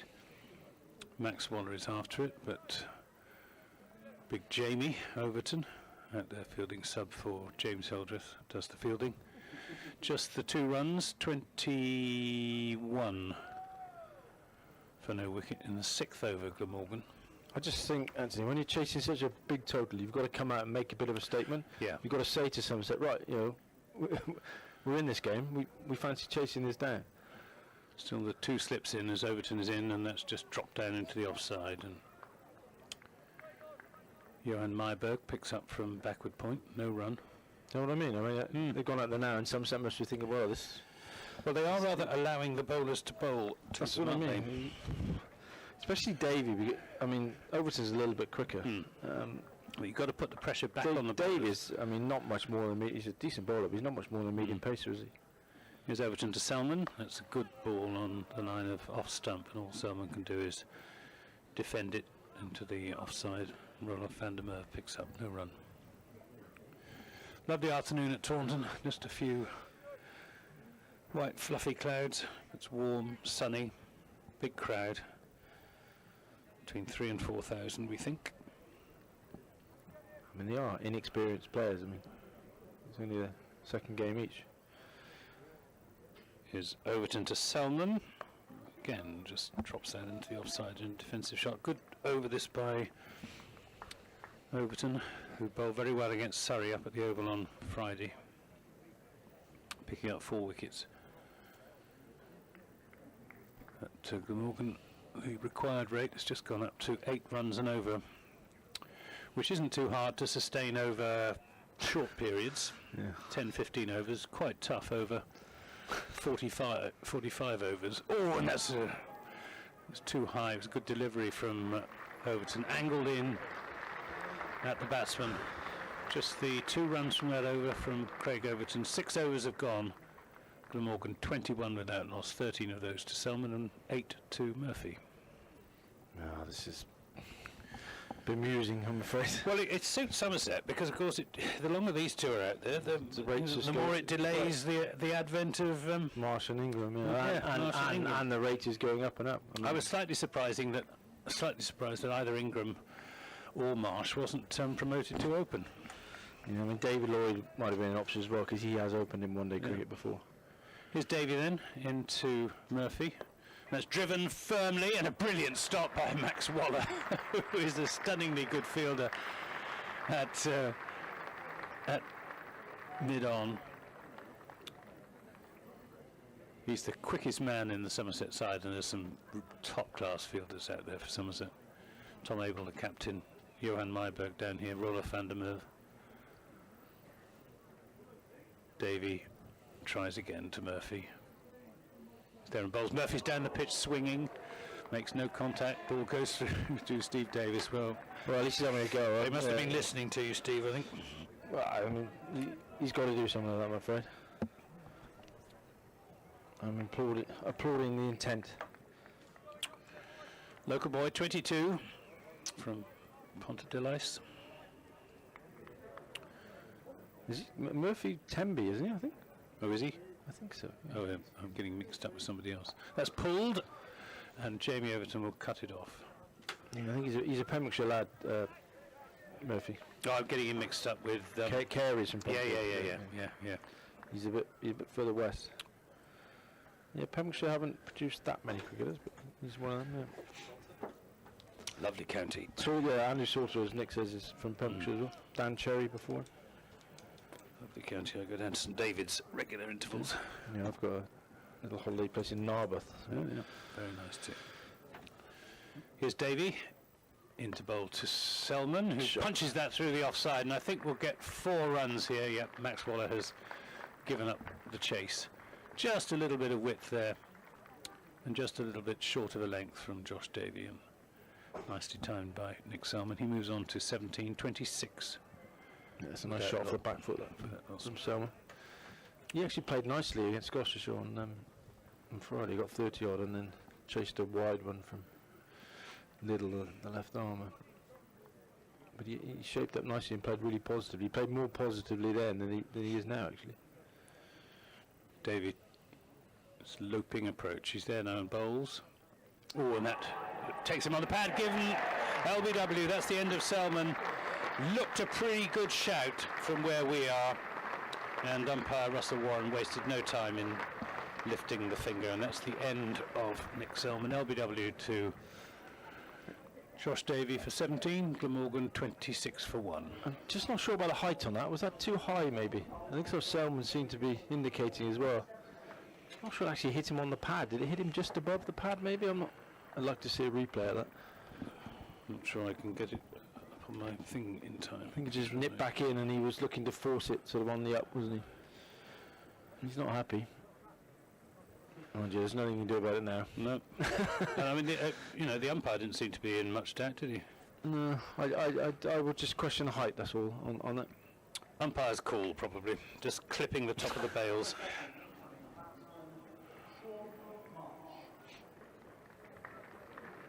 No, this bloke can play. Of that you can be Indeed sure. he can. 138 list day games behind him. Oh, I just missed it on my... trying to get it up on my tablet. If anybody's seen The it, live feed is about a ball or 2 balls behind what's actually happening out there. Although it's synchronised, for those of you who are watching on the website, you do get the commentary synchronised with the pictures. Right, well, Sean Marsh, left-hander, yellow helmet, looks as if he means business. 26 for 1. Davy bowls to him, and he just turns that to the tall figure of Craig Overton, that was.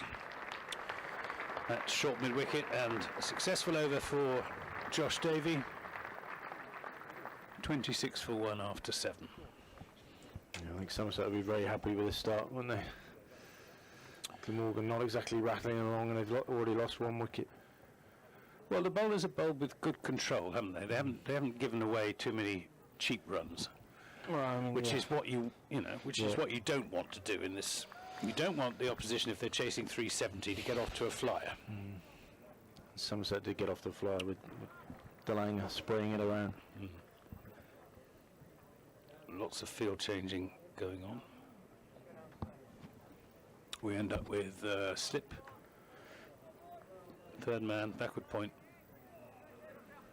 cover, extra cover, and a deepish mid-off as Craig Overton is in and bowls to Murphy, who drives it up to Tom Abel, who's very quickly across to make the stop, appreciated by this big hot and happy crowd here at Taunton. Somerset look sharp in the field, don't they? They do. It's one of their strengths in both Championship and one-day cricket, especially so perhaps in one-day cricket. Overton is in and bowls to Murphy, who cramps him for room. All he can do is hit it square of the wicket, and Myberg picks up a backward point. I mean, you know, they should be lively in the field. They've got a brilliant score on the board, and they're on top. But they do look a good, energetic fielding unit at the moment. They don't drop many catches either. Don't mention drop. Here's Overton in and bowls to Murphy. Drives nicely, but again a good stop by Johan Myberg. Even though that was hit fiercely at him, he was still coming forward towards the ball. Good aggressive fielding. No run. That's another thing. When you're chasing a big target like this, you don't want too many well-hit shots to go straight to fielders, do you? No. You're going to find the gap every single time. Easier said than done, though. Yeah, of course. Yeah. Overton to Murphy and bowls just short of a length. Cramps him again for room. He's bowling a really good tight line, is Craig Overton. Bowling wicket to wicket. Making the batsmen have to make room for themselves, which against a bowler of Overton's pace is not easy.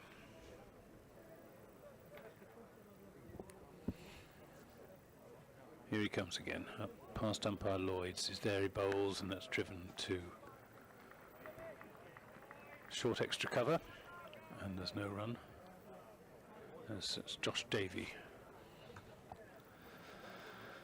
Yeah, talking a little bit about Murphy, It's Tom Banton. I beg your pardon. Sorry, he was basically a bowler, a quick bowler who swung it, who's turned himself into a batsman and opened the batting this season, carried his bat in the Championship innings. So. Finding a bit of a struggle at the moment. Overton is in and bowls, and all he can do again is defend that. Up to Jamie Overton at mid-off, end of another good over. That was a maiden over, was it not? 26 for 1 after 8 overs. The required rate now 8.3 for Glamorgan, chasing 373 after James Hildreth scored 159 in Somerset's 372 in their 50 overs. It's just not the start Glamorgan wanted this, is it? 26 for 1 off 8. Well, they're going to have to go some at some stage. Marsh is going to have to get himself in first as well. Davey to Marsh. Marsh hits that hard into the covers, but a good tumbling stop by Roland van der Merwe. That's short extra cover. Gets himself covered in dust from one of the old pitches out there. The old pitches almost from one side of the ground to the other here at Taunton. Does mean that the ball travels very fast, square of the wicket, across the ground. Davey to Marsh.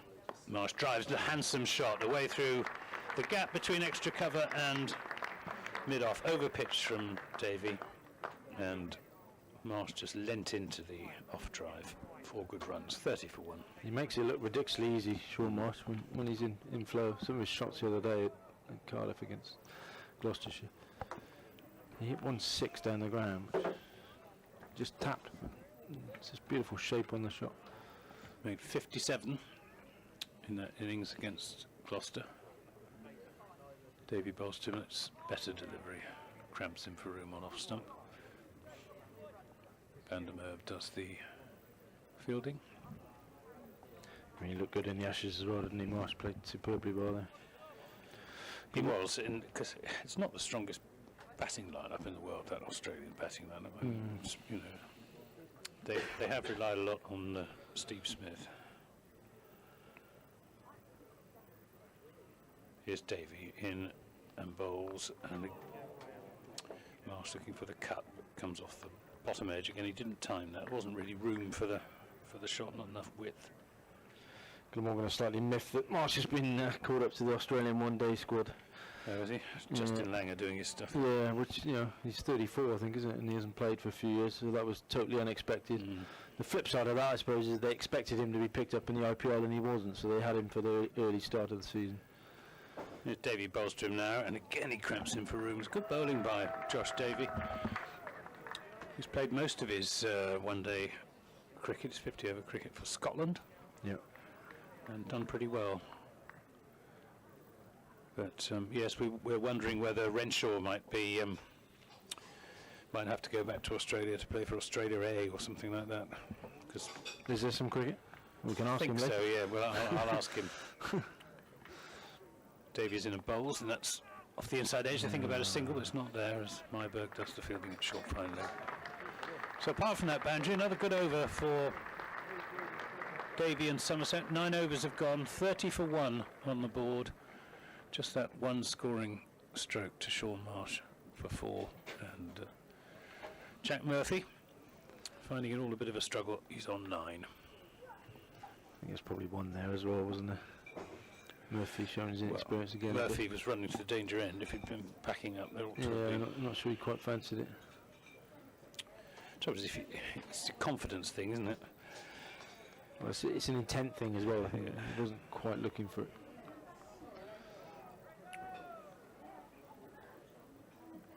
Black-backed gull flies past our commentary box as Craig Overton is in a bowls just short of a length to Murphy. Drops the bat on it, runs it down to the other Overton at third man. The other Overton, Jamie, on as sub for James Hildreth, who's hit on the head by hit on the helmet. Is that why he's not out? I presume so. I mean, that's. I just thought he was whether he's resting. Well, he might be, but it wouldn't surprise me if he's had to go off to hospital just for a sort of precautionary check, as he was hit quite hard on the helmet. Overton to Marsh, who drives that away, square of the wicket on the offside, and that will be 4 runs. Over pitch from Overton. And again, Marsh taking full toll, 35 for 1. There's a difference there, isn't there? Marsh finding the gap so much more easily. Salmon and Murphy hit the fielders a lot. Marsh just threading it through nicely. Overton perhaps just pressing a little bit too hard. Comes rocking in again. He's there now, bowls, and that's a better delivery. Just outside the off stump, Marsh lifts his bat out of the way. Overton gives him a stare, but no words exchanged, I don't think. Face each other in the winter, wouldn't they? In the Ashes. Well, they both should know each other's game a bit. Overton's in his 5th over. He's there now, bowls, and another good ball. Defensive shot from Marsh. See what his figures are. I think. Number 17 in 4.4. Josh Davy 1 for 18 in 5. So both these Somerset bowlers doing a good job for their side. Overton's in a bowls Yorker to Marsh, who squeezes it away down to deep backward square leg, but won't get a boundary. They're coming back for the second run on Van der Merwe's throw, and they get there comfortably enough, as Rolf van der Merwe had quite a lot of ground to make to his left down in front of the Somerset stand. 37 for 1. Both batsmen now on 10. Marsh has wasted no time in catching his batting partner, and there's a push into the offside. It could be a run out. He's gone, I think. The bowler himself. It was a risky single. Overton is quick across the ground. He picked up the ball right-handed, threw it underarm, hit the off stump, and that is the end of Jack Murphy, who will not remember this visit to Taunton with any affection whatsoever. He dropped James Hildreth, and Hildreth has scored 63. He went on to make 159, and now he's been run out. Not his own fault. It was Marsh's call. Marsh called him through. He was maybe a little bit late out of the blocks, and paid the price. Yeah, I think he probably should have got in there. I think there was probably one there. And, in a one-day game, that's the sort of run you got to be looking for. But as you say, Anthony, that sadly sums up poor Jack Murphy's day. It's not a day he'll remember. Hopefully he would have learnt quite a lot from it there and can come back stronger for it. I mean, we've all had days like this. You learn more from your reverses than you do from your victories, don't you? Yeah, no, exactly. So, yeah, not good. So this is now the partnership which will decide the game. If we're going to have any chance, then Marsh and Ingram need to play very well. The good news is for Glamorgan that they are capable of doing that, because I mean they are two very, very fine players. But whether they can do it in these circumstances is a different matter, because when you're chasing 373 to win, to be at 37 for 2 after 10 is not an ideal platform. No. To put it mildly. No. So are we having a... No, I don't think we are getting a bowling change. I think that's still...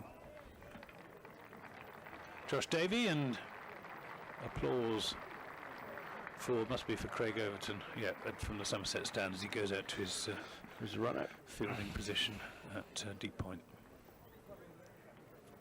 Good piece of work from a big fast bowler. Here's Davey then, into bowl to Marsh, who drives it back, but only as far as Max Waller, who's quickly across at mid-on. Interesting that you've... Steve, that you've got your two best fielders, or two of the best three anyway, at mid-off and mid-on. Yeah. It's, which is, that's where I used to field. I mean, you see that a lot sort of late on when you have them out at long on and long off. Yeah. Here's David to Marsh, and Marsh this time plays that to Pete Trigo at short mid-wicket. I mean, these days it is very much a case of getting your best fielders where you think the ball is going to go most often, isn't it? And even if that means moving people around, during overs and stuff, people aren't scared of doing that anymore. And presumably, Davey is under instructions to bowl wicket to wicket. Oh, definitely. So that the batsman hitting into the V, and you've got your two gun fielders to cut it off. Davies in a bowls, and that's wide outside the off stump, and Marsh rather misses out there. It wasn't a particularly good delivery, went straight to Tom Banton at backward point. Well, presumably Abel's is at mid-off because he's the captain. He finds that the easiest place to... Well, he normally captains from a sort of short extra cover position in Championship cricket. Right. The sort of position where Roller van der Merwe is at the moment. There's Davey in a bowls, and that's again played to Trigo at short mid-wicket. Even Sean Marsh finding it difficult to get these Somerset bowlers away at the moment. Yeah, they both bowl very well. It's a good pitch, but even like Lucas Carey showed when he bowled early on for Glamorgan, if you bowl a good length and bowl very straight, you tuck the batsman up, can't you? He did. He bowled very well, I thought, Carey at the... but he hit that length, which is what Dave is doing now. Exactly the same. He's there now, bowls to Marsh.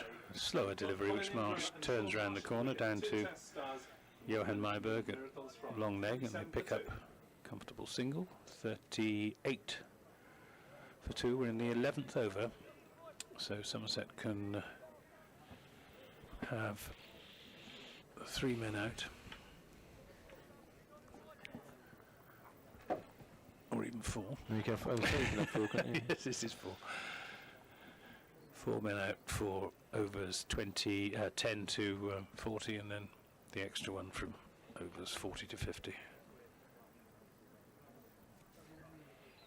Here's Davey. He's in and bowls. Again, taking pace off the ball. I think that's the first ball that Colin Ingram has faced since he came in. He didn't score off it. It's the end of the 11th over. It's 38 for 2. The target 373. The required rate now 8.6. It's going up and up, isn't it? As I said, this is the partnership. These two need to get in. I mean, if they get in, they can do some serious damage with some serious hitting later on. But actually, I mean, it's a huge ask. But if there are two players in the Glamorgan lineup capable of doing it, these are the two, without doubt.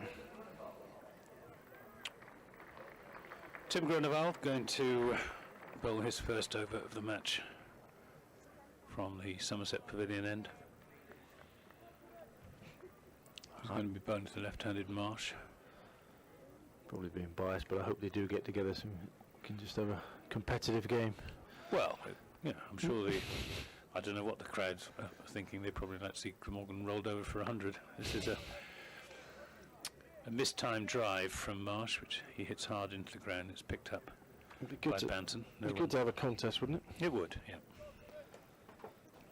At the moment, it's not a contest. I think it may become one. Somerset will be very, very glad to see the back of these two batsmen. Oh, And as long as they're, either of them is still out there, then Glamorgan will be in with a shout. Grunewald is in and bowls right on the money again. Running a good tight line, wicket to wicket. No, they've all bowled really well, haven't they, these Somerset seamers? Very, very disciplined. Grunewald's bowled well in the Championship this season as well. He's added just a yard and a half of pace during the winter. Right. And it's made him a much better bowler. He's in now and bowls. That's a good delivery. See, that one really took off from just short of the leg. Zipped through there, does He's a strong man, is Tim Grunewald, but he's been guilty in the past of sort of bowling trundlers almost. Well, they sort of they run in and sort of roll their shoulders over, looking for a little bit of seam, a little bit of swing. He's hitting the pitch harder now. And that's in the air, just to the left of Roelof van der Merwe. That short mid wicket, nearly a chance. Yeah, Marsh has very nearly just chipped it to him there, isn't he? Just trying to work it from relatively straight. That's the way it looked, from the way he played it. Single was the result, 39 for 2. Marsh on to 12.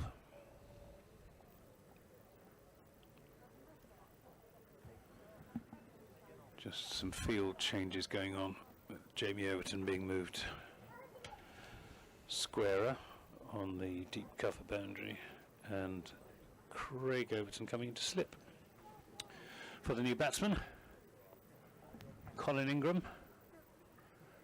Grunewald waits, bowls and squeezes off the outer half of the bat. He was looking to turn that through mid-wicket and squirted out into the offside, Colin Ingram. Squared up there, didn't he? He played half a season for Somerset. Ingram did. Oh yeah, Back of course he in did. Yeah, you're right. 2013, I think it was. Got 100. How did he do? Lords. Huh? Got 100 at Lords. Yeah, very popular player, team member. Yeah, he's a nice guy. Grunewald in and bowls, and this time he's punching it into the offside, but only as far as Banton. So another good over for Somerset. Just the one single from it, from that shot that Marsh so nearly went to hand. 39 for 2 after 12, and the required rate creeps up to 8.8, so nearly 9 runs and over now. But as we were saying, as long as these two together, if they stay together, I've no doubt Glamorgan would achieve that rate. But if they get separated, it's going to leave the later batsman with a big task on hand. Josh Davey then from the river end to Marsh. Marsh runs that down to third man, where Grunewald will field it, just a single. Yeah, I think Glamorgan will allow these two a little bit of time to get themselves in if they want it. Well, I think that's very sensible. Yeah. So much hinges on them. Give them a bit more leeway. You've got some useful players to come. Chris Cook, David Lloyd. Davey in bowls, and again this is steered down towards third man. It'll just be a single. Banton can't cut it off at backward point. Probably No, sorry, I don't know why they were applauding, but it was just a single. Trouble is, Glamorgan have basically wasted the first 10 overs, haven't they? Yeah. When you've got those field restrictions, they'll look back now and think, well, why didn't we try and do a bit more with those 10 overs? Davey to Marsh. Marsh weren't going to run this time. Yeah, you'd have thought it was worth, I don't know, sending out someone to Or just give it a bit of a go. Or just those two just played a bit more positively. Yeah. Never really. I just never felt there was that real intent. I mean, there was the odd aggressive shot, but the overall intent wasn't there. These are not usual, normal circumstances, this game, is it? Need a lot of runs. Davey in and bowls to Marsh, and he threw the shot too early. That was a well-disguised slower ball from Josh Davey, which takes Marsh on the shoulder. Yeah, interesting. The matches between these two sides in one-day cricket tend to go in phases. Somerset have won the last 3 in this competition, and Glamorgan won the 3 before that. Right. Davy is in and bowls. And again, Marsh can't do anything but play it up the onside of the pitch. Jim Allenby got 144 not out Last year. over at Cardiff last year. I think that was the only 100 he scored in his 2 seasons with Somerset. He certainly didn't score a first-class 100. They always seem to get runs against us for Glamorgan. Right. And take wickets. Here's Davy in and bowls to Marsh, short, good, well disguised, slow bouncer. That good piece of bowling, wouldn't it? Yeah, I thought it might have been a little bit too high, but the umpires decided it wasn't overhead high. Sort of looped over the batsman's Yeah, head. yeah. It's a late caller over, that one. I was going to say, I wasn't quite sure what was happening. Yeah. That's the 13th over completed. 41 for 2 is the score. So Glamorgan are going along at 4 runs and over. Yes, And they need to go along at 9 runs and over. It's not ideal, that, is it? To say this Glamorgan innings has not got going is an understatement, I feel. I don't know, it's all very strange, isn't it? It is. Haven't fired any shots back yet. Had a lot fired at them earlier on and haven't managed to fire one back yet. It just seems to me they need to put some of the pressure back on the bowlers. Here's Gruneval in and bowls, and that's... he can't have missed that by very much. I thought they were going to go up for a catch behind there, as Ingram played and missed outside the off stump. 73 for victory in 50 overs. Again, it's zipped through quite nicely. Yeah, that, yeah, isn't it? good carry. Decent pace. Slow start. Nick Selman's gone for 17. Jack Murphy run out for 10. He's Marsh and Colin Ingram. definitely benefited from Jason Kerr's coaching during the winter, Tim Gruneval. Everything depends on both these Much players better bowler getting this big season than he was innings. last. Early, James Hildreth hit a He's in there, bowls to 159. Ingram, who hammers that square of the wicket through the offside. Jamie Overton's after it. He won't very sensibly fling himself at it. He contents with a double knee slide, but the ball was long over the boundary by the time he went down on his knees. And 4 runs, and he really nailed that, did Colin Ingram. Yeah, he's very strong there, square behind on the offside. Big, strong, powerful forearms. Jamie Overton says, "Do you want me to move?" And they say, "No, stay where you are." Here's Gruneval into Ingram, who wristily turns that square of the wicket on the onside this time, just for a single. The other Overton does the fielding. 46 for 2. I'll give way at the... it's Steve's turn to give way, isn't it? It's Steve will have a break, and Nick Webb will come in to take up commentary. Gruneval to Ingram, who's there. He bowls a slower ball, which is driven nicely, and even the speedy Max Waller can't cut that off, and I think it's going to run away down below us over the boundary for 4 runs. He was within about a foot, Max Waller, of cutting that off. I think it was Marsh up, but again, it's beautiful timing, isn't it? So he's got a lovely, languid swing of the bat, isn't he, Marsh? He didn't try and hit that too hard, did he? But it just went hard enough to beat mid off. Both left-handers, of course, these 2 batsmen. Grunewald to Marsh, and this time he won't get a run as he hits it more or less straight to Rolf van der Merwe. They do look Short mid-wicket. They do look very similar. On Friday when they were batting together, we were getting a little bit confused. They use the same bat manufacturer as well, which doesn't help. Yes, a bat is actually a very good way of distinguishing batsmen when but when they're similarly built and of the same orientation. Last ball of the 14th over, slower ball, which is lofted back, and I think we'll run away for 4 runs. 4 more to Sean Marsh. He moves on to 21, and Glamorgan on to 54 for 2 after 14. So that was a much better over. Yeah, not sure that was quite where he intended. There was a hint of a sort of leading edge there, wasn't there? Not sure whether at one time he was maybe looking to whip that through the leg side, but he just got enough on it, and he did just go off very quickly, didn't it, once it had gone over the bowler's head. Such a quick outfield. So shall I change or shall I do one more over? You do one more over. Shall I do one more over? Make it round 15. Yeah. Can't get me off, Nick. Yeah. Right, the one more over is going to be bowled by Josh Davey to Colin Ingram, and that's upish. Probably heard the shout of catch. It wasn't actually anywhere near Peter Trigger. They'll come back for 2 runs, but it was in the air for about, I don't know, 15 yards of its flight path. Yeah, it was nowhere near him, was it? No, just slightly upish. Single is the result, 56 for 2. No, it wasn't. It was 2, wasn't it? 56 for 2. Two runs to Ingram. He moves on to 8. Davy bowls to him. Full my pitch. gosh. Big hit. Away, sailing out towards the Surrey and Botham stand. And it lands in the angle between the seating and the buttress at the right-hand side of the Surrey and Botham stand as we look out there. That was a mighty blow. Now we're talking. 62 for 2. A statement of intent. Yeah, I mean, that is what Ingram can do. He's a ferocious hitter of a cricket ball. I think I said it earlier. I genuinely think he's the best white ball player I've seen at Glamorgan. He's that good. He's going to have to be good today, but he can be that good. Davy bowls to him. This time he 4 more. slashes that square of the wicket. It was short and wide from Davy, no doubt disconcerted by the way his good length ball, the previous ball, had been treated.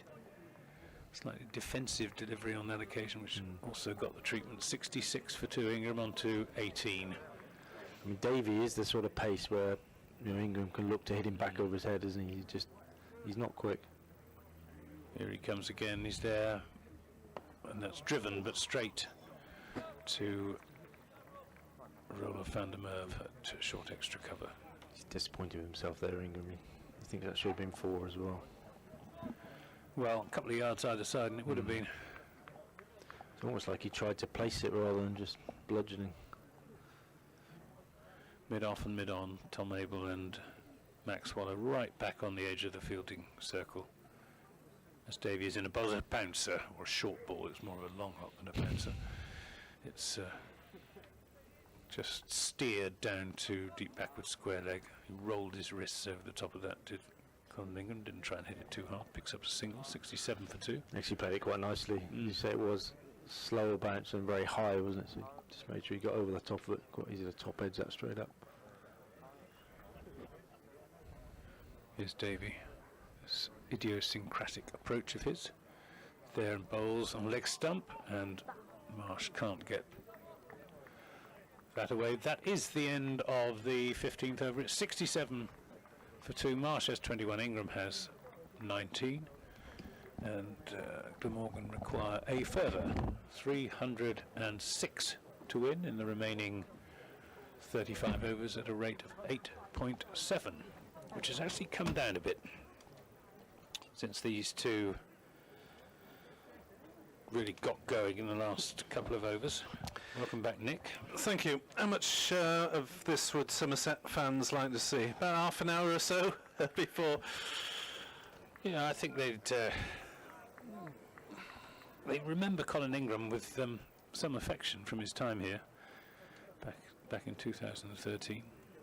Yeah, a few nice big hits, and then a bit of a collapse. I think that's what Somerset would be hoping for. Over to you. Grunewald bowls, and Ingram will get a run here down towards backward square leg. Turns, thinks about taking the second, but correctly decides not to risk it. Hoping to hear from Matt Renshaw later in this innings, a little later. Didn't realise that he was born in England. Middlesbrough. Yeah, he's an Australian born in Yorkshire, which is a interesting combination. Grunewald bowls, hammered into the covers, but no run for Sean Marsh there. As Banton did well to get everything behind it. A brave man there, really, since it was hit pretty hard by Marsh. Actually, it might be simpler to assume that everything from these two will be hit pretty hard unless I state otherwise. 68 for 2, as that smashed through mid-off for 4 by Sean Marsh. See my previous remark. He just mistimed his dive then, did Max Waller. He did very, very well to get anywhere near it. But if he just timed it slightly better, he might just have made a miraculous stop. But it was hit very hard. Would have been the save of the season if he'd got there, I think. It would. Marsh 25 off 32 balls. Ingram is 20 off 13. It's 72 for 2 as Grunewald bowls. A slower delivery that's driven through the covers by Marsh. They may come back for 2 runs here as the fielder away to our right, just peering round the corner to make sure there is one there. Had a fair distance to make around the cover boundary. 74 for 2 now, Glamorgan, and a mere 299 runs needed to win in 34 overs. As that's always caught and bowled chance technically, but it's gone for 4 anyway as Marsh smashed that one back. Grunewald got a hand to it in the follow through, but was probably left counting his fingers. 78 for 2. He'll be disappointed, Tim Grunewald. He's normally very, very good fielding off his own bowling. And he did, as you said, Nick, he did just get his fingertips of his left hand to that. And technically that's a caught and bowled chance, but Grunewald is in to bowl to Marsh again, who drives to cover Banton Field's no run. So Marsh is blasting away. Ingram had already started doing so. Glamorgan is 78 for 2 after 16 of their 50 overs. They need 373 overall to win. Game on, isn't it? Game on. These two taking up the challenge. They've got the required rate down from 8.9 to 8.7 and putting the bowlers under real pressure.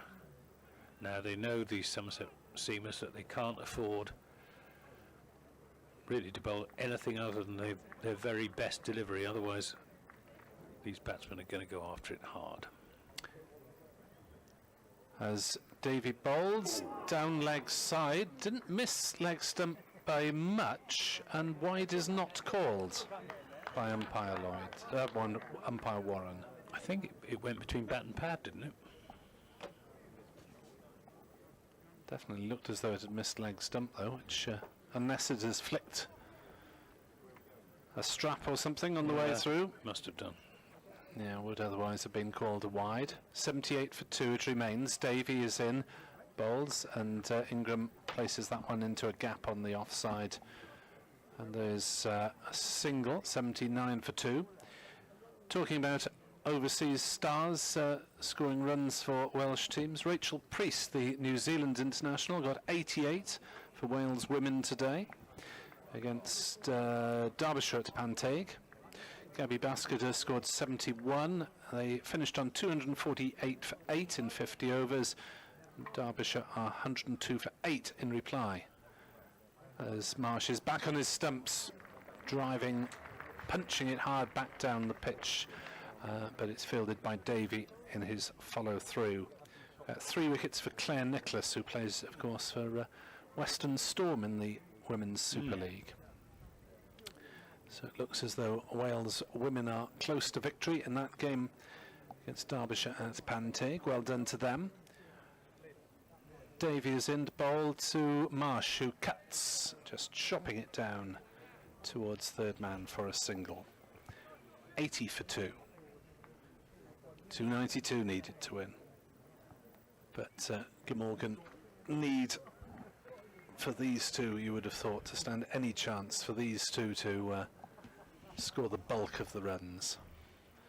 Having lost Selman leg before for 17 to Josh Davy, and Jack Murphy run out by Craig Overton for 10, and Colin Ingram now defends up to mid-off, and there's no run. So Somerset fielders, plenty of enthusiasm, of course, when you're defending such a big total. The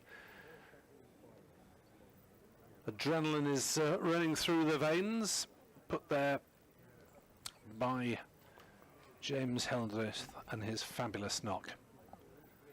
Davy bowls Ingram works off his hips, looks off to set off for 2, and in the end decides against. Good aggressive piece of fielding there by the substitute Jamie Overton, who just attacked the ball and let these two 30-something batsmen know that they'd have to work pretty hard to get back for a second. 81 for 2, 17 overs gone, 373 is the victory target for Glamorgan. Elsewhere in the South Group, Essex 287 for 7, Gloucestershire 85 for 2 and 16.1 overs in reply, so just about even Stephen there. Middlesex 313 for 9, Kent 96 for 3 and 18 in reply. And that's it for the Southern Group. As Grunewald is into bowl to Ingram, who drives through the offside fluently, but will only get the single there. Out to Jamie Overton on the boundary. 82 for 2. Which is the older, by the way, of the Overtons? Do you happen to know? Sorry. Alan Overton has told me. I think it's Jamie by about Presumably 10 minutes or something. something like that. Grunewald's next delivery is hit down the ground, but there'll only be a single here as Waller does the fielding on the long off boundary. These two, Marsh and Ingram, just starting to get into their stride. We saw one huge 6 from Ingram, straight over long on, rocketing off the wall of the Syrian Botham stand. It is Ingram who is on strike as he drives slightly uppishly towards cover, but Banton does the fielding there. Get the feeling that Tom Banton, as the youngest member of the Somerset side, is slightly in the firing line there on the grounds that he's got should have the best reflexes at 19. He's a very good fielder, but the side is packed with good fielders. It's a real feature of the Somerset one-day side. Grunewald to Ingram, who steps back and forces down to third man for a single. 84 for 2 in this 18th over. Even the more senior members, like Peter Trigo, fielded that shot there, and James Hildreth, who isn't out there at the moment because he was hit on the helmet, are more than decent fielders. In comes Grunewald to bowl to Marsh, who drives through the leg side. Hasn't quite timed that, but has still hit it pretty powerfully, and will only pick up a single though. The throw was not the best, but at least it was in the air pretty quickly from Craig Overton, and that dissuaded them from taking a second. 85 for 2. You get the feeling that they're going to have to get 90% of the runs in boundaries if they're going to get anywhere near Glamorgan. 85 for 2, chasing 373, and there's 4 runs down to fine leg for Colin Ingram. It was uppish as it sailed past the fielder at fine leg, who had no chance of getting anything on it, but it did look a slightly risky shot there as Ingram went across his stumps. I'm not sure that he was meaning to hit it that fine. Still, he's got away with it. Ingram is 28, Marsh is 34, Glamorgan chasing 373 to beat Somerset 89 for 2 after 18. Well, Glamorgan can't afford not to take risks, if you see what I mean. They just have to keep pressing on and hope for the best, and hope that the shots in the air don't go to hand, or if they do, they're dropped. Next delivery, driven by Marsh up to mid-on, single taken, 90 for 2. Looks like Josh Davies going to bowl his 10 overs straight through. Is that usual or exceptional? Or somewhere in the middle? Somewhere in the middle. I don't recall it happening before, but then Josh Davies hasn't actually played all that many 50-over games for Somerset. Here he comes. Balls. Ingram off the back foot forces through the offside. He'll take a single out towards the cover boundary. Interesting, isn't it, that you've got the two Overton twins sweeping on either side of the ground, both of them 6'5", but both of them absolutely tremendous fielders, quick across the ground with very, very strong arms. Yeah, you'd expect the big quickies to be fielding straight more often than not, wouldn't you, for most sides, as Davey is in to bowl to Marsh, who's hit on the pad, and they'll take a leg buyout towards square leg, 92 for 2. Disappointing news for the Ospreys rugby side. They trail Ulster by 22 points to 7 in a playoff for a place in the Champions Cup last season, that midway through the second half in Belfast.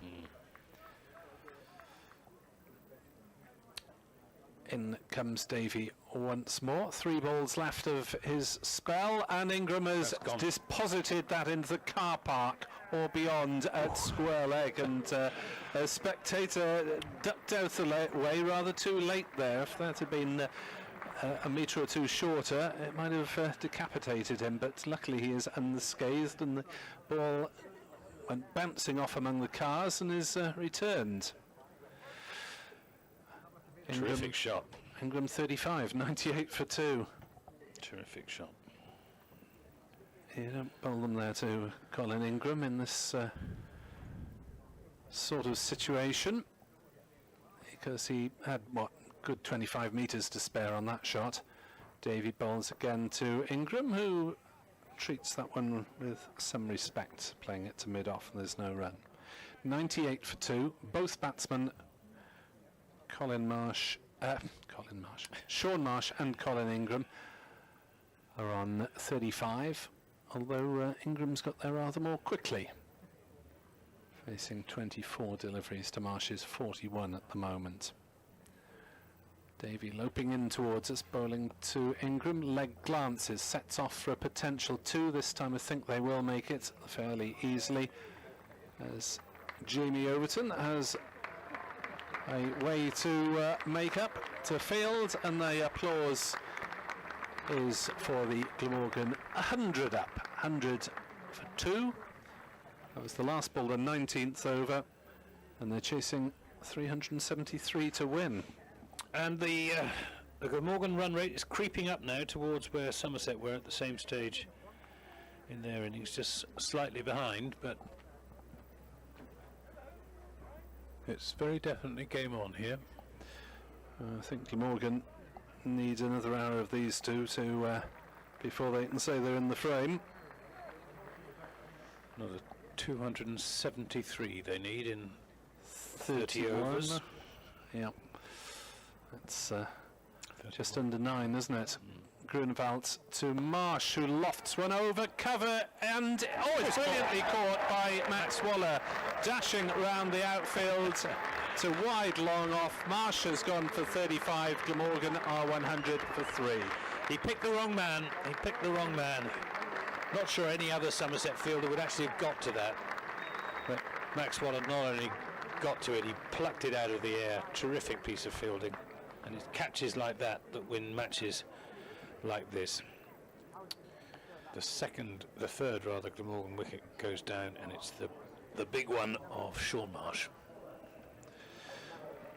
Well, I thought Marsh had got away with that one there, because he seemed to have placed it deliberately, hit it deliberately over cover. It went over cover, but Waller from long off must have made an awful lot of ground very quickly to get that one, and took it sliding virtually knee high. Very clean catch, no doubt at all about it. Marsh goes for 35, 100 for 3 Glamorgan, and it seems that skipper Colin Ingram is going to have to go very big indeed to keep the Welsh side in the hunt. He appeared from nowhere, didn't he, Max Waller, from down below us? But I guess he must have anticipated that, because his fielding position was a good 30 yards from where he caught that ball, and it wasn't in the air that long. Not quite sure how that happened. You can usually tell when catches are in the offing, but that one was hit quite hard and not that high, and Waller somehow got underneath it. Somehow. He is quick. There's a big conversation going on between Jerry Lloyds, the umpire, Tom Abel, the Somerset captain, and Tim Grunewald, the bowler. Quite sure what this is all about. Maybe Grunewald wanted the ball changed, I don't know. Maybe it's all been resolved now. So Grunewald is in to bowl to Colin Ingram. David Lloyd is the new batsman. Colin Ingram drives it up to mid-off, fielded by Abel, and they take a single. Van der Merwe just doing some stretches. I think he'll be into the attack from the river end next over. So the stand between Marsh and Ingram was worth 63. Not as many as Glamorgan needed. As Grunewald makes sure he's got his field right. David Lloyd, the right-hander, is set to receive. The fielders creep closer and Lloyd plays his first ball defensively. What sort of a season did David Lloyd have in this last year? Not very much. great. 127 runs at 15.87. Last season was not a great one overall for David Lloyd, but not wishing to jinx him, he does look in somewhat better nick this season, as he's off the mark here with a thick inside edge on a drive out on the long leg side. Jamie Overton comes in off mid-wicket and fields. Lloyd making 45 in the opening match against Gloucestershire, and also got a century in the championship match at Bristol first up. As Grunewald is in, bowls to Ingram, who drives. It's beaten the infielder, Banton, picked up by Abel, and they've gone through for a single, 103 for 3.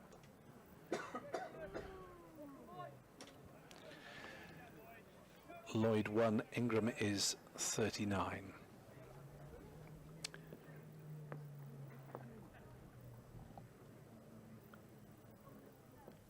As that's run down by Lloyd to third man for a single.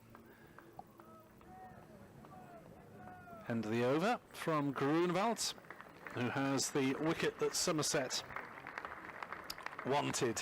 Wasn't quite getting to the stage where they needed that wicket, but Coveted, I think. Coveted. That's a Coveted. good word. Yeah. Coveted. 20 overs gone, and Like Australian twang. yes, I'll leave you the opening overs with Mr. Renshaw, shall I, Matt Renshaw? Thank you, Nick. Yep.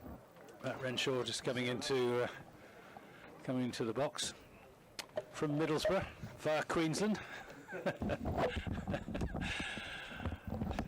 That's it. Like that. That's it. That's it. Welcome, Matt. Thanks for having me. That's a rather good thing to say, isn't it? Welcome, Matt. Yeah, I've not heard that one before. How do you see the state of the game then? Who's winning? I'd say that wicket of Sean Marsh in that last over was really important. It was a really good catch down there at long off, but I think however these next 10 overs go will probably set the match up. If Somerset can get a few wickets, then it'd be really tough for Glamorgan to chase his total down. It's a big ask, isn't it? 9 and over 30 overs. We're just getting the Matt's headphones sorted out. Yeah, that's a lot better. I was saying it's a big ask to go 9 and over 30 overs, but it's a high-scoring ground. Good pitch.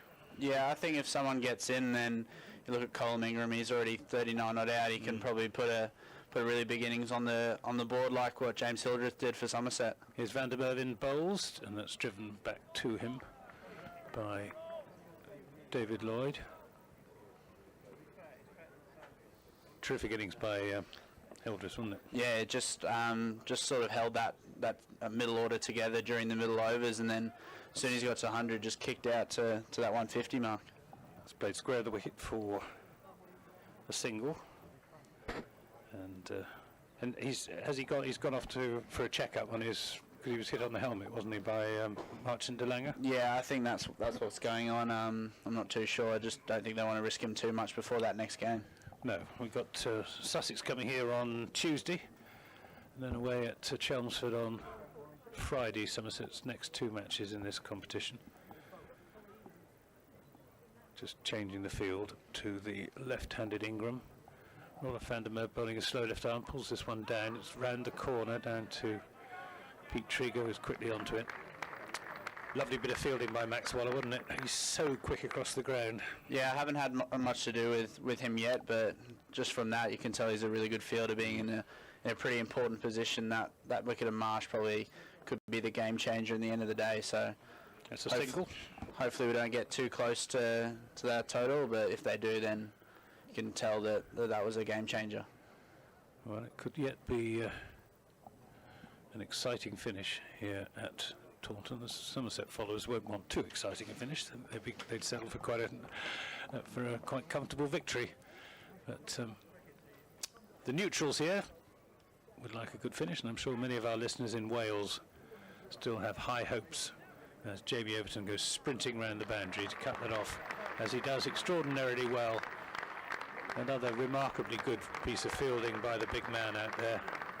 Gets in a good return right over the top of the stumps. 2 runs accrue to Ingram. He moves on to 40. It's 108 for 3. Glamorgan needing 373 to beat Somerset. Van der Merwe in bowls to Ingram, who plays that into a gap on the offside. Goes through for a single, 109 for 3.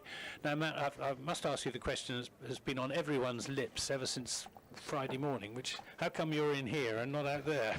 I think Jason Kerr just decided that I've played a lot of cricket this year so far and didn't want to overcook me before we get into a bit more cricket. This format is obviously over here. It's on, off, on, off, on, off. So I think he just gave me a week off and got to refresh and get ready for hopefully another big couple of months. Because we saw in your innings against Yorkshire that you're more than capable of playing the big shots. Yeah, that's it's quite rare for me. But no, I just like to, hopefully if I do get an opportunity in this format, just to express myself and try and get some runs on the board for Somerset in this format. Are you going to be in the side on Tuesday, do you know? I'm not too sure. I've got training tomorrow. First hit back after a little bit of a break, which has been nice, but hopefully just obviously the top order has been going really well for Somerset. It's hard to pull anyone out of that top order, but it just depends on what they're looking for. Have you played much 50 over cricket in Australia? A little bit, not too much. I was sort of pigeonholed as a red ball cricketer when I was a little bit younger, but I think coming on now I've just been able to get a bit more experience in that form. There's Trigo coming into the attack. Pete Trigo bowled really well against Surrey on Friday. At one stage he bowled 7 overs, I think 3 maidens, and taken 2 wickets for 9. He got 2 for 24, I think, were his final figures. And he bowled as well as I've seen him in recent times. He's in there to bowl to Lloyd, who chips that into the offside. They go for a quick single, just shy at the stumps, and if Van der Merwe had hit, that would have been the end of Colin Ingram, but he missed, unlike Craig Overton earlier on, who hit to get rid of the unfortunate Jack Murphy. A tight single, that.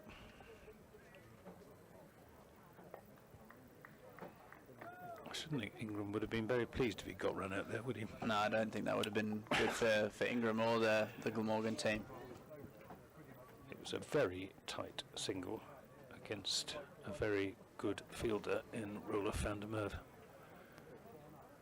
Here's Trigo in to bowl to Ingram, who punches that into the offside but won't get a run. I guess several of the members of this Somerset side will be fairly unfamiliar to you, because you've been, a lot of them have come into the game. Pete Trigo, for example, Roller van der Merwe, Max Waller, come into the side from the seconds. Yeah, we had Ruloff come up to Lancashire and was 12th man during that game, and they're all pretty good blokes here at Somerset, which is good for me coming into the sort of setup and just being able to be myself, which has been nice.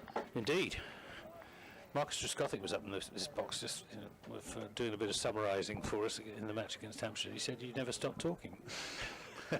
Occasionally. Yeah, it's not that common, but sometimes if I know I need to be quiet, I'll try and be quiet. Is this well, I'll come back to that after this ball from Trigo in and bowls, and that's turned into the onside. They'll go for another tight single, but this time Lloyd was backing up and they make it comfortably enough. 111 for 3. Is the talkativeness, does that come from your Yorkshire breeding or your Australian upbringing? No, I think so. My mum's from Newcastle, so I think that's probably where it comes from. She's Yeah. Geordie, yeah. Yeah. Here's Trigo, number 7 on his back, in and bowls, and that's pulled away by Lloyd, and is going to go for 4. Even Jamie Overton couldn't quite get there. He might have flung himself down to his right, but I don't think Jason Kerr would have thanked him very much if he had have done, and if he damaged his side or his ribs or his back. They do hurl themselves around in the field, these big fast bowlers these days, don't they, Matt? Yeah, I wasn't too sure how they go in the field, but both him and Craig throw themselves around, and pretty good catches as well, getting in the slips for our 4 days, which you rarely see the fast bowlers getting in the cordon, but no, they're pretty good catches and pretty good fielders. 115 for 3, Glamorgan, chasing 373. Colin Ingram on 44, David Lloyd on 11. The 3 men out are Selman, Murphy and Sean Marsh, who made a classy 35 before he was very well caught by Max Waller off the bowling of Tim Grunewald. We've got Ronald van der Merwe bowling to Ingram as an appeal for LBW as Ingram goes for the sweep. And umpire Russell Warren doesn't move a muscle. Whether he said anything or not, I don't know. He's just having a little chat with Roloff, probably explaining what was wrong with it. What did you think was wrong with that, Matt? I think it probably might have pitched outside leg. It's quite hard for a left arm off spinner coming around the wicket to pitch it in line at such a full sort of angle. There's Van der Merwe again. Pulls this one down slightly quicker. It's pushed into the onside. They go for a quick single. There's a shy at the stumps from Max Waller.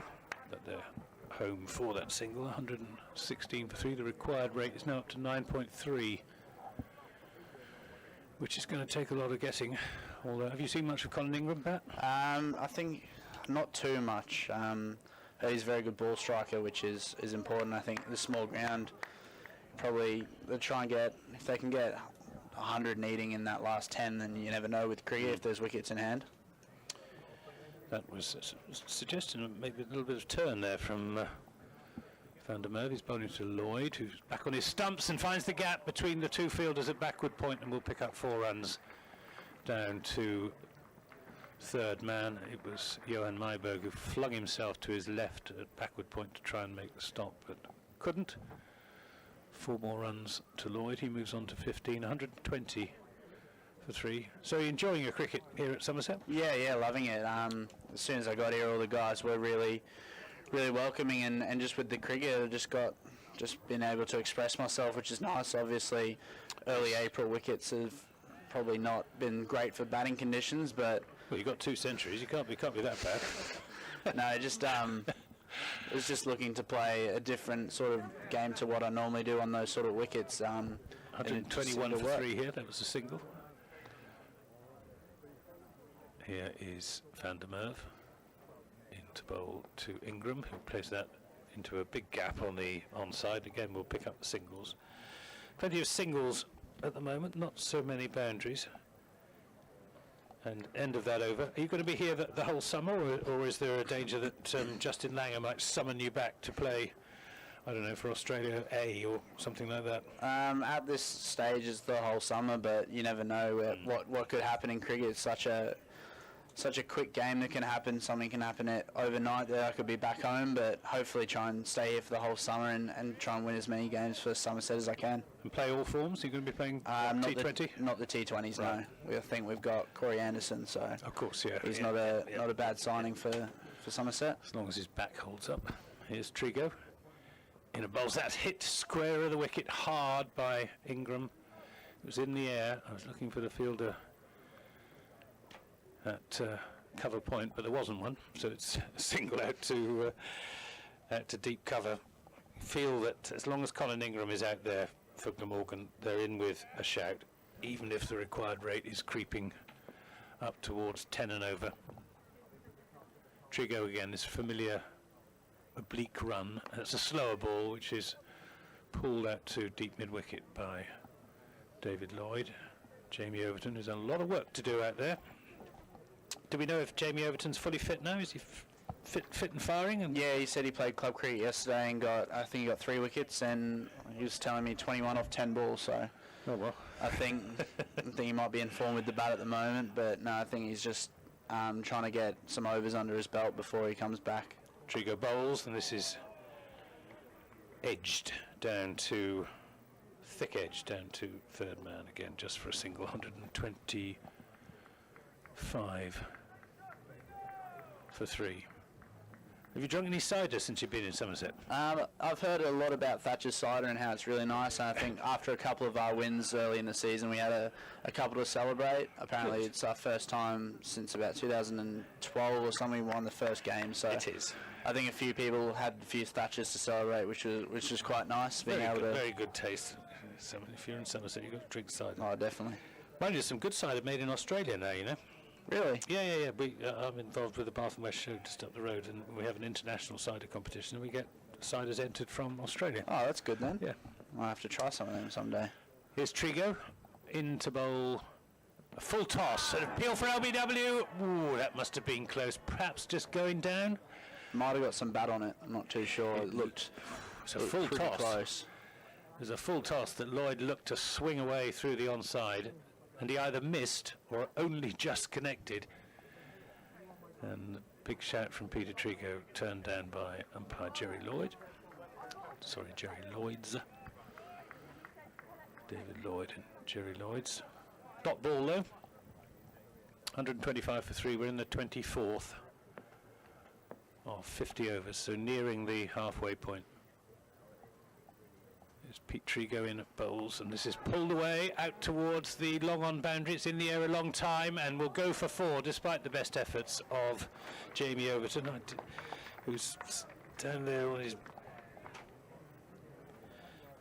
bottom just by the advertising boards. There's some concrete out there as well.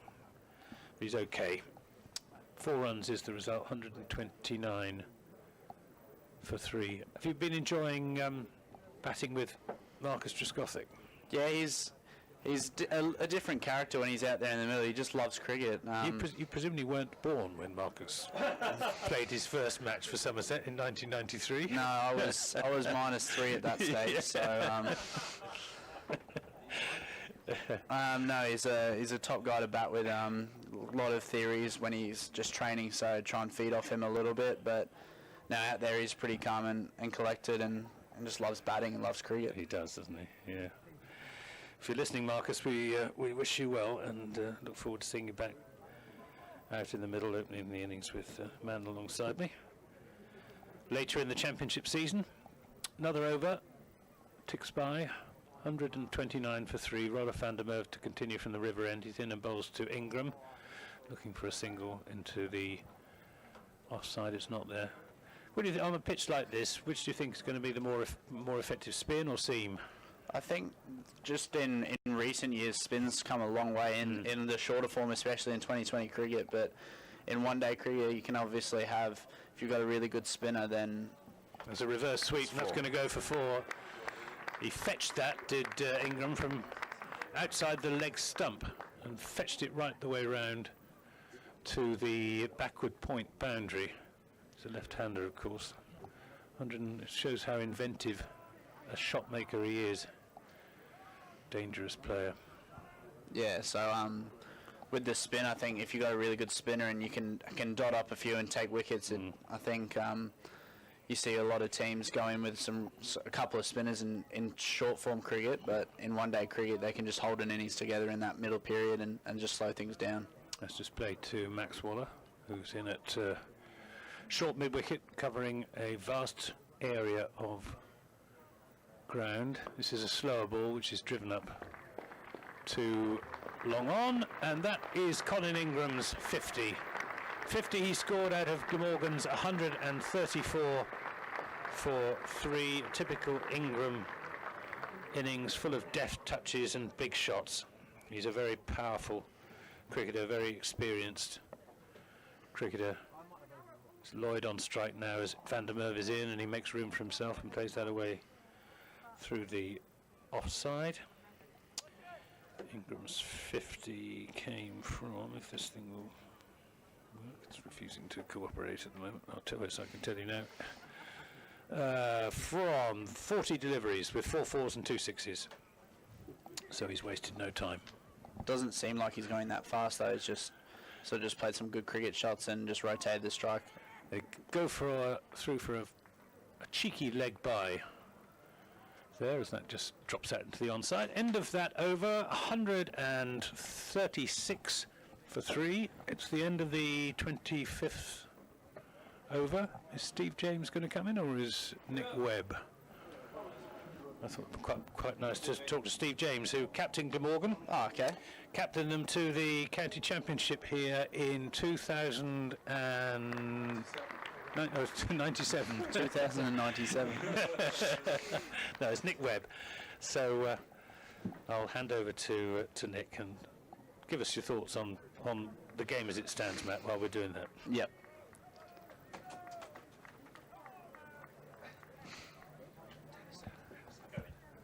There's not much to say. There's a few field changes. I think third man has come up to, I don't know, someone might have just moved from deep mid wicket to third man and swapped around to cover. It's all changed a little bit. That's it, you keep talking to cover. Through 136 for 3, as that is played down to third man by Colin Ingram. And they'll go through for the single, 136 for 3. You're enjoying the British summer, I take it? It'll be over by about Wednesday. Yeah, it's beautiful at the moment. I was up in the Cotswolds over the last week, and so we had a few beautiful days up there, which was quite nice. Here comes Trigo, the right-handed Lloyd, who'll push that one down towards backward point, but won't get the single there. Still, I suppose having spent the early years of your life in Yorkshire, you probably just about remember it. Not too much. No, the occasional nice days are quite nice in the sun. It's probably a bit too hot for some of the English guys anyway. 137 for 3. We're in the 26th over as Lloyd hammers that one through mid-wicket.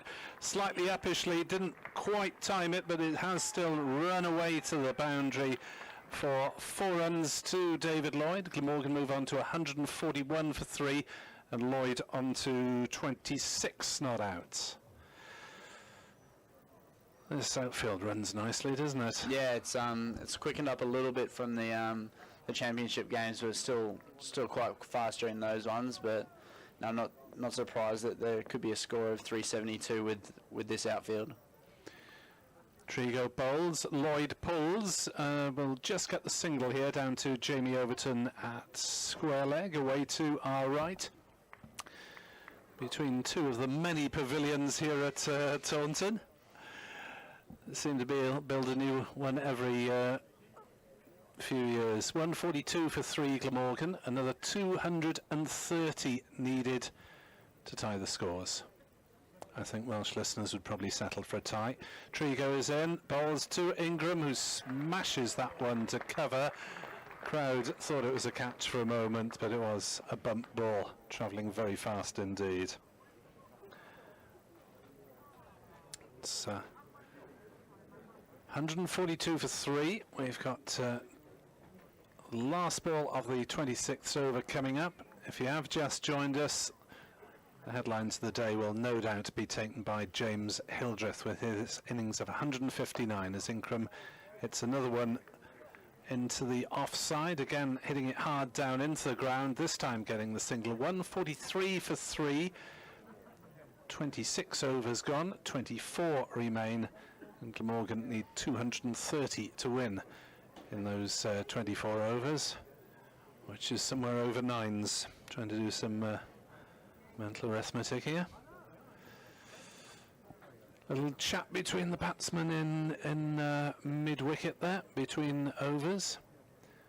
As we see some more Van der Merwe's spin from the river end. Must be pretty high morale out there among the Somerset fielders at the moment. In comes Van der Merwe, bowls to Ingram, nurdles that into a gap on the leg side. So has British county cricket been what you thought it'd been be so far, Matt?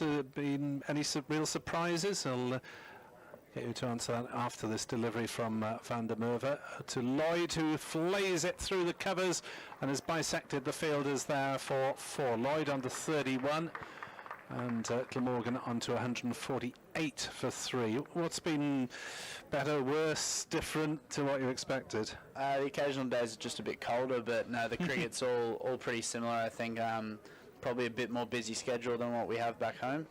As Van der Merwe bowls again to Lloyd, who drives it back to the bowler. Yeah, so we probably don't have as many first-class or one-day games, but I think the way they do it is quite a good sort of system. As Van der Merwe bowls, Lloyd back on his stumps, playing it into a gap on the offside. We'll just take the single, 149 for 3. Talking to Sean Marsh about this, he said it's probably good for batsmen because, you know, if you do get out, you've got another chance a couple of days later. Yeah, definitely, and I think if you're in form as well, then you can just go on to the next week. It's pretty quick between games. Van der Merwe bowls, Ingram back on his stumps, working into the leg side for a single, and that will be the 150 up for Glamorgan. One of the very few things to go right for Glamorgan so far today is that this now can't be Glamorgan's heaviest defeat by Somerset, which was 240 odd runs. It was their worst ever against anyone. As Lloyd is back on his stumps, playing out towards cover point for what will be just the 1 run, because David Lloyd in turning has ended up on his posterior. 151 for 3, 27 overs gone. 23 remain. 222 needed for victory. Yep. So Somerset managing things very nicely. How worried would they be about Ingram so far? 55 off 47 deliveries, but Glamorgan haven't really got near the run rate yet. Yeah, I think if he's still in maybe 10 or 15 overs, then that's probably where we're going to start worrying a bit. I think Peter Trigo's come on really well here and just bowled a lot of slow balls and back of the hand sort of thing, so he can't really settle with the one pace. It's quite cagey from him, but I think it's working quite well. Hopefully it keeps working for the Somerset players and fans. Here is Trigo in to bowl to David Lloyd. Full length delivery driven through the leg side. There'll be probably another couple of runs here as Overton makes them hurry, and he's hit. A direct hit from virtually side on.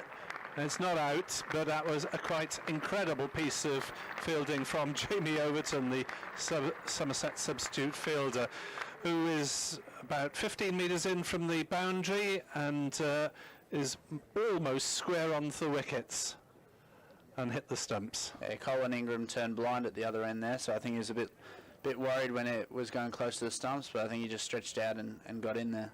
153 for 3, Lloyd on to 35, drives that one into the offside, hit it hard but straight to Van der Merwe at cover, and there is no run. Trigo marching back towards his mark,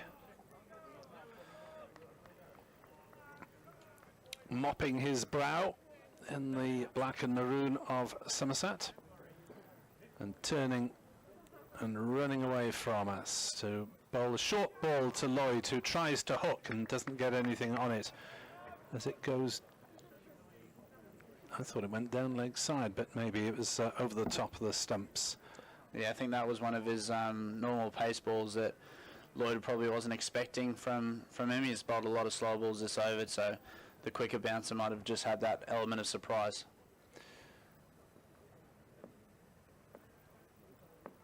Trigo then, veteran of the Somerset side, bowls as that's almost played on David Lloyd. It might even have ended up against the base of the off stump there, as Lloyd went to drive, got some sort of bottom edge, and he turned, and by then I think it was so close to the stumps he didn't dare try and kick it away. Yeah, it's a close call. Probably didn't want to hit his stumps himself with the bat, so just try to wait to see if it was was going or not going onto the stumps. It was almost a slow death for David Lloyd as the ball trickled back, but it's a dot ball for Somerset and for Peter Trigo. Running away from us and bowls a full-length ball to Lloyd, who's hit it down into the ground for a crowd catch at cover. You'd need to been, I think, half a dozen pints down to think that one was a catch. 153 for 3. As Trigo races away from us and bowls. That's driven hard by Lloyd, but excellently fielded by Abel, and a throw at the stumps as well to send Lloyd retreating. End the over. 153 for 3 after 28 overs. Somerset fielding tightly, keeping Glamorgan under control. I mean, cricket banter has been particularly harsh. Have you faced any sledging about the unfortunate events of the Australian tour of South Africa since you've been over here? Not that I can really remember. I think there was just one where I got told that I was second in line for Australia and Somerset, so that was quite a good one. But no, it's just everyone's just playing good hard cricket, which is good to see. Here is Van der Merwe then from the river end, bowls, and Ingram drives out into the covers, but a sprawling stop there means there's no run. Tim Grunewald, the man responsible for that. I think Colin Ingram will be pretty disappointed he didn't get that for 4. There's no one out at that deep cover boundary, and he's just picked out the fielder. Ingram drives up to long off and will just jog through for a single. Ingram moves on to 56. Lloyd is 35. It's 154 for 3 now. 373 is the target, and we're in the 29th of the 50 overs. So Glamorgan might have to go at 10s for the last 20 overs if they're to get near, as Lloyd goes for a big swing. And, well, that ends up dribbling past the keeper. Was that off the bottom edge or off the keeper's gloves? Yeah, I think he just inside edged it just past the stumps. Steve Davies did well to stop that going for any runs. Davis standing up, of course, to a left-arm spin of Van der Merwe, who's bowled him this time, trying to force on the offside. And Glamorgan have lost their 4th wicket. Glamorgan have 154 on the board. They need a further 219 runs to win. A word from Matt Renshaw, and then it'll be Steve James to join him for commentary. How vital is that wicket when the partnership looked to be getting going, Matt? Yeah, I think that's really important. He's probably just trying to force a little too much against the spin of Van der Merwe. Probably need to start maybe going in a couple of overs' time, and they're probably looking to target Van der Merwe at that end. Thanks, Matt. Good to see you. Yeah, good to see you. Yeah, Glamorgan 154 for 4 then in the 29th over. How much have you seen of Colin Ingram, Matt? He obviously played in the big bash, didn't he? This yeah, I watched a little bit of it. He obviously strikes the ball really well, and he's the key for Glamorgan in this run chase. As I said before, if he's still in maybe the 32nd or the 43rd over, I'd say, then they're a real chance to going for it if he can have a platform. Obviously needs partners around him, which is big in chasing down a big total, but I think if he's still in, Somerset will be a bit worried. Yeah, I mean, obviously that partnership between Marsh and Ingram, that was the key, I thought, to Glamorgan really having a chance of chasing this total down. Good catch up by Waller. Somerset looks sharp in the field, don't they? Is that something the side work hard on in Yeah, practice? definitely. A lot of guys work on it hard, but I think the main thing is the quick bowlers are so good in the field that you've got Craig Overton who's patrolling the boundary most of the time, just moves so well, and I think that's massive, having the bowlers field so well. And then you've got Tom Abel, the captain, leading from the front's probably one of our best fielders, and you can see it you see it more in the one-day stuff, but in the 4-day stuff he's such a good fielder at fields mainly at cover, which is good for us, having a good fielder at cover. Tom Abel's bowling seems to have come on as well. Yeah, I'm surprised we've not seen him yet. Lads call him Jasprit Bumrah, so got a bit of a straight arm action, so surprised I'm not seeing him bowl. doesn't rate himself too highly, but he seems to be getting lots of wickets. So Chris Cook is the new batsman. Just come to the crease. Going to be facing Roelof van der Merwe. As I say, 154 for 4 then in the 29th over. Yeah, I saw Tom Abel get a couple of wickets. Which game was that? I think it was Yorkshire. Was that the first time he bowled? Was that the Yorkshire game? Came on in Yorkshire. Van der Merwe then into Cook. Pushes that out on the leg side. He'll pick up a single first ball. He'll think about 2, and he will come back for 2. Good running. 156 for 4. Yeah, I was actually quite surprised by Abel. The first time I'd seen him bowl. I mean, he looked more than a part-timer when I saw him. But they were way swing. When I first came over, I had a net against him and asked him if he was a bowler. He said no, just bowl part-time. I think he got me out about 3 times that net session. So I wasn't too confident about that. But seeing him come in the championship and then get loads of wickets at a pretty decent average is something that probably weren't expecting from him, but it's just helped him with his captaincy and his batting performances, having that confidence. Cook just took a single off the last ball that over, so that's the end of the 29th though, 157 for 4. He played exceptionally well today as well, didn't he? Didn't Tom Abel when he yeah, came he just over? Really came in and played lots of good cricket shots, which found the boundary. Is obviously coming in down the order, so he can have that acceleration have that partnership with James Hildreth, which just rocketed along and really set him up for that last 10 overs to go really big. It's going to be Peter Trigo to continue. Once Chris Cook has taken his guard at that far end. I was going to ask you about James Hildreth. Had you seen him before you came over? Had you heard much about him? I heard he scored loads of runs, and then he came over. When I came over, he just started scoring mammoth round runs. Trigo's in to Cook. Plays on the inside, no run. First time I batted with him was against Worcestershire, and Steve McGoffin was coming in to bowl, and he asked me what he was doing. I just said he's just angling it back into you. First ball off him, he hit into the top of the handicapped pavilion, which I'm still convinced is one of the best shots I've ever seen. So really? Yeah, just did it so casually and hitting it onto the top of the stand. Glamorgan 157 for 4 then. Tree goes in again to Cook. Short ball, she plays out on the offside. No run. I mean, are you amazed that Hildreth has never played for England, given his record? I think after seeing a few guys who have played for England, you probably wonder, but that's the case in a few cricketers. They've done so well, but never got picked to England. It's unlucky. You see guys who in Australia, especially during their golden era back in the early 2000s, guys like Martin Love. Tree goes in again then to Cook. Full-length balls, he's hit straight to extra cover. No run.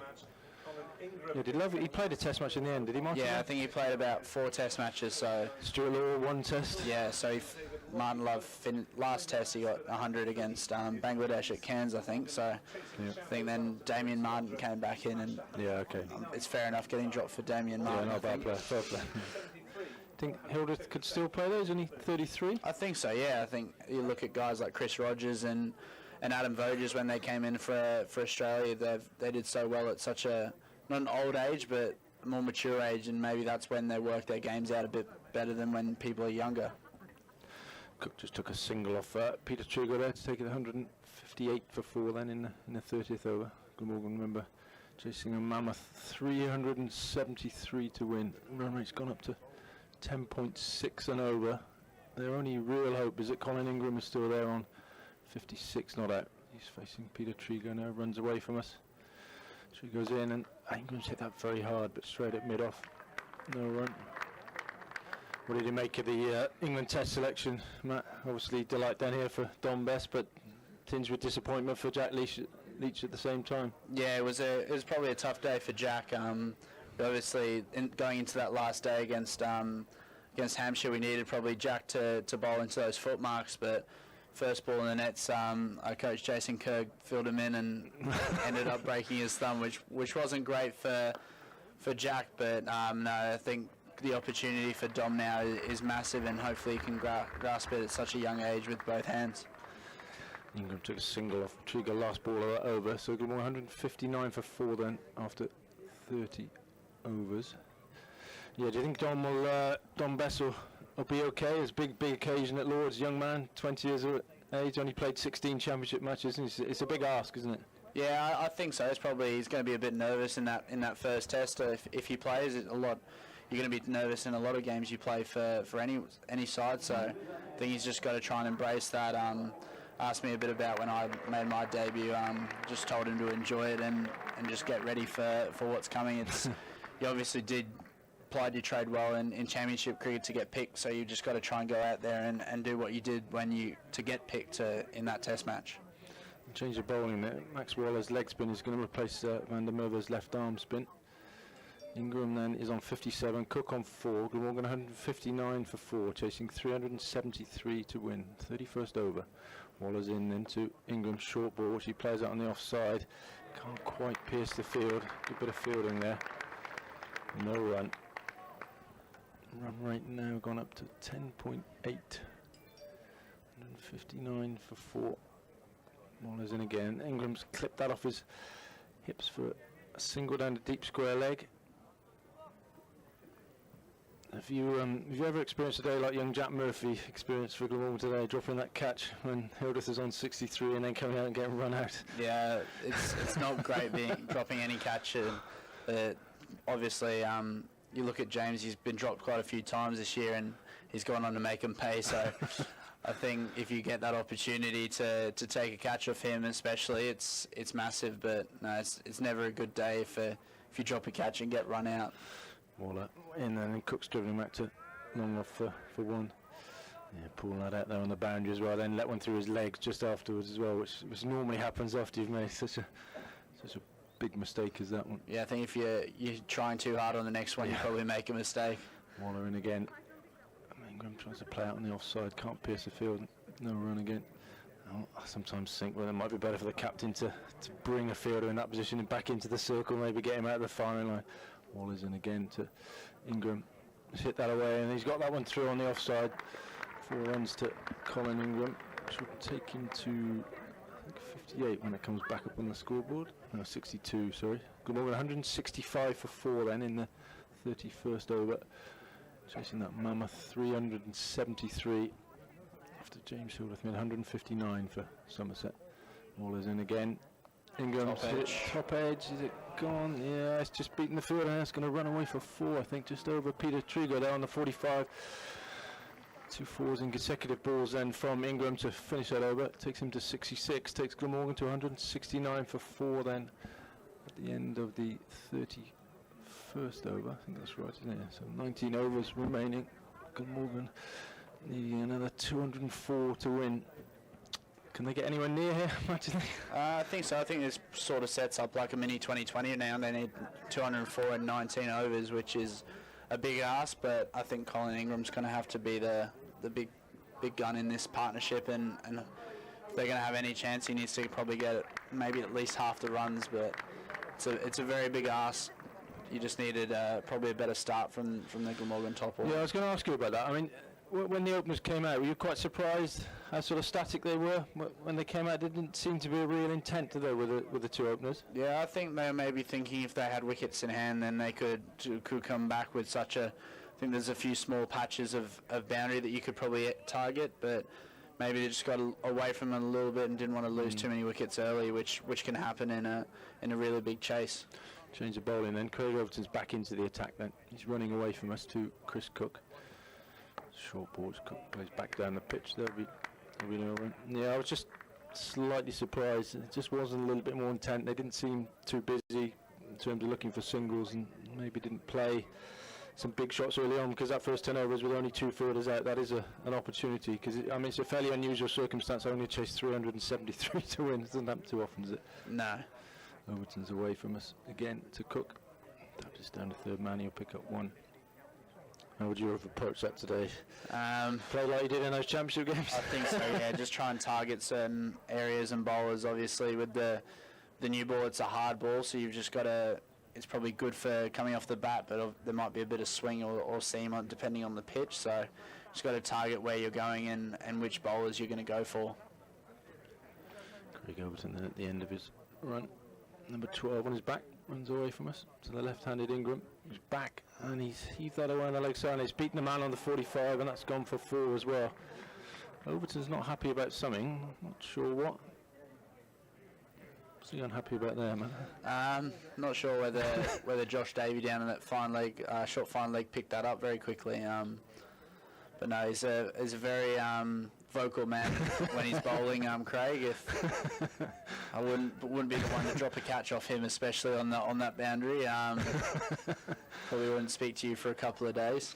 Ingram's on to 70. Glamorgan 174 for 4 then in the 32nd over. Overton's in again to Ingram. Just cut that down towards third man. He'll pick up 1. He won't look for a second. 175 for 4. Did he make a good impression in Australia this winter, Craig Overton? Yeah, I think so. Obviously getting that first wicket of Steve Smith in Adelaide was a really big one, but I think from what I heard, was quite a big impact, but just broke his rib at that really bad time and didn't get to play more tests. Robertson to Cook, who slashed around the offside. That's gone down to third man for a single. Yeah, I mean, he certainly seemed to make a good impression with the England team and management. Certainly very, very competitive. I think they like the way he got stuck in with a bat as well. Yeah, definitely. It's obviously no fun when you got to face those guys, Mitch Stark and they were Cummins and Hazelwood, and they're all coming at your head. So I don't think that's fun for anyone, especially tail enders. Overton away from us again, then to Ingram, who's got an inside edge. Just missed the stumps and bounced to the wicketkeeper Davis. No run, so that's the end of the 32nd over. Morgan 176 for 4 then. I think that's a big move, bringing Craig Overton back at this stage. Tom Abel probably wants him to close out and try and make it really tough for Colin Ingram and the Glamorgan side to chase this down. Yeah, I mean, he's obviously the go-to bowler, is he, when they're looking for a wicket in a one-day game like this? Yeah, I think if he gets that prize wicket of England now, it's almost game over for Glamorgan, and if he can bowl his 10 overs out, if that's the way they're going, and keep it to a reasonable run rate, then he'll close out the game anyway. Ingram's on 71, Chris Cook's on 7, Glamorgan 176 for 4. It's Max Waller to continue with his leg spin into Cook. He's gone for a big hit on the leg side. It's just half stop at mid-wicket. They'll get 1, and it'll only be 1. I think that's probably saved 4 runs there from Tom Abel. It's a big dive on that square where there's a bit of dirt, and it's probably not a fun slide for anyone, but he's put his body on the line to try and save 4 runs. Yeah, good stop there. Sweep slog from Cook. Didn't quite get hold of it, but I think you're right, Matt. Would have gone for 4. He's not got a hand on that. Change in the field. I think they're trying to cover this offside. 3 men in the line on the offside as Waller comes into the left-handed Ingram, who's just played that down the ground for an easy single to long off. He moves to 72. Glamorgan 178 for 4 then, chasing 373 to win. Run rate's gone up to 11. 195 more to win. Waller's in towards us to Cook, who's hit it down the ground. A great stop fight. Max Waller, who was a fine fielder, took a great catch earlier on to get the key wicket of Sean Marsh at long off. Quickly back in again to Cook. Short ball, he's hit it down to long one for a single. 79 for 4 then. Cook's on to 9. 33rd over. Waller's in. Ingram's down the pitch. It's it out towards long on, and Cook will think of 2, and he will come back. That's good running there from Cook. Oh, he's hit. Craig Overton again. Good fielding. Just saying it was good running, and then he started hit, but I think he just he got in. Cook is relatively quick. Colin Ingram, if there's one criticism of his batting, he's maybe not the quickest between the wickets. He has had knee problems, but I suppose when you hit it that well, you don't necessarily need to run that much, do you? Yeah, I think he was probably looking to target that area for it too, but yeah, probably got a bit tighter than he would have hoped with Craig Overton down there at long on. Waller's in again. Ingram tries to hit on the leg side. Gets him on the pad, no run. It's the end of the over. End of the 33rd over then. Glamorgan 181 for 4. Ingram's 74 not out. Cook 9 not out. Run rate's gone up to 11.3 now. It's fancy England against Pakistan in this home series. Yeah, it should be an interesting series. Pakistan coming from Ireland, playing Ireland's first test, and not doing too badly over there. I think it's... Did you see some of that? Yeah, I watched a little bit of it. Good comeback from Ireland, just not close enough really. But no, I'm interested to see how the Pakistan batsmen come across over here. It's obviously a big change coming from the turning wickets of Dubai to coming in green seaming wickets. If they're that way inclined, the wickets. Craig Overton's away from us again. Short ball, which Cook has pulled excellently over mid wicket. One bounce for 4. Short ball from Overton, and Cook was straight on to that. Dangerous batsman, Chris Cook. If you've seen much of him, Matt Cook's a South African lad who's been at Glamorgan for a considerable time now, but he's a very dangerous hitter at the end of the innings. He looked quite skinny, but he's got fast hands and can hit a long ball. Dangerous player. Yeah, I think with this field you're probably expecting, with mid on, mid off up, you're expecting something short, and he just sort of shimmied across and hit that over mid wicket. Overton's in again. It's a full ball Yorker, which Cook has dug out. Straight back to Overton. No run. 185 for 4 then, Glamorgan. Ingram 74. Cook is just starting to get going. He's got 13 off 15 balls. Ingram 74 has come off just 62 balls. He's some one-day player, Colin Ingram. If anybody could win this game for me, it's probably Colin Ingram. Overton's away from us again then to the right-handed Cook. Let's play that down the ground. We'll take a quick single to Tom Abel there to mid-on. Throws it to wicket-keeper Davies. So run rate gone up to now 11.3. Glamorgan need another 187 to win. And the 34th over, 186 for 4. Beautiful day here at Taunton. Great crowd in today. You probably won't have played in front of a crowd quite this big at Taunton yet, will you? In the championship matches? We had still the championship matches still a fairly decent turnout. Yeah, you get good crowds, don't you? Yeah, definitely. That's probably the big difference between state cricket in Australia to county cricket over here. Overton's in again to Ingram, who's cracked that off the back foot through the offside. He's going to pick up 4, I think. Yeah, despairing dive from the fielder. Another excellent shot from Ingram. He still thinks he can do it, Ingram. I'm not surprised. He's on to 78 off 63. Glamorgan 190 for 4 in the 34th over. Yeah, very well supported club here, aren't they, Somerset? Yeah, excellent support. Yeah, I think the end of the day when we've had a few Thatchers is quite enjoyable. Other sizes are available. It's a dot ball there from Overton to Ingram. Just hit it out to extra cover. That's why I felt so sorry for Jack Murphy over there today, having dropped that catch. He's always going to have a horror day after that. You don't do that sort of thing down here, I don't think. Overton's away from us again to left-handed Ingram. He's hit that hard through extra cover. He's going to pick up 4 more. Tremendous power. I think that's just hit one of the cut markings from the lawnmower and just popped over Tom Abel's hand. Yeah. Didn't look like he was trying to dive over it, but it just popped over and went for 4 runs. 82 Ingram's on now, off just 65 balls. Cook's on 14. Glamorgan 194 for 4 after 34 overs. Run rate still 11.2. How do they go about this, Matt? I think they probably need a couple of just really big overs, maybe something that around the 20 and over mark, which is a big ask. But if they get a couple of them, then they'll have the real hope of doing that, and that should bring the run rate down. I think they probably need to target that short boundary towards the Somerset stand end. So if they can get a couple of 6s away over that short boundary, would just build a bit of a momentum going into the last 15 overs. Change of bat there, I think, from Chris Cook. Just readjusting the grip on that new bat. Maybe that's the real big hitting bat. The other one was just just knocking it around. He's going to be facing Max Waller. He's in towards us. And the leg break. Cook's hit that down towards long on. Just pick up a single. He's on to 15 then. Ingram's on 82 off just 65 balls. 195 for 4 in the 35th. Chasing 373 to win. Waller's in towards us. Ingram plays this on the leg side. He just pick up 1. There's a big gap there on the leg side. There's a long on, deep mid wicket, deep square leg, and a man on the 45. So if he just got it at the right pace, he could look for 2, couldn't he? But he didn't quite get that right there. Just picks up a single. Waller's in again, quickly to Cook.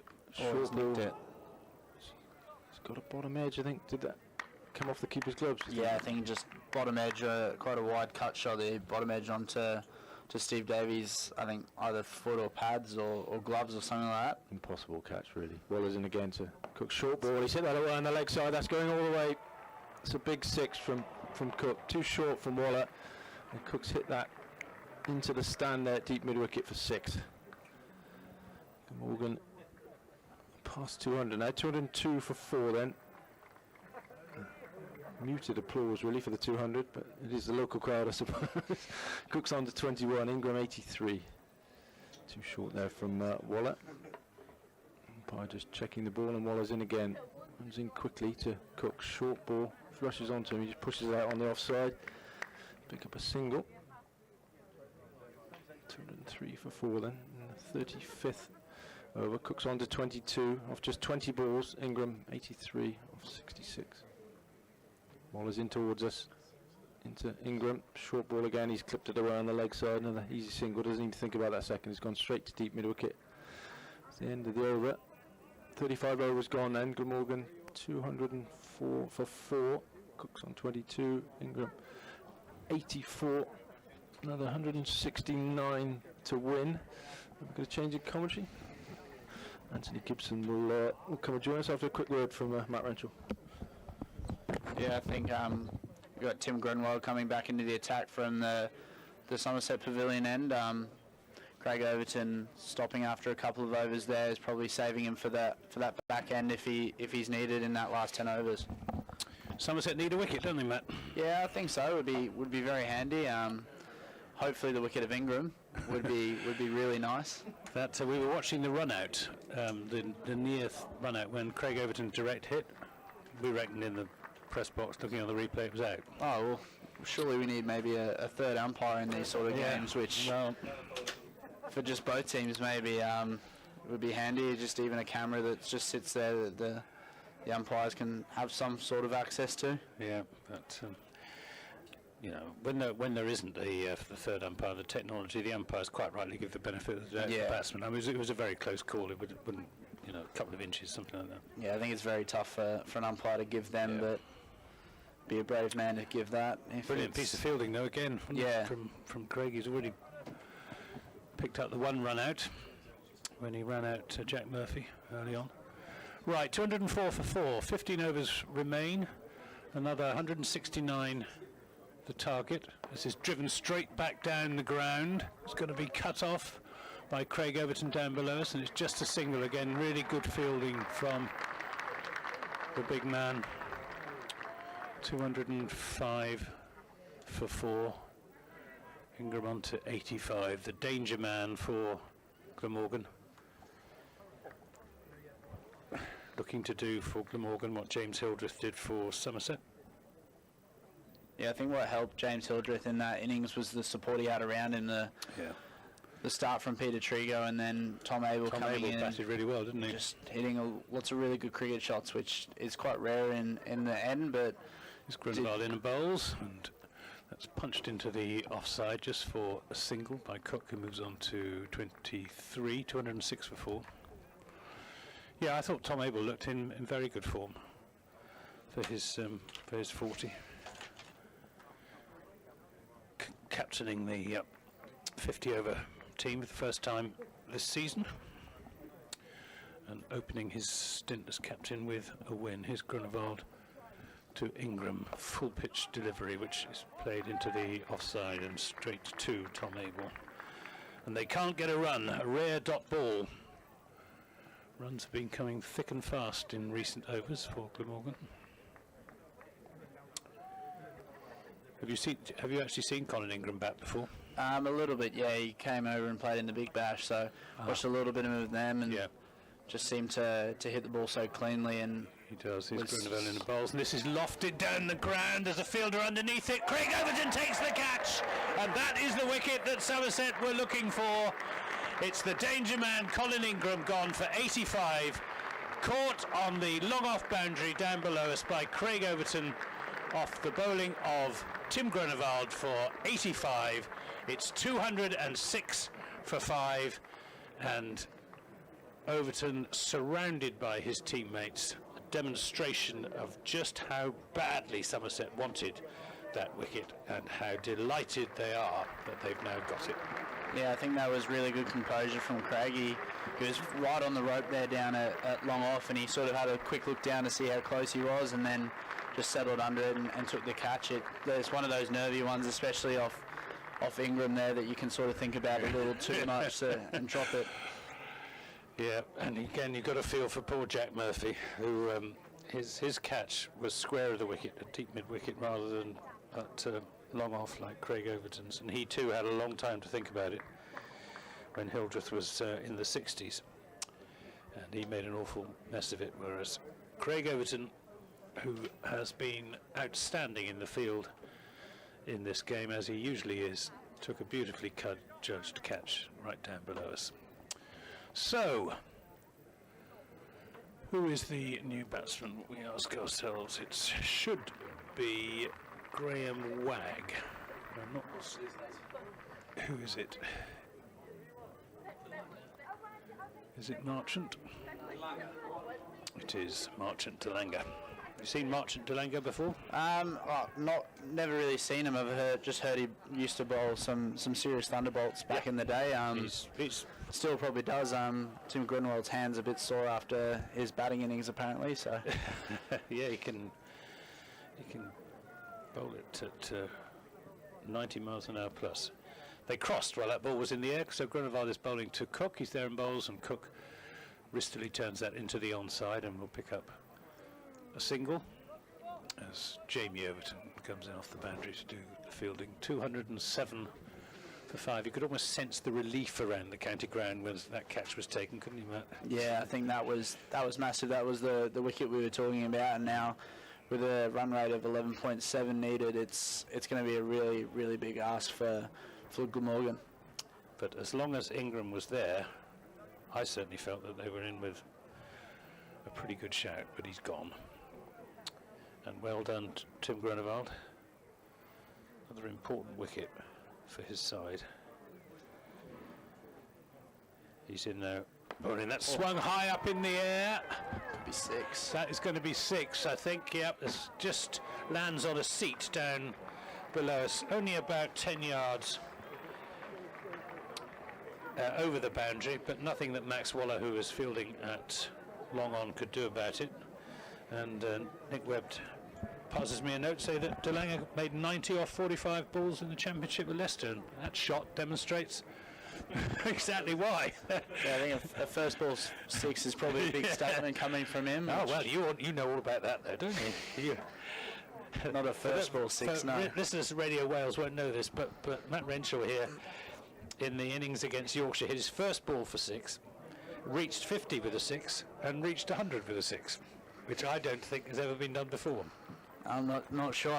I just remember being on 94 and in short ball, I just tried to clip it over to fine leg, and I didn't realise how much I got onto it. I was just looking to get one for it, and just kept sailing and sailing. I thought I was going to just get caught on 94, which is a bit of a bogey number for me. Yeah. So just kept sailing, which is just got lucky on that day. Well, that was 6 runs to Delanga, so 213 for 5, as this is driven but straight to Tom Abel at a sort of cross between mid-off and extra cover by Chris Cook, who's on 24. 213 for 5, 373 the target for Glamorgan. This is pulled down by Van der Merwe. Short push through, just a single as Cook plays it out to Jamie Overton on the offside boundary.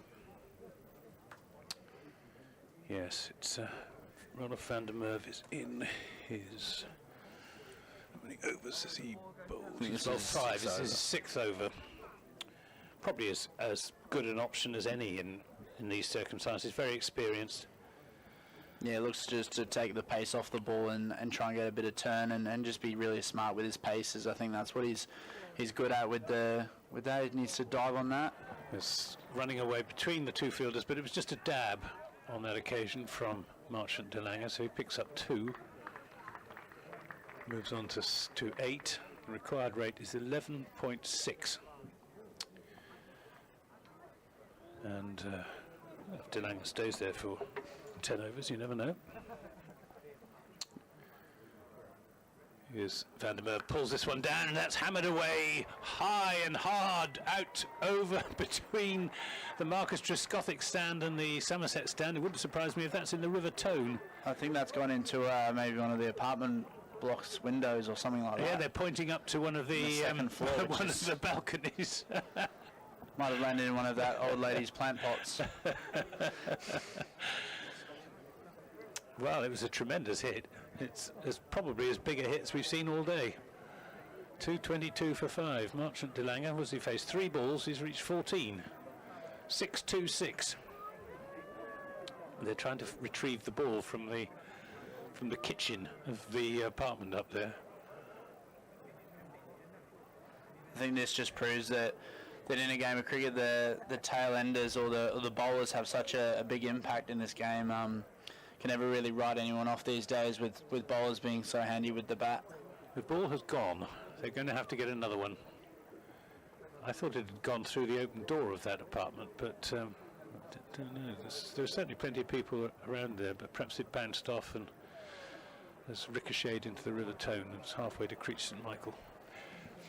But anyway, the Somerset's 13th man is... Oh, here comes the ball, I think, judging by the cheer. It's been retrieved. Can we have our ball back, please? Here it comes.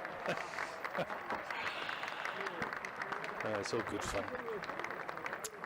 Good format, this, isn't it, Matt? On a sunny day, 50 over cricket, 372 runs on the board, first innings. Yeah, I think it's good. Crowd really get their money's worth, don't they? Oh, definitely. I think you see such good crowds in championship games, but then coming into these one-dayers, they're all getting behind their team. And I think it's a beautiful Sunday afternoon to be able to watch some cricket.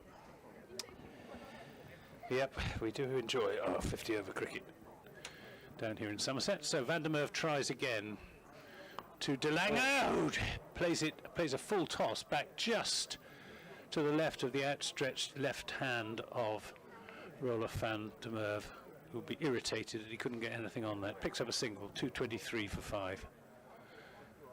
Exactly 150 Glamorgan want. This is played up to long on. Craig Overton up there by Cook just for a single. End of that over. 37 overs have gone, so 13 remain for Glamorgan to score the 149 that they need to win. 26 to Cook, 15 to DeLanger. Can you see it? Can you see them any way that Glamorgan could get there from here? The way DeLanger's going, he could be there probably before the 50th over. No, it's probably these two, 5 down. There's probably these two are the last two sort of recognised guys who can come in and score some runs. But no, if DeLanger can keep going, then nothing's off the table. Quite right. Well, we got Tim Groenewold to bowl another over from this Somerset Pavilion end. We've got there's no one sweeping on the offside, so he's going to have to bowl pretty straight here. Groenewold, he does on leg stump, and that's played up to Max Waller, who comes sprinting in off the boundary. Is that the tactic, Matt? Have I read that correctly? That they've asked him to bowl straight and. I think that's full and straight, which is probably with fine leg and third man up, it's probably the way. But I think with DeLanger, if he keeps connecting it, there's probably doesn't matter how many people are out there on that leg side boundary. Well, they'll all be waiting out there slightly nervously, partly hoping that the ball does come their way, and partly hoping that perhaps he hits it in the air to someone else. And we've got a further reinforcement of the leg side field as Tom Banton comes across from the offside to patrol a big area in front of square on the onside. So Groenewold to De Lange. He's there and bowls short and takes the pace off the ball, and that is flayed through the offside. It wasn't a good delivery from Tim Groenewald. It was intended to be the slow ball, but it was a slow ball, but it was far too short. And De Lange just laid back and hammered it away through extra cover for 4 runs, and there's no one out patrolling the boundary. We got a long off, but that was well away from him. 229 for 5. Groenewald to De Lange, full pitch delivery, which he plays at and misses. That's the length, isn't it? It's no good. It's no good bowling short to De Lange. No, I think if he gives himself some room and gets under the ball, it's probably going. That's probably going for a 4 or 6. But that looked very close to bowling him in that off stump or leg stump. I couldn't really see. He was in the way. Yeah, off stump, I think. 2 for 47. Groenewald as he bowls to De Lange, a slower ball which is played into the offside, but straight to Tom Abel, who shies at the stumps and misses. Only had the one stump to aim at, did Abel, and they're through for the single. 230 for 5. Still an air of excitement about the ground. This is by no means a foregone conclusion. Marsh and De Lange injecting some urgency into proceedings. Groenewald to Cook, who hits that straight. There's presumably a man down there at long off. There is indeed. It's Roloff van der Merwe who does the fielding. Again, it's just a single.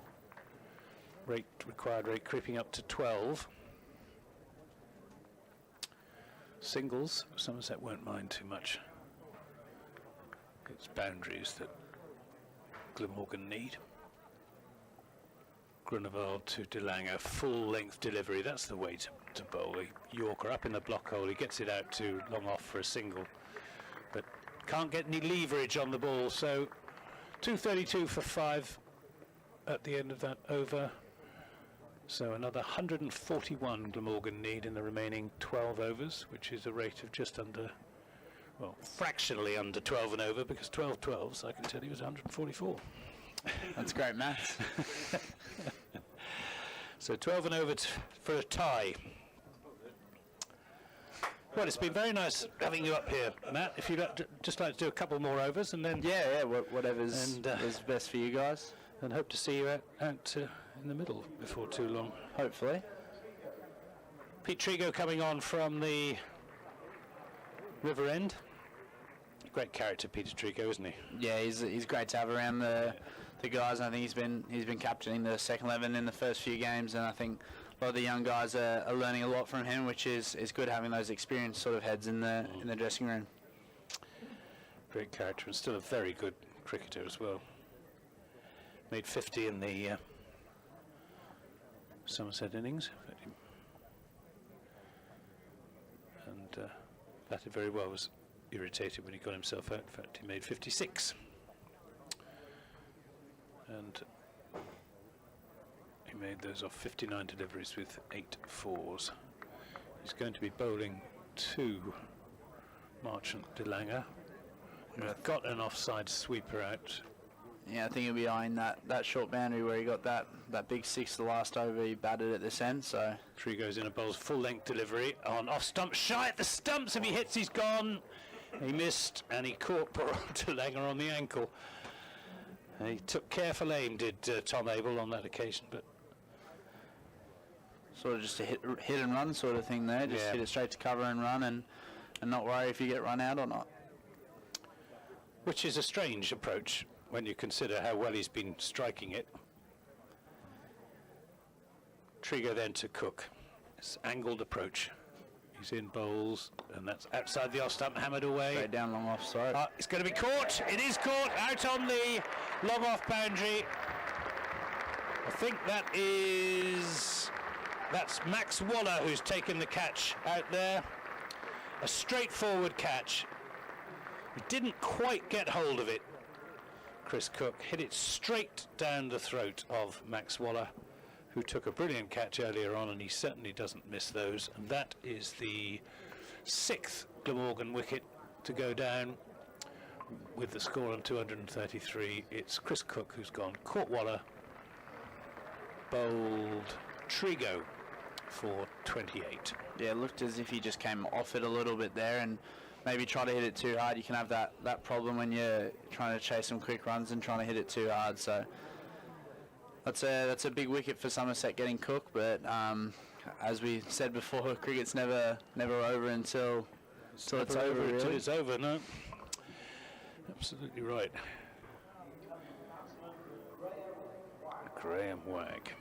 You come across Graham Wagg? No, I haven't. You'd have a good contest out in the field. You know, he likes a chat, does Graham. And I gather from one or two of the Hampshire players that you like a chat out there as well. Occasionally, if the time's right. Yeah, just enjoy playing cricket. You do, yeah. You could tell that when you were fielding at short leg, when Somerset were pressing for victory on the last day of the match at Hampshire. You were sprawling around all over the place. Yeah, I was just trying to entertain myself. I think probably won't be in there for a while. Eddie Byram still owes me another shoulder after he was bowling in that innings, so try not to, I won't go in there for him ever again. I don't think.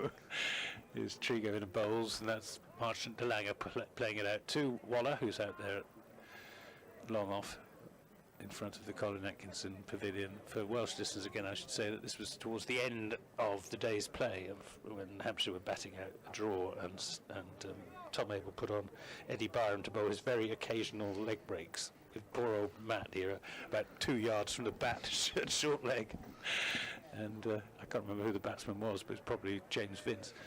As Trigo is in and bowls, and that's punched away into the offside for a single. Caught you a very painful blow. Yeah, I think 2 balls before, Jamie Overton was in at leg slip, and Tom Abel took him out, and I sort of asked if I could leave as well, but Tom made sure I stayed in there and bowled a half tracker to Riley Russo and just back foot punch it straight into my shoulder, which I then bowled one over and just couldn't feel my shoulder anymore, which is, I blame Eddie for not giving me more of a bowl technically. Let's run up to long off for a single. I thought we bowled that over rather well, actually. Yeah, I couldn't really feel my shoulder, which I probably need to do that all the time. Do you bowl at all regularly out in Australia? Not regularly, no. I've got a bowl in Test cricket, which I tend to try and use over the guys a little bit. George Bartlett was trying to say that he should bowl before me, which we all know how that went. Exactly. 236 for 6 as Trigo bowls, and that's dug out by Graham Wagg. End of the over, 236 for 6. Yeah, I thought of the occasional Somerset bowlers, you look probably the most proficient. Yeah, I got a couple of overs up in Lancashire as well, which was nice, but it just makes fielding a little bit quicker and go a bit easier if you're bowling. Probably quick bowlers wouldn't agree to that, but no, as us batsmen who bowl occasional part time, it's nice to get in the game. Indeed. And do you regard yourself as a specialist short leg? Not really. I think. When do you normally field it for Queensland? First slip? Yeah, first slip. Unless Usman Khawaja is there, then he's first slip. He's captain, so he can tell me where to go. But no, I think the last time I fielded short leg was in the test against Pakistan at the SCG, where I got, I think Sarfraz Khan swept one right into the top of my head, and I was ruled out through concussion for that game. So it's not your favourite. No, it's not a great spot to be, especially such a tall guy. Here's Van der Merwe coming on from the Somerset Pavilion end. That's driven into the offside, but they won't get a run as it goes straight to Tom Abel. 236 for 6. Glamorgan needing 373. The rate's up to nearly 13 now, and you've got to feel that the wicket of Ingram, followed by the wicket of Chris Cook, has effectively settled this for Somerset. It will require a miracle from here on. And you do get miracles occasionally. Somerset against Surrey last year with 22 for 5, needing the best part of 300. And Roloff Van der Merwe got 165 not out. Yeah, that was an incredible innings. Yeah. Such a out of nowhere sort of experience, but no, I think they probably need something as similar as that, if not a little bit better. It's Van der Merwe to De Lange, who swings that away. It's not going to be a catch. It's between the two fielders. Superb bit of team fielding down there as Craig Overton did the fielding on the bounce, passed it on to Max Waller, who sent in the return. They've come back for 2 runs, but that sort of typified, that piece of fielding typified how excellent Somerset have been in the field throughout this Glamorgan innings. Yeah, I think that's probably, at the moment, probably the difference between the two sides. Obviously, you got James Hildreth. If he'd have been caught on 68, it could have been a completely different sort of scenario right now. Swing and a miss from swing and a miss from. It's very nearly swing and a miss as well. Didn't miss the off stump by very much. That from Marchant. The ball from Roller van der Merwe to Marchant. De Lange. It's van der Merwe again to De Lange, who taken on the pad appeal for LBW. Looked to be going down to me. Shy at the stumps at the bowler's end, and he's home for a leg by. It's all happening here at Taunton, and a run is a leg by is the outcome of that. Interesting field here. They've got a sort of a deep extra cover sort of position here to Van der Merwe, Jamie Overton down there, which I think they're just that short boundary area. Yeah, probably just trying to protect that. Van der Merwe then to Wag, who drives that straight onto the stumps. From it flicked Van der Merwe's hand, and it hurt him as well. It probably would have hurt a lot less if Marchant De Lange had moved from his crease and it was run out, but he wasn't. He was Van der Merwe appealed to Jerry Lloyds, who simply pointed to where Marchant De Lange was standing with his bat still in the crease. I think both his feet were still in there, but the way he pointed might have looked like he's giving him out. Nothing done after all of that. Last ball of the 40th over. This is short and powered into the offside. Brilliant piece of fielding there by Tom Abel, sprawling to his right, saving his side probably 3 runs, as he has done on any number of occasions in the course of this innings. Well, Matt Renshaw, thanks ever so much for coming up and sharing with us your knowledge of the game. No worries, thanks for having me. Lovely as it is to have you up here, I'd rather see you out there playing, so hopefully you'll get a game sooner rather than later. Thanks a lot. Cheers. That's Matt Renshaw as Nick Webb comes in alongside. The final power play, as they say. A mere 133 runs needed for victory, 132 for the tie. It was the Ingram wicket that was crucial, wasn't it? Yes. As long as he was there, I didn't think it was out of the question for them. It was always very unlikely, but with Ingram 85 off 70, just needs Marchant De Lange to, well, even if he repeated his innings at Leicester, scoring 2 runs a ball, Glamorgan would still lose as things stand at the moment. Whereas Pete Trigo coming in from the River End to bowl to his old adversary, Graham Wagg, who lost that away into the offside, and it's not going to be a catch to Jamie Overton, who thought for a moment that it might be, then realised he couldn't get to it and hung back, took the ball first bounce, make sure he didn't concede a boundary. I wonder if the sun was somewhere near him as well. Yeah, it might have been. I think he picked it up pretty. He's saying, he could have sprinted in, dived, and might very well have damaged himself.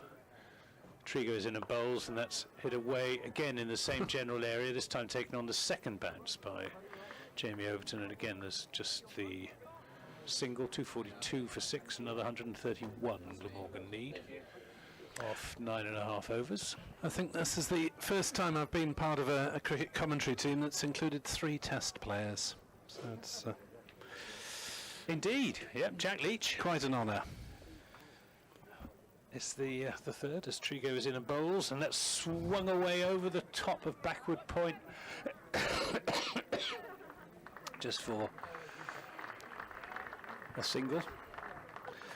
There's a lot of swinging and not quite the clean contact that Glamorgan need at the moment from this where are we? 7th wicket pair. De Lange was basically promoted from 9 to 7.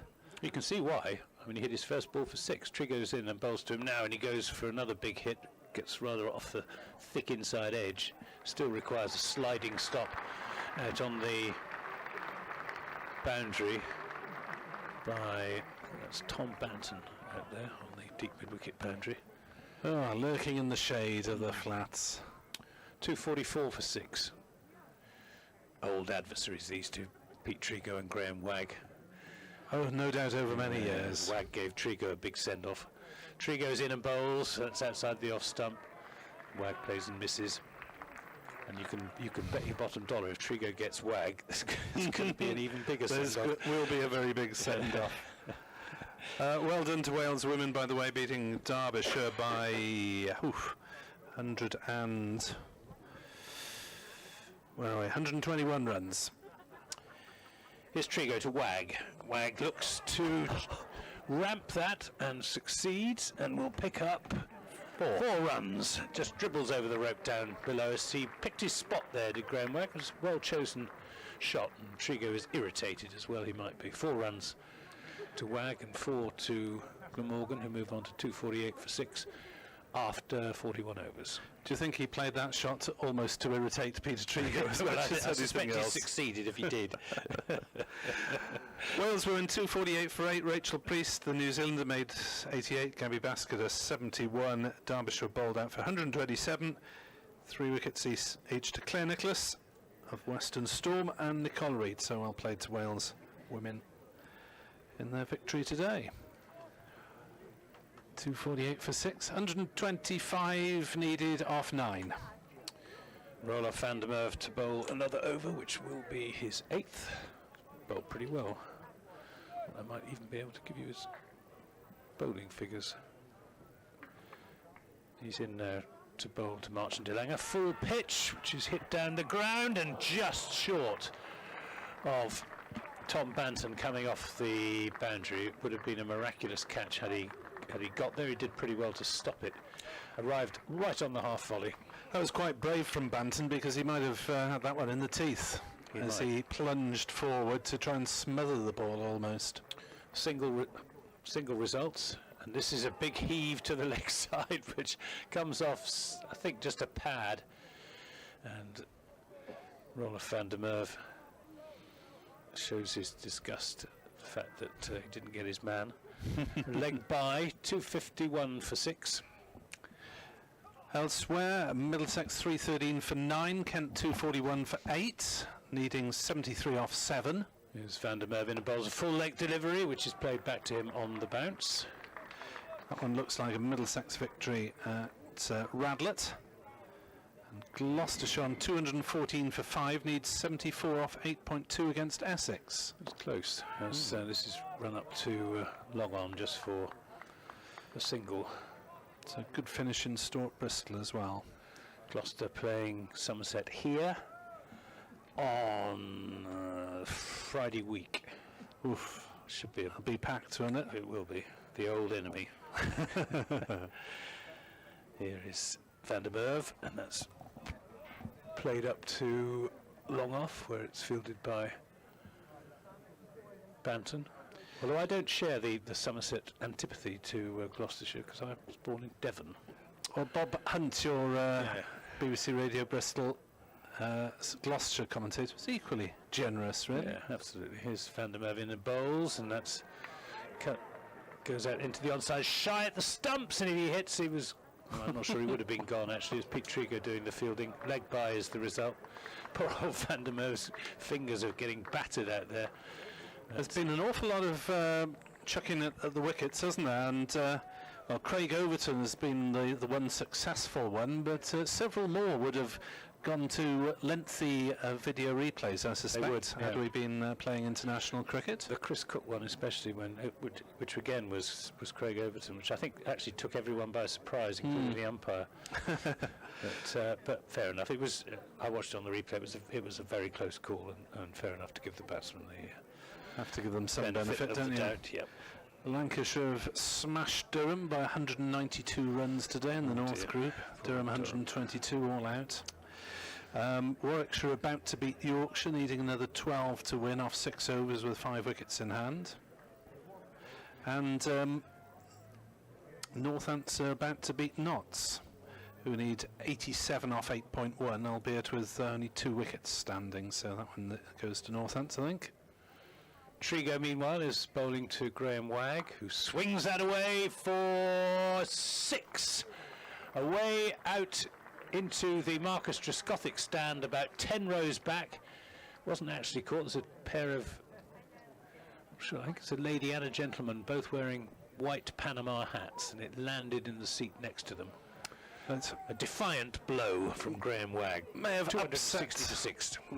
that couple's equilibrium. There have been a lot of flying sixes today, haven't there? Yeah, we've had lots of sixes. It's been a good game of cricket. Trigo is in and bowls to Wagg, who this time hits this away up for six again over long on. So the Trigo Wagg duel is presently going the way of Graham Wagg. So it's consecutive sixes for Wagg. He moves on to 21, 266 for 6. 12 sixes in the Somerset innings. And 7 now for Glamorgan, so 19 sixes in the match. Who needs 100 ball nonsense? Here comes Trigo again in to bowl to Wagg. He's there, he bowls, and this time he hits it even harder for 4 this time. Slightly off balance there was Graham Wagg, but still managed to smash what he turned into a full toss through square leg for 4. Well, he's doing his best to breathe some life into this game. Who knows what may yet occur. 103 off 7.3 needed. It's a long shot, but what have we had in this over? 6-6-4 so far. Trigo tries again. To Wagg, he's there, he bowls, and this time he's hit it up towards long off, and Waller is underneath it, takes the catch. It was too good to last, and Graham Wagg swishes his bat in annoyance, and he didn't get a send-off from Peter Trigo. I'm very pleased to be able to tell you, and the Somerset players go to congratulate Max Waller on one of the more straightforward catches he will take in the outfield this season, and a disappointed Graham Wagg makes a slow way back towards the pavilion. That was the 8th Glamorgan wicket with a score on 270. Graham Wagg caught Waller, bowled Trigo for a defiant 25.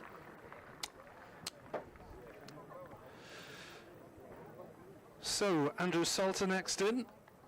Lucas Carey and Michael Hogan still to come. 270 for 7. Now Glamorgan needing 103 runs, but with only 44 deliveries left. Be interested to hear what Steve James in a few minutes makes of this Glamorgan effort, because had they gone off at a reasonable rate, they seem to allow their openers, very inexperienced openers, Nick Selman, Jack Murphy, licensed to play themselves in. Pete Trigo bowling to Marsh and Ingram. Oh, that's good delivery, which comes back in to him, hits him somewhere around the midriff, and they go through for a leg by. Yeah, they'd actually crossed while the ball was in the air. So Salter, sorry, didn't cross rather, so it was Salter on strike. We assumed they would cross. Yes, that was my assumption as well. Yeah. Obviously just standing and admiring Max Waller's 3rd catch in the outfield. 271 for 7 as Trigo is in and bowls, and that's played up to Waller at long off. Just for a single. Should Glamorgan take much consolation for getting in the same streets? 100 now behind, 101 needed off 7. Is it a consolation, or is it a frustration that maybe if they'd gone off more quickly then they might have got close? Well, the thing was, by the time Marsh and Ingram came together, the required rate was pretty much up to 10 and over. That was the problem that Glamorgan had for themselves, whereas there's a lot to be said in this form of cricket of making the most of those first 10 overs when the fielding side is only allowed the 2 men back. Van der Merwe to Marsh and Ingram, full toss, played away out into the offside just for a single. 273 for 7, so exactly 100 the requirement in 6.5 overs. So 41 balls for 100 runs, not impossible. Van der Merwe is in and bowls, and that's again just push drive out to Jamie Overton, who's patrolling that short boundary on the western side of the ground in front of the retirement apartments. Yeah, Salter briefly gave Glamorgan hope in the T20 semi-final, hitting a few sixes last year. This is shorter, and that's squirted off the under edge down to the fine leg boundary for 4 runs. That's a horrid shot, wasn't it? even if it connected, it was a smear. He'd settle for another 24 smears, I think. Yeah, 4 runs, 276 for 7. We're in the 44th over. Delanga smearing away happily at the moment.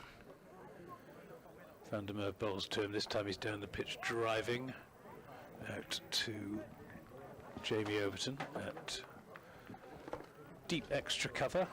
Unusual sort of position, deep extra cover. You usually get the man at deep cover and then long off, but single accrues. 279 for 7. Brings Andrew Salter on strike. Van der Merwe bowls to him. Oh, and that's gone down off an inside edge down to the fine leg boundary as well. We'll roll off Van der Merwe. Not having much luck at the moment.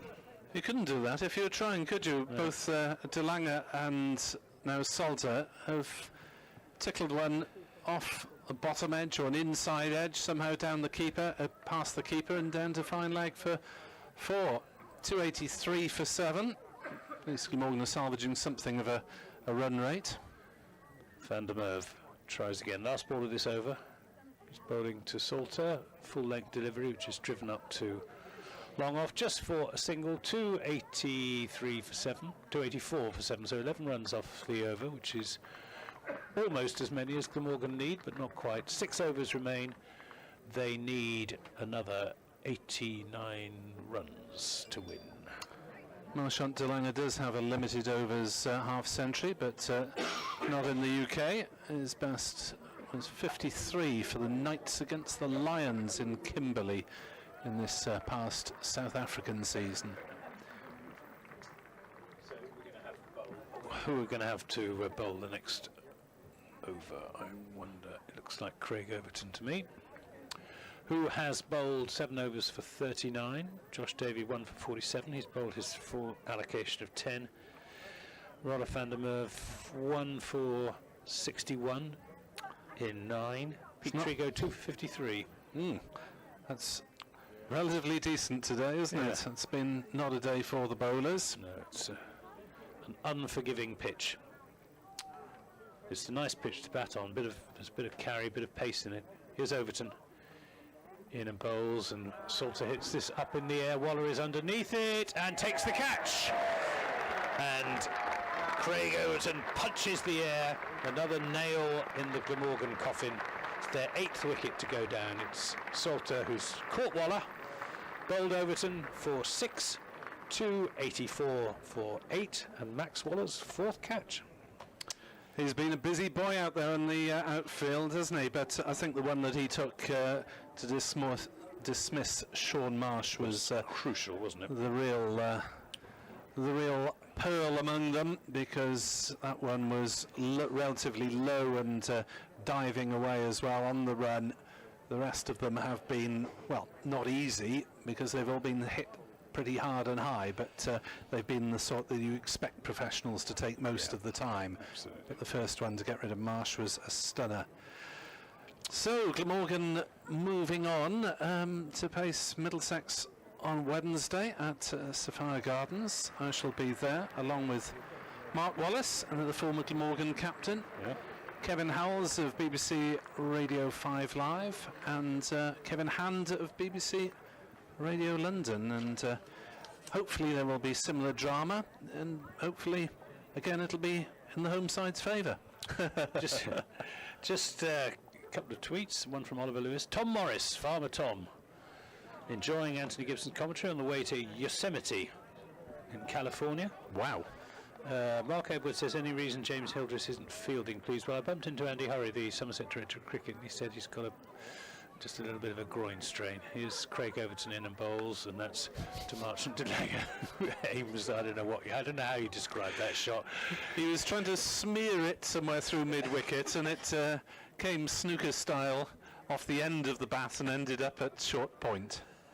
But we think James Hildreth is going to be fit to play against Sussex on Tuesday. Overton is in and bowls to Delanger, who reaches for that outside the off stump and plays it up to Waller just for a single. 285 for 8. Sam Cork says, good to hear Matt Renshaw on commentary. Good humoured and insightful. Yeah, I agree with you. Yep. Actually, Sam, I thought he did for his first time. We didn't mention sandpaper once to him. No, we didn't. In my case, we didn't even consider it. Here's Overton in the bowls outside the off stump. And I'm a cynical old hack, I did consider it. But I thought he wasn't anything to do with it. We can't hold him responsible for the sins of his teammates. But it is because of that, of course, that he's here at Somerset. Because Cameron Bancroft would have come to Somerset. Here's Overton and bowls outside the off stump, long way outside the off stump, and Lucas Carey does his level best to reach it, but can't, partly because he's rooted to the spot in his crease, looking to give himself plenty of room to hit through the offside. But that's exactly what Somerset want him to do, because they've got 1, 2, 3 fielders patrolling the offside boundary. Here comes Overton again to Carey. It's a full pitch, driven out to the other Overton. Jamie on the boundary, sends in the return on the bounce. End of another successful over for Craig Overton and Somerset. It was the 45th.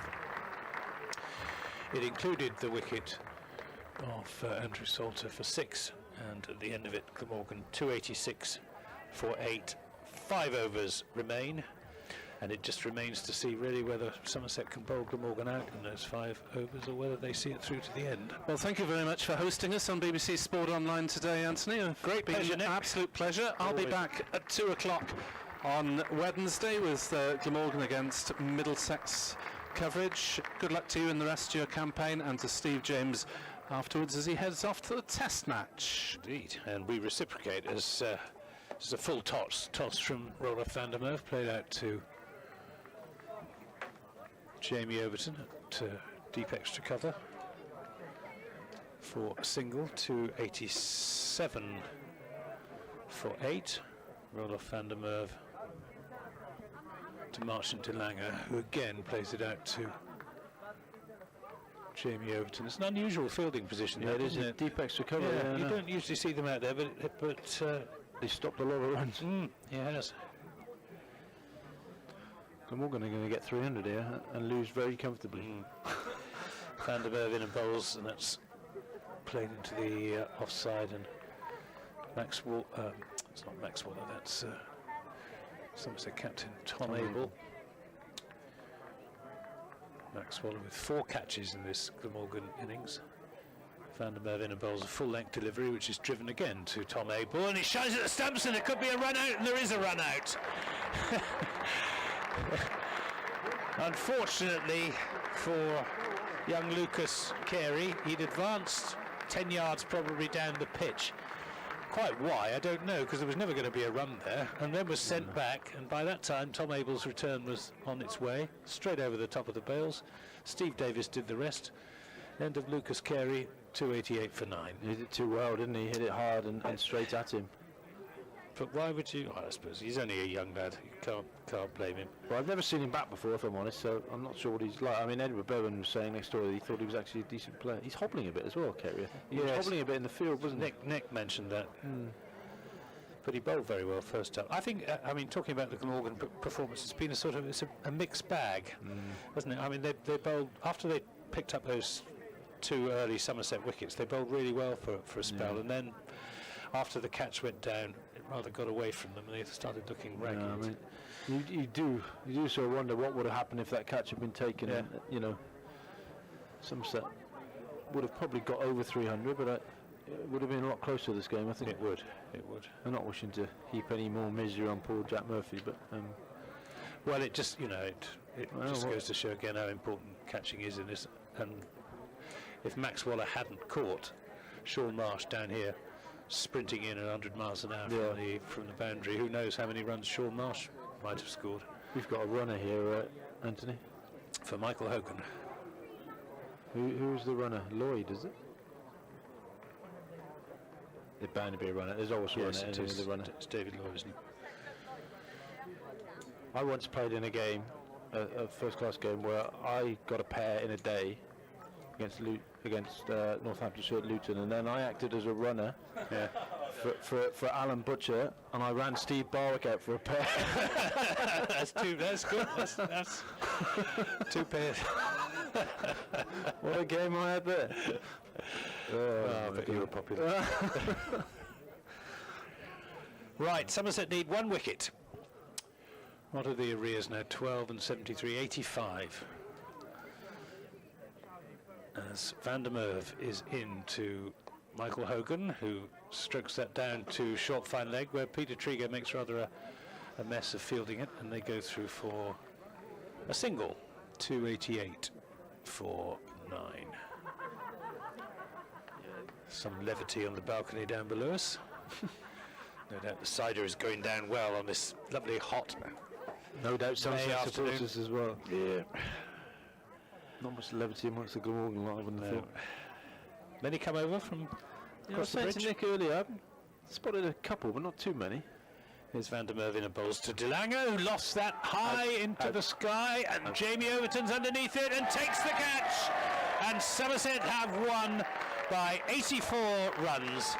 They've beaten Glamorgan in this South Group Royal London One Day Cup match by 84 runs. Jamie Overton taking the final catch to dismiss Marsh and DeLange for a defiant and hard-hitting 40, but Glamorgan all out for 289. The players out in the middle shake hands with the batsmen and the umpires and their fellow teammates. It's been a day of glorious sunshine, some glorious batting, particularly from James Hildreth for Somerset and from Colin Ingram and indeed Sean Marsh for Glamorgan. But in the end, Steve James, Somerset just had too many runs on the board. Yeah, I mean, you're never going to chase down 372, are you? Yeah, well played to Somerset, especially to James Hill.